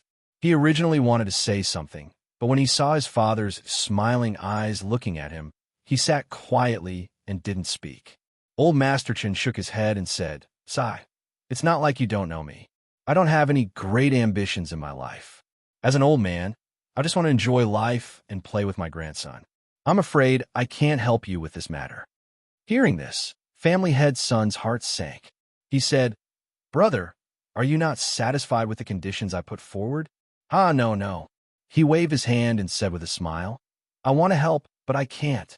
This matter is really difficult to handle, and I can't do it. Seeing this, family head Sun looked at him deeply. He didn't want to leave like this, but asked again, Brother, are you really not going to think about it?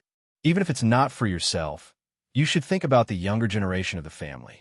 If nephew becomes the East City Lord, the status of the Chun family will rise, much better than it is now. Old Master Chun still shook his head and waved his hand. There's really no way. I want to help, but I can't. He paused, looked at him, and said, However, we have been friends for many years. Let me remind you about this matter. Think twice before you act. Don't act impulsively, or it will be too late to regret it. The Sun Clan's ancestor had no reason to stay any longer. He stood up and said, If that's the case, then I'll leave first. Thank you for your advice, but this matter doesn't allow me to back down. Goodbye. Seeing him turn and stride out, family head Chun stood up and asked, Father, why did you refuse his request? If this matter is successful, it will be beneficial to our Chun family.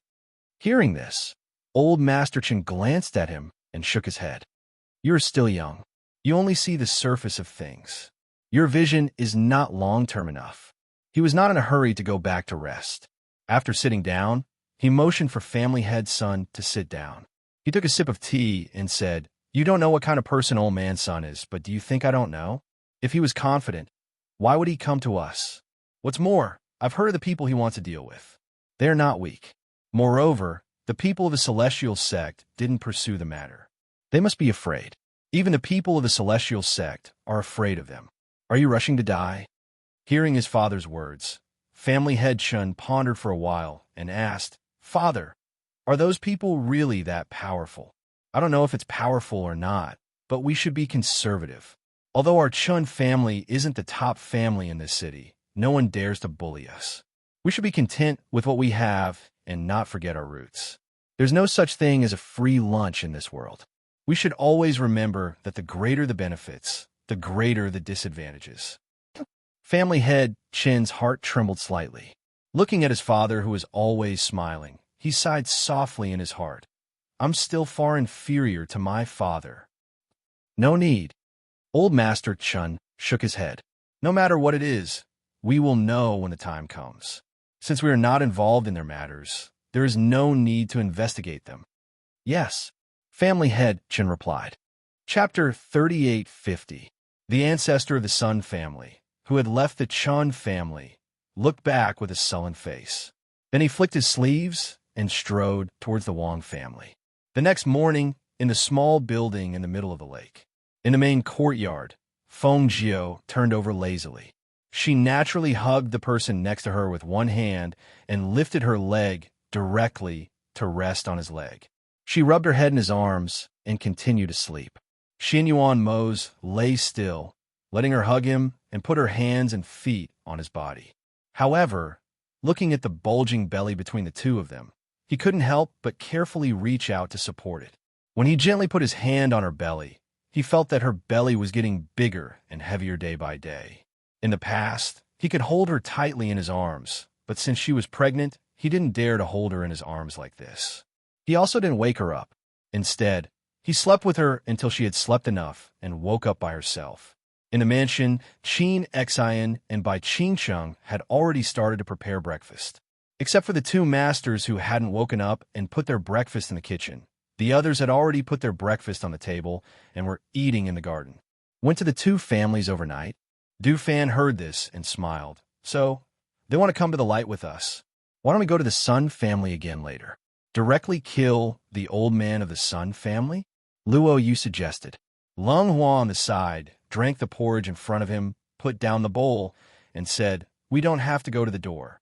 They will come to the door, and I think it will be today." The longer they waited, the shorter their dreams would be. What's more, several people had died in 2 days. How could they dare to wait for another day? Just as they were talking, a servant hurried in and reported, "Not good. A lot of people came outside and surrounded our mansion." Luo Yu rubbed his chin and said, "The Yama Lord said not to let the master know. Look, this matter has already come to our doorstep. It seems that even if we don't say anything, the master will know."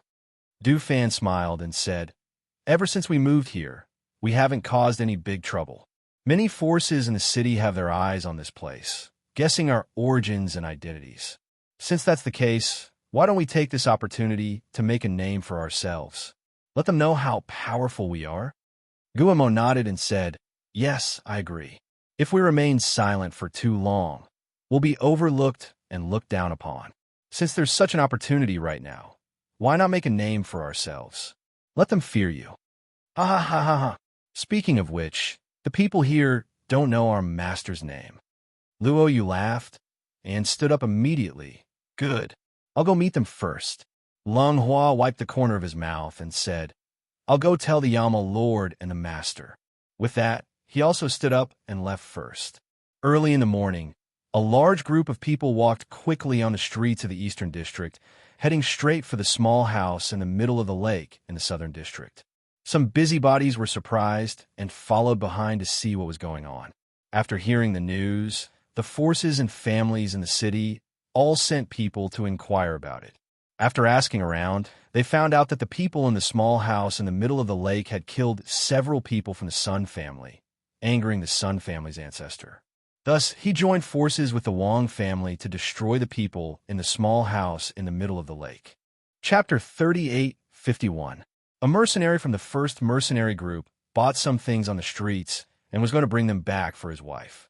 However, he didn't expect to see the people from the Sun and Wang families leaving. After asking around, he found out that they were going to the small house in the middle of the lake. He didn't bother to buy anything and hurriedly returned to the mercenary group to report. Leader, something happened." Genie Feng was choosing his next mission when he heard the sound from outside. He looked up and saw a mercenary rushing in. "What's going on? What made you lose your sense of propriety?" he asked as he tidied up the things on the table. "Leader, the Sun and Wang families brought their men to the South City District and surrounded the small house in the middle of the lake." The mercenary quickly said, "What?" He was startled and couldn't help but stand up. Those two families surrounded the small house in the middle of the lake? What were they doing? "I heard that the people from the Sun family said that the people from the small house in the middle of the lake killed their family members. I don't know the details," the mercenary said. He looked at the mercenary leader and asked, "Leader, should we go and take a look?" "Go, call the brothers and follow me," he ordered in a deep voice and strode out. The mercenary was startled. Call the brothers? Was he planning to help? At that moment, he hurriedly turned and walked out, quickly calling the people in the mercenary group to gather. At the small house in the middle of the lake, the people from the Sun family and the Wang family surrounded it. The people in the lead were the Sun family's ancestor and another old man. Behind them were the younger generation of the two families. Sun Wei was also among them. At this moment, his face was full of viciousness. His eyes were filled with killing intent as he stared at the tightly shut small house in front of him. Anger and hatred surged in his heart. If it weren't for them, why would he be locked up in the dungeon by his family? Now that even the ancestor had decided to deal with them, and even asked the Wong family's ancestor to help, he didn't believe that they couldn't deal with a mere dozen people with their combined strength.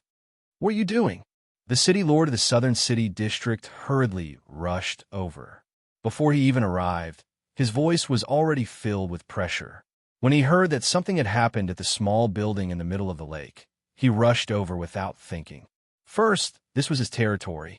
Since the people from the East District dared to come here and cause trouble, it was obvious that they didn't put him, the city lord of the South District, in their eyes. Secondly, he had received a favor from the people of the small house in the middle of the lake and promised to take care of them. Naturally, he couldn't let anyone bully them. "City Lord Nan, this is our personal grudge. City Lord, please don't interfere," the Sun family's patriarch said in a gloomy voice as he looked at City Lord Nan, who was walking over quickly. "What a joke. This is my Southern District's territory, and you're telling me not to interfere? How is this possible?" The South City Lord flicked his sleeves and snorted heavily. The Sun family's ancestor's eyes narrowed, and a dark light flashed across his eyes. He stared at the South City Lord and said, "Then does the South City Lord know that the people living in this small building not only killed my Sun family's people, but also kidnapped our East City Lord and killed him?" Hearing this, not only the South City Lord, but even the surrounding people couldn't help but suck in a breath of cold air. The South City Lord's heart trembled. He knew the strength of the people in the small building in the middle of the lake. Although he hadn't seen all of them, he knew that they were very strong. Chapter 38:52. The Sun family's ancestor looked at the South City Lord's serious expression, and a hint of pride flashed through his eyes. Before coming out, he had already ordered the people in the mansion to kill Chi Kong in the dungeon and secretly send Chi Kang's body to the small building in the center of the lake. He believed that they had already made their move and things were developing according to his plan. As long as they attacked and found Chi Kang's body in the small building in the center of the lake, they wouldn't be able to explain themselves even if they had two mouths. They have no grudges with the East City Lord, so they wouldn't do anything to you. The South City Lord came back to his senses and said in a deep voice. He stood in front, and his sharp gaze fell on the Sun family's ancestor and the Wong family's ancestor. "I respect the two of you as seniors. If you leave now, I can pretend that nothing happened. If you continue like this, I will lead the South City Guards to chase you out of the South City District." A deep voice containing a powerful pressure spread out. At this moment, he knew that regardless of whether the people in the small building in the center of the lake did it or not, he would unconditionally stand on their side and protect them. "South City Lord, if you insist on protecting them, then don't blame us for being impolite," the Sun family's ancestor said in a gloomy voice, and the pressure on his body was also released. The two sides were in a stalemate, and everyone's hearts were in their mouths. It was also at this moment that a light voice with a hint of sneer came out and clearly entered everyone's ears. "Oh, I was wondering who it was. So insensible to disturb people's dreams so early in the morning. Are you tired of living?" The sudden voice startled everyone. They looked in the direction of the voice and saw a man in embroidered clothes sitting on the wall of the small building in the center of the lake. The man had a lazy and casual expression, but his eyes contained a fierce, killing intent. The people in the small building in the center of the lake had always been mysterious. It could be said that except for a few people, no one had seen the people inside. At this moment, the person who appeared on the wall made everyone wonder who the other party was. Sitting on the wall, Luo Yu's gaze swept across everyone and landed on Sun Wei. He smiled maliciously. "You're not dead yet? I wanted to let your family deal with you themselves, but it seems like you're in a hurry to die in our hands?" Being stared at by Luo Yu, Sun Wei couldn't help but shudder.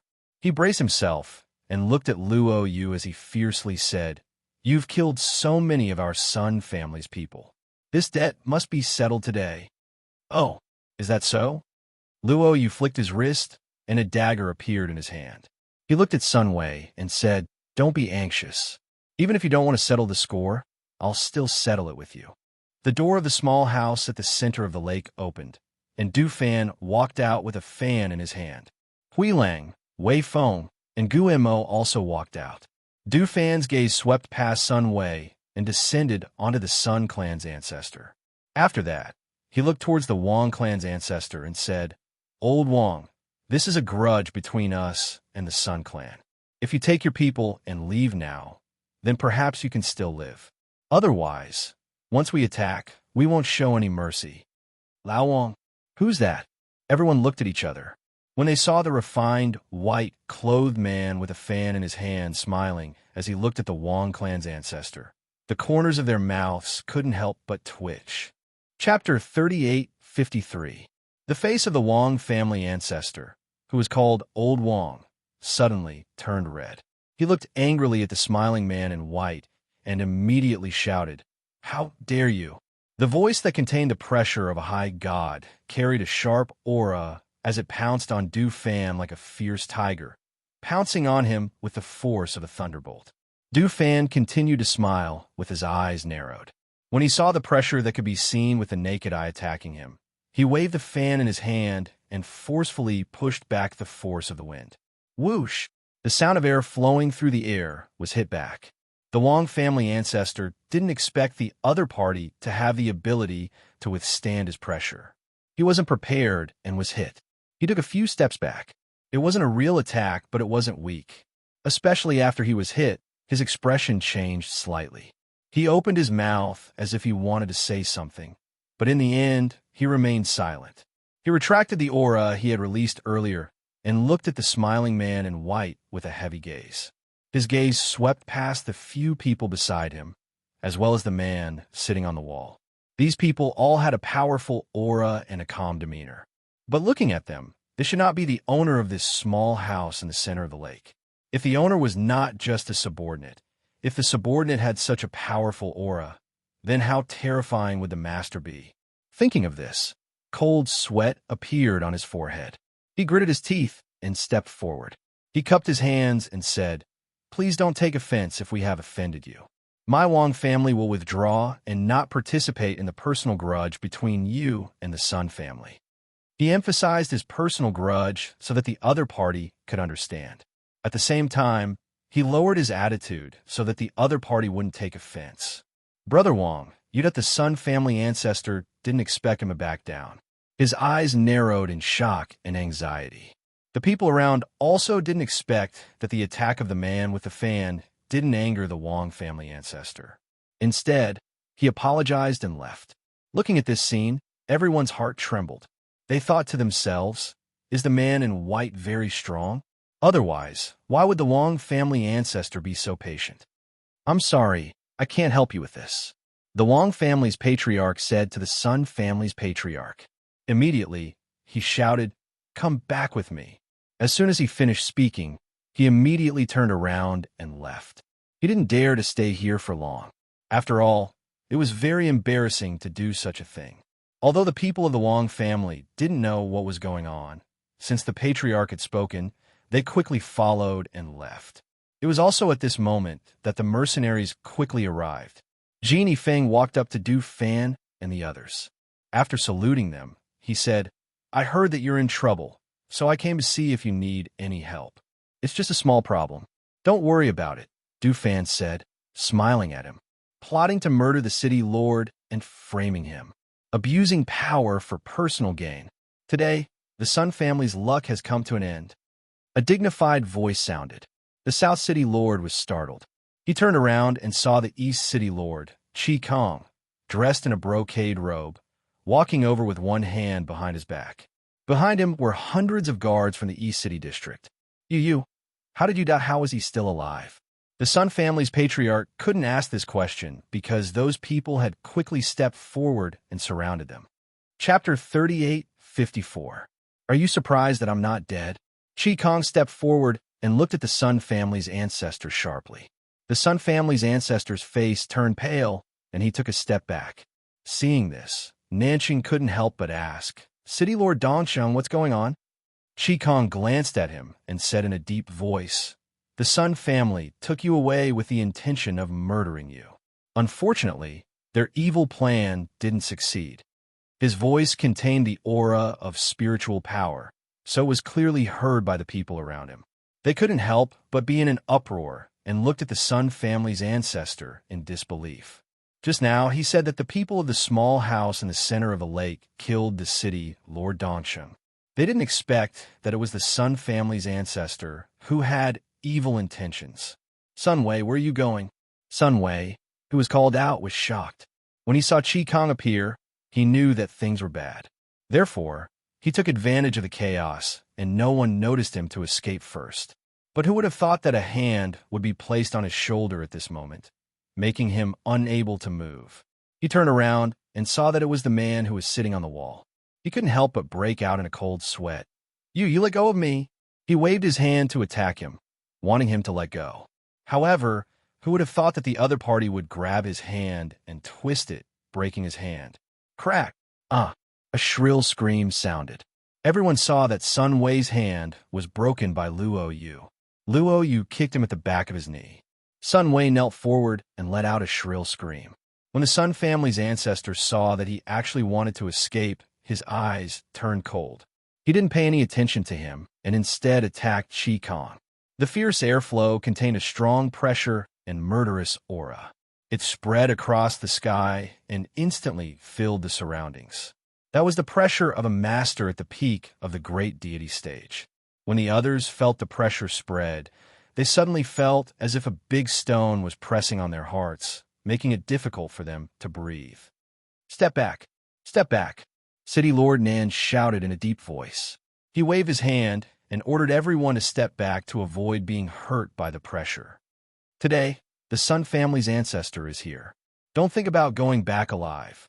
As Du Fan spoke, the fan in his hand flew out with a whoosh. Suddenly, it turned into a flying knife and attacked the middle-aged men of the Sun family. His strength was above those people, and the speed of his attacks was so fast that the other party had no chance to react. They only knew that when the killing intent came, they kept retreating, but they were not faster than that fatal attack. Yes, the two Sun family members who couldn't dodge in time had their throats slashed by the flying fan.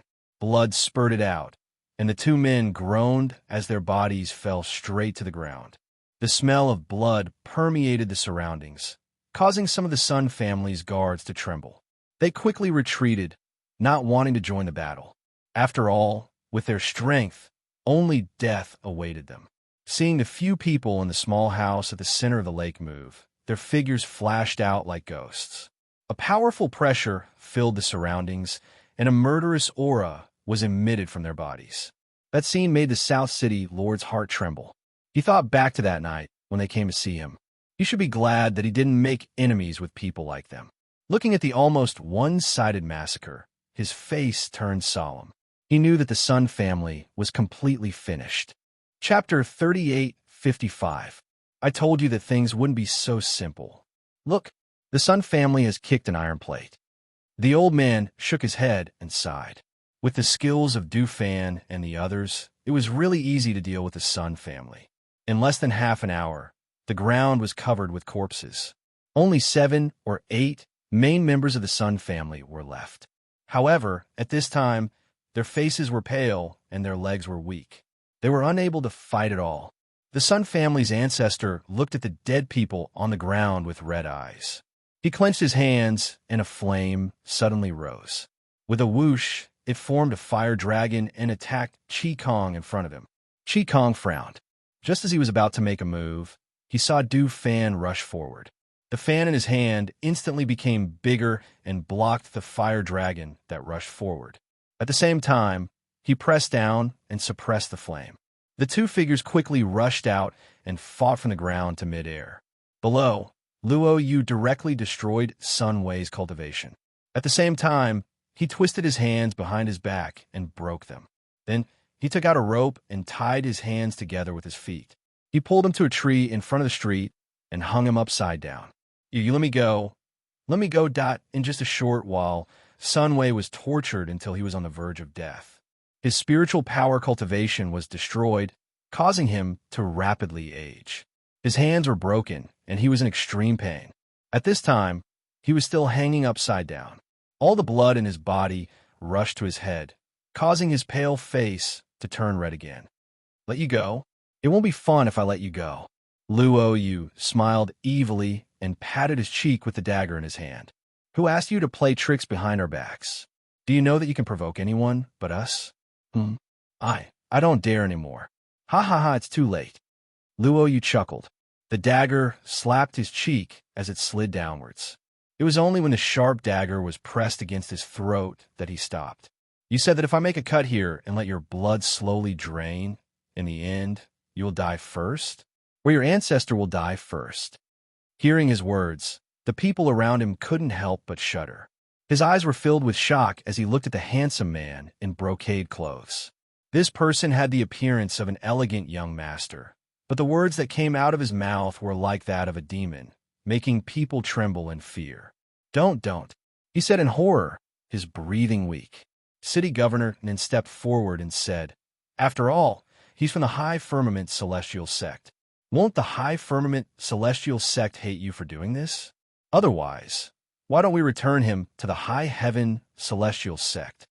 Before he could finish his sentence, he saw Luo Yu stab the dagger in his hand into Sun Wei's throat.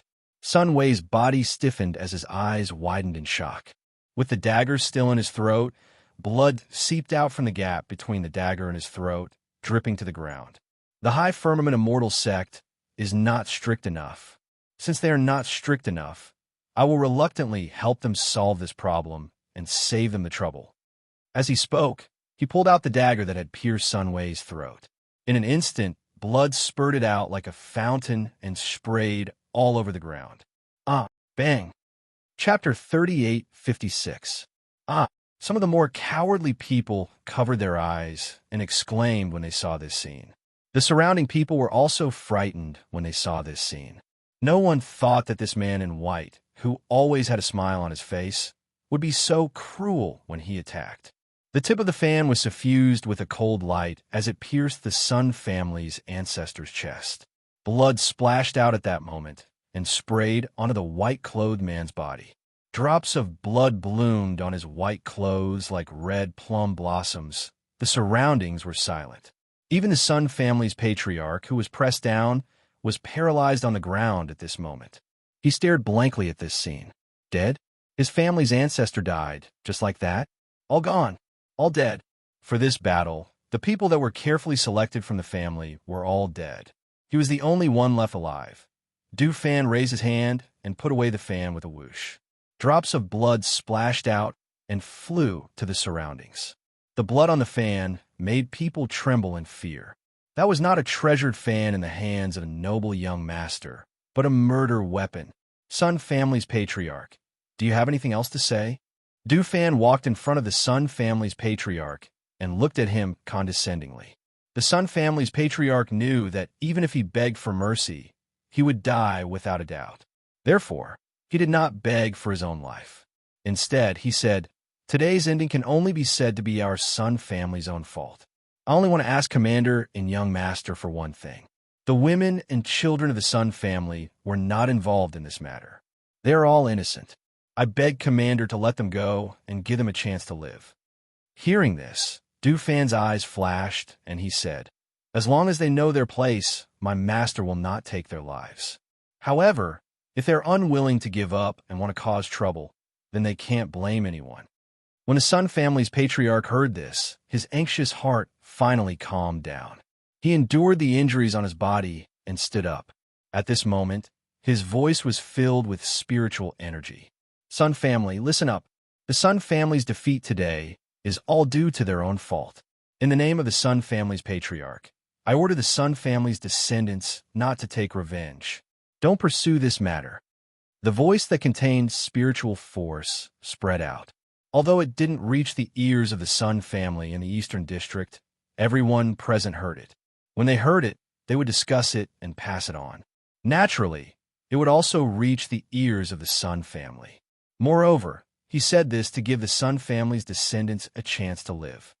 Since the other party had said such words, as long as he ordered his descendants not to take revenge, then they would be able to live. Gritting his teeth, he raised his hand and fiercely slapped the top of his head in front of everyone's eyes. However, with that one strike, there was a paw sound, and the faint sound of a skull cracking could be heard. The Sun family's patriarch's eyes were wide open as he stared at the sky. Then he fell down, their bodies fell to the ground with a bang. No one said a word, no one made a sound. They just looked at the scene in shock. They watched as the century-old family declined like this. They watched as the family's ancestor and patriarch fell just like that. No one felt that they were pitiful, and no one felt that the people of the small house at the center of the lake were cruel.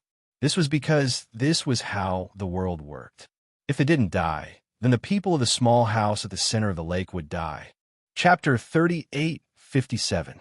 Sun Wei, who was hanging on a tree and bleeding, was already motionless. It could be said that almost everyone from the Sun family had died here. Not a single one was left alive. Looking at the corpses on the ground, the South City Lord's heart was abnormally heavy. The powerful and outstanding people of the Sun family were all dead. The only ones left were some young and not outstanding people. It seemed that the Sun family would not be able to stay in this city in the future. Bring them out. The South City Lord, who was about to go forward, was startled when he heard Du Fan's words. He saw that the door to the small house in the center of the lake opened again. A middle-aged man, a woman, and 2 children were brought out. Seeing the bloody scene outside, the 2 children burst into tears and hugged their mother tightly. Who is this? How did they come out? Could it be the people from the small house in the center of the lake? I know who they are. That middle-aged man is the cousin of the Sun family's patriarch. I think he's called Sunshine.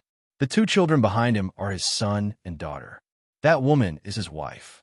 But why are they here? Sun Chung and strength is one of the best in the Sun family. I was thinking that the Sun family's patriarch would bring people here. Why didn't I see him? So he was captured. Sun Xing'an's expression was calm in the face of the whispers around him. He forcefully suppressed the shock and fear in his heart. He looked at the corpses on the ground and at their miserable deaths. In the end, he could not bear to look away. Sun Chung, Du Fan looked at him and said in a deep voice, "Didn't your patriarch arrange for you to leave with your family just for this moment? Now that they are all dead, you can take over the Sun family. Bring their corpses back. At the same time, move out of Spirit Immortal City within half a month." Hearing this, Sun Chung's heart trembled. He looked up at Du Fan in astonishment. His words, were these words to let him smoothly take over the Sun family? With his words, even if the people in the family knew that he left the family overnight with his wife and child, they wouldn't say anything. They would only think that it was the old ancestors' arrangement. Then, it would be perfectly justifiable for him to go back and take over the Sun family. At this time, the strong people of the Sun family had already been killed, but there were still many people with average strength left. If there was chaos, it would not be so easy for him to take over the Sun family. However, with his words, no one would say anything when he returned to the Sun family, and they would all listen to his orders. What are you waiting for? Go back and restrain your Sun family. Du Fan shouted calmly. Sun Xing'an immediately came back to his senses. He watched the group of people turn around and enter the small building in the center of the lake. After making sure that he was allowed to go back, he calmed down and shouted to the people around him, "Who is willing to help me send the bodies of my family members back to the Sun family? I, Sun Chung, am very grateful." Some people weren't willing to do something that was profitable, while others fought to do it. Especially when they saw that the people in the small building in the center of the lake had already let the Sun family go, they were even bolder. Seeing that this matter had come to an end, the South City Lord didn't leave. He followed them into the small building in the center of the lake. The leader of the first mercenary group, Genie Feng, wanted to leave, but he didn't want to hear Du Fan's voice coming from inside. "Leader Jean, come in and have a drink,"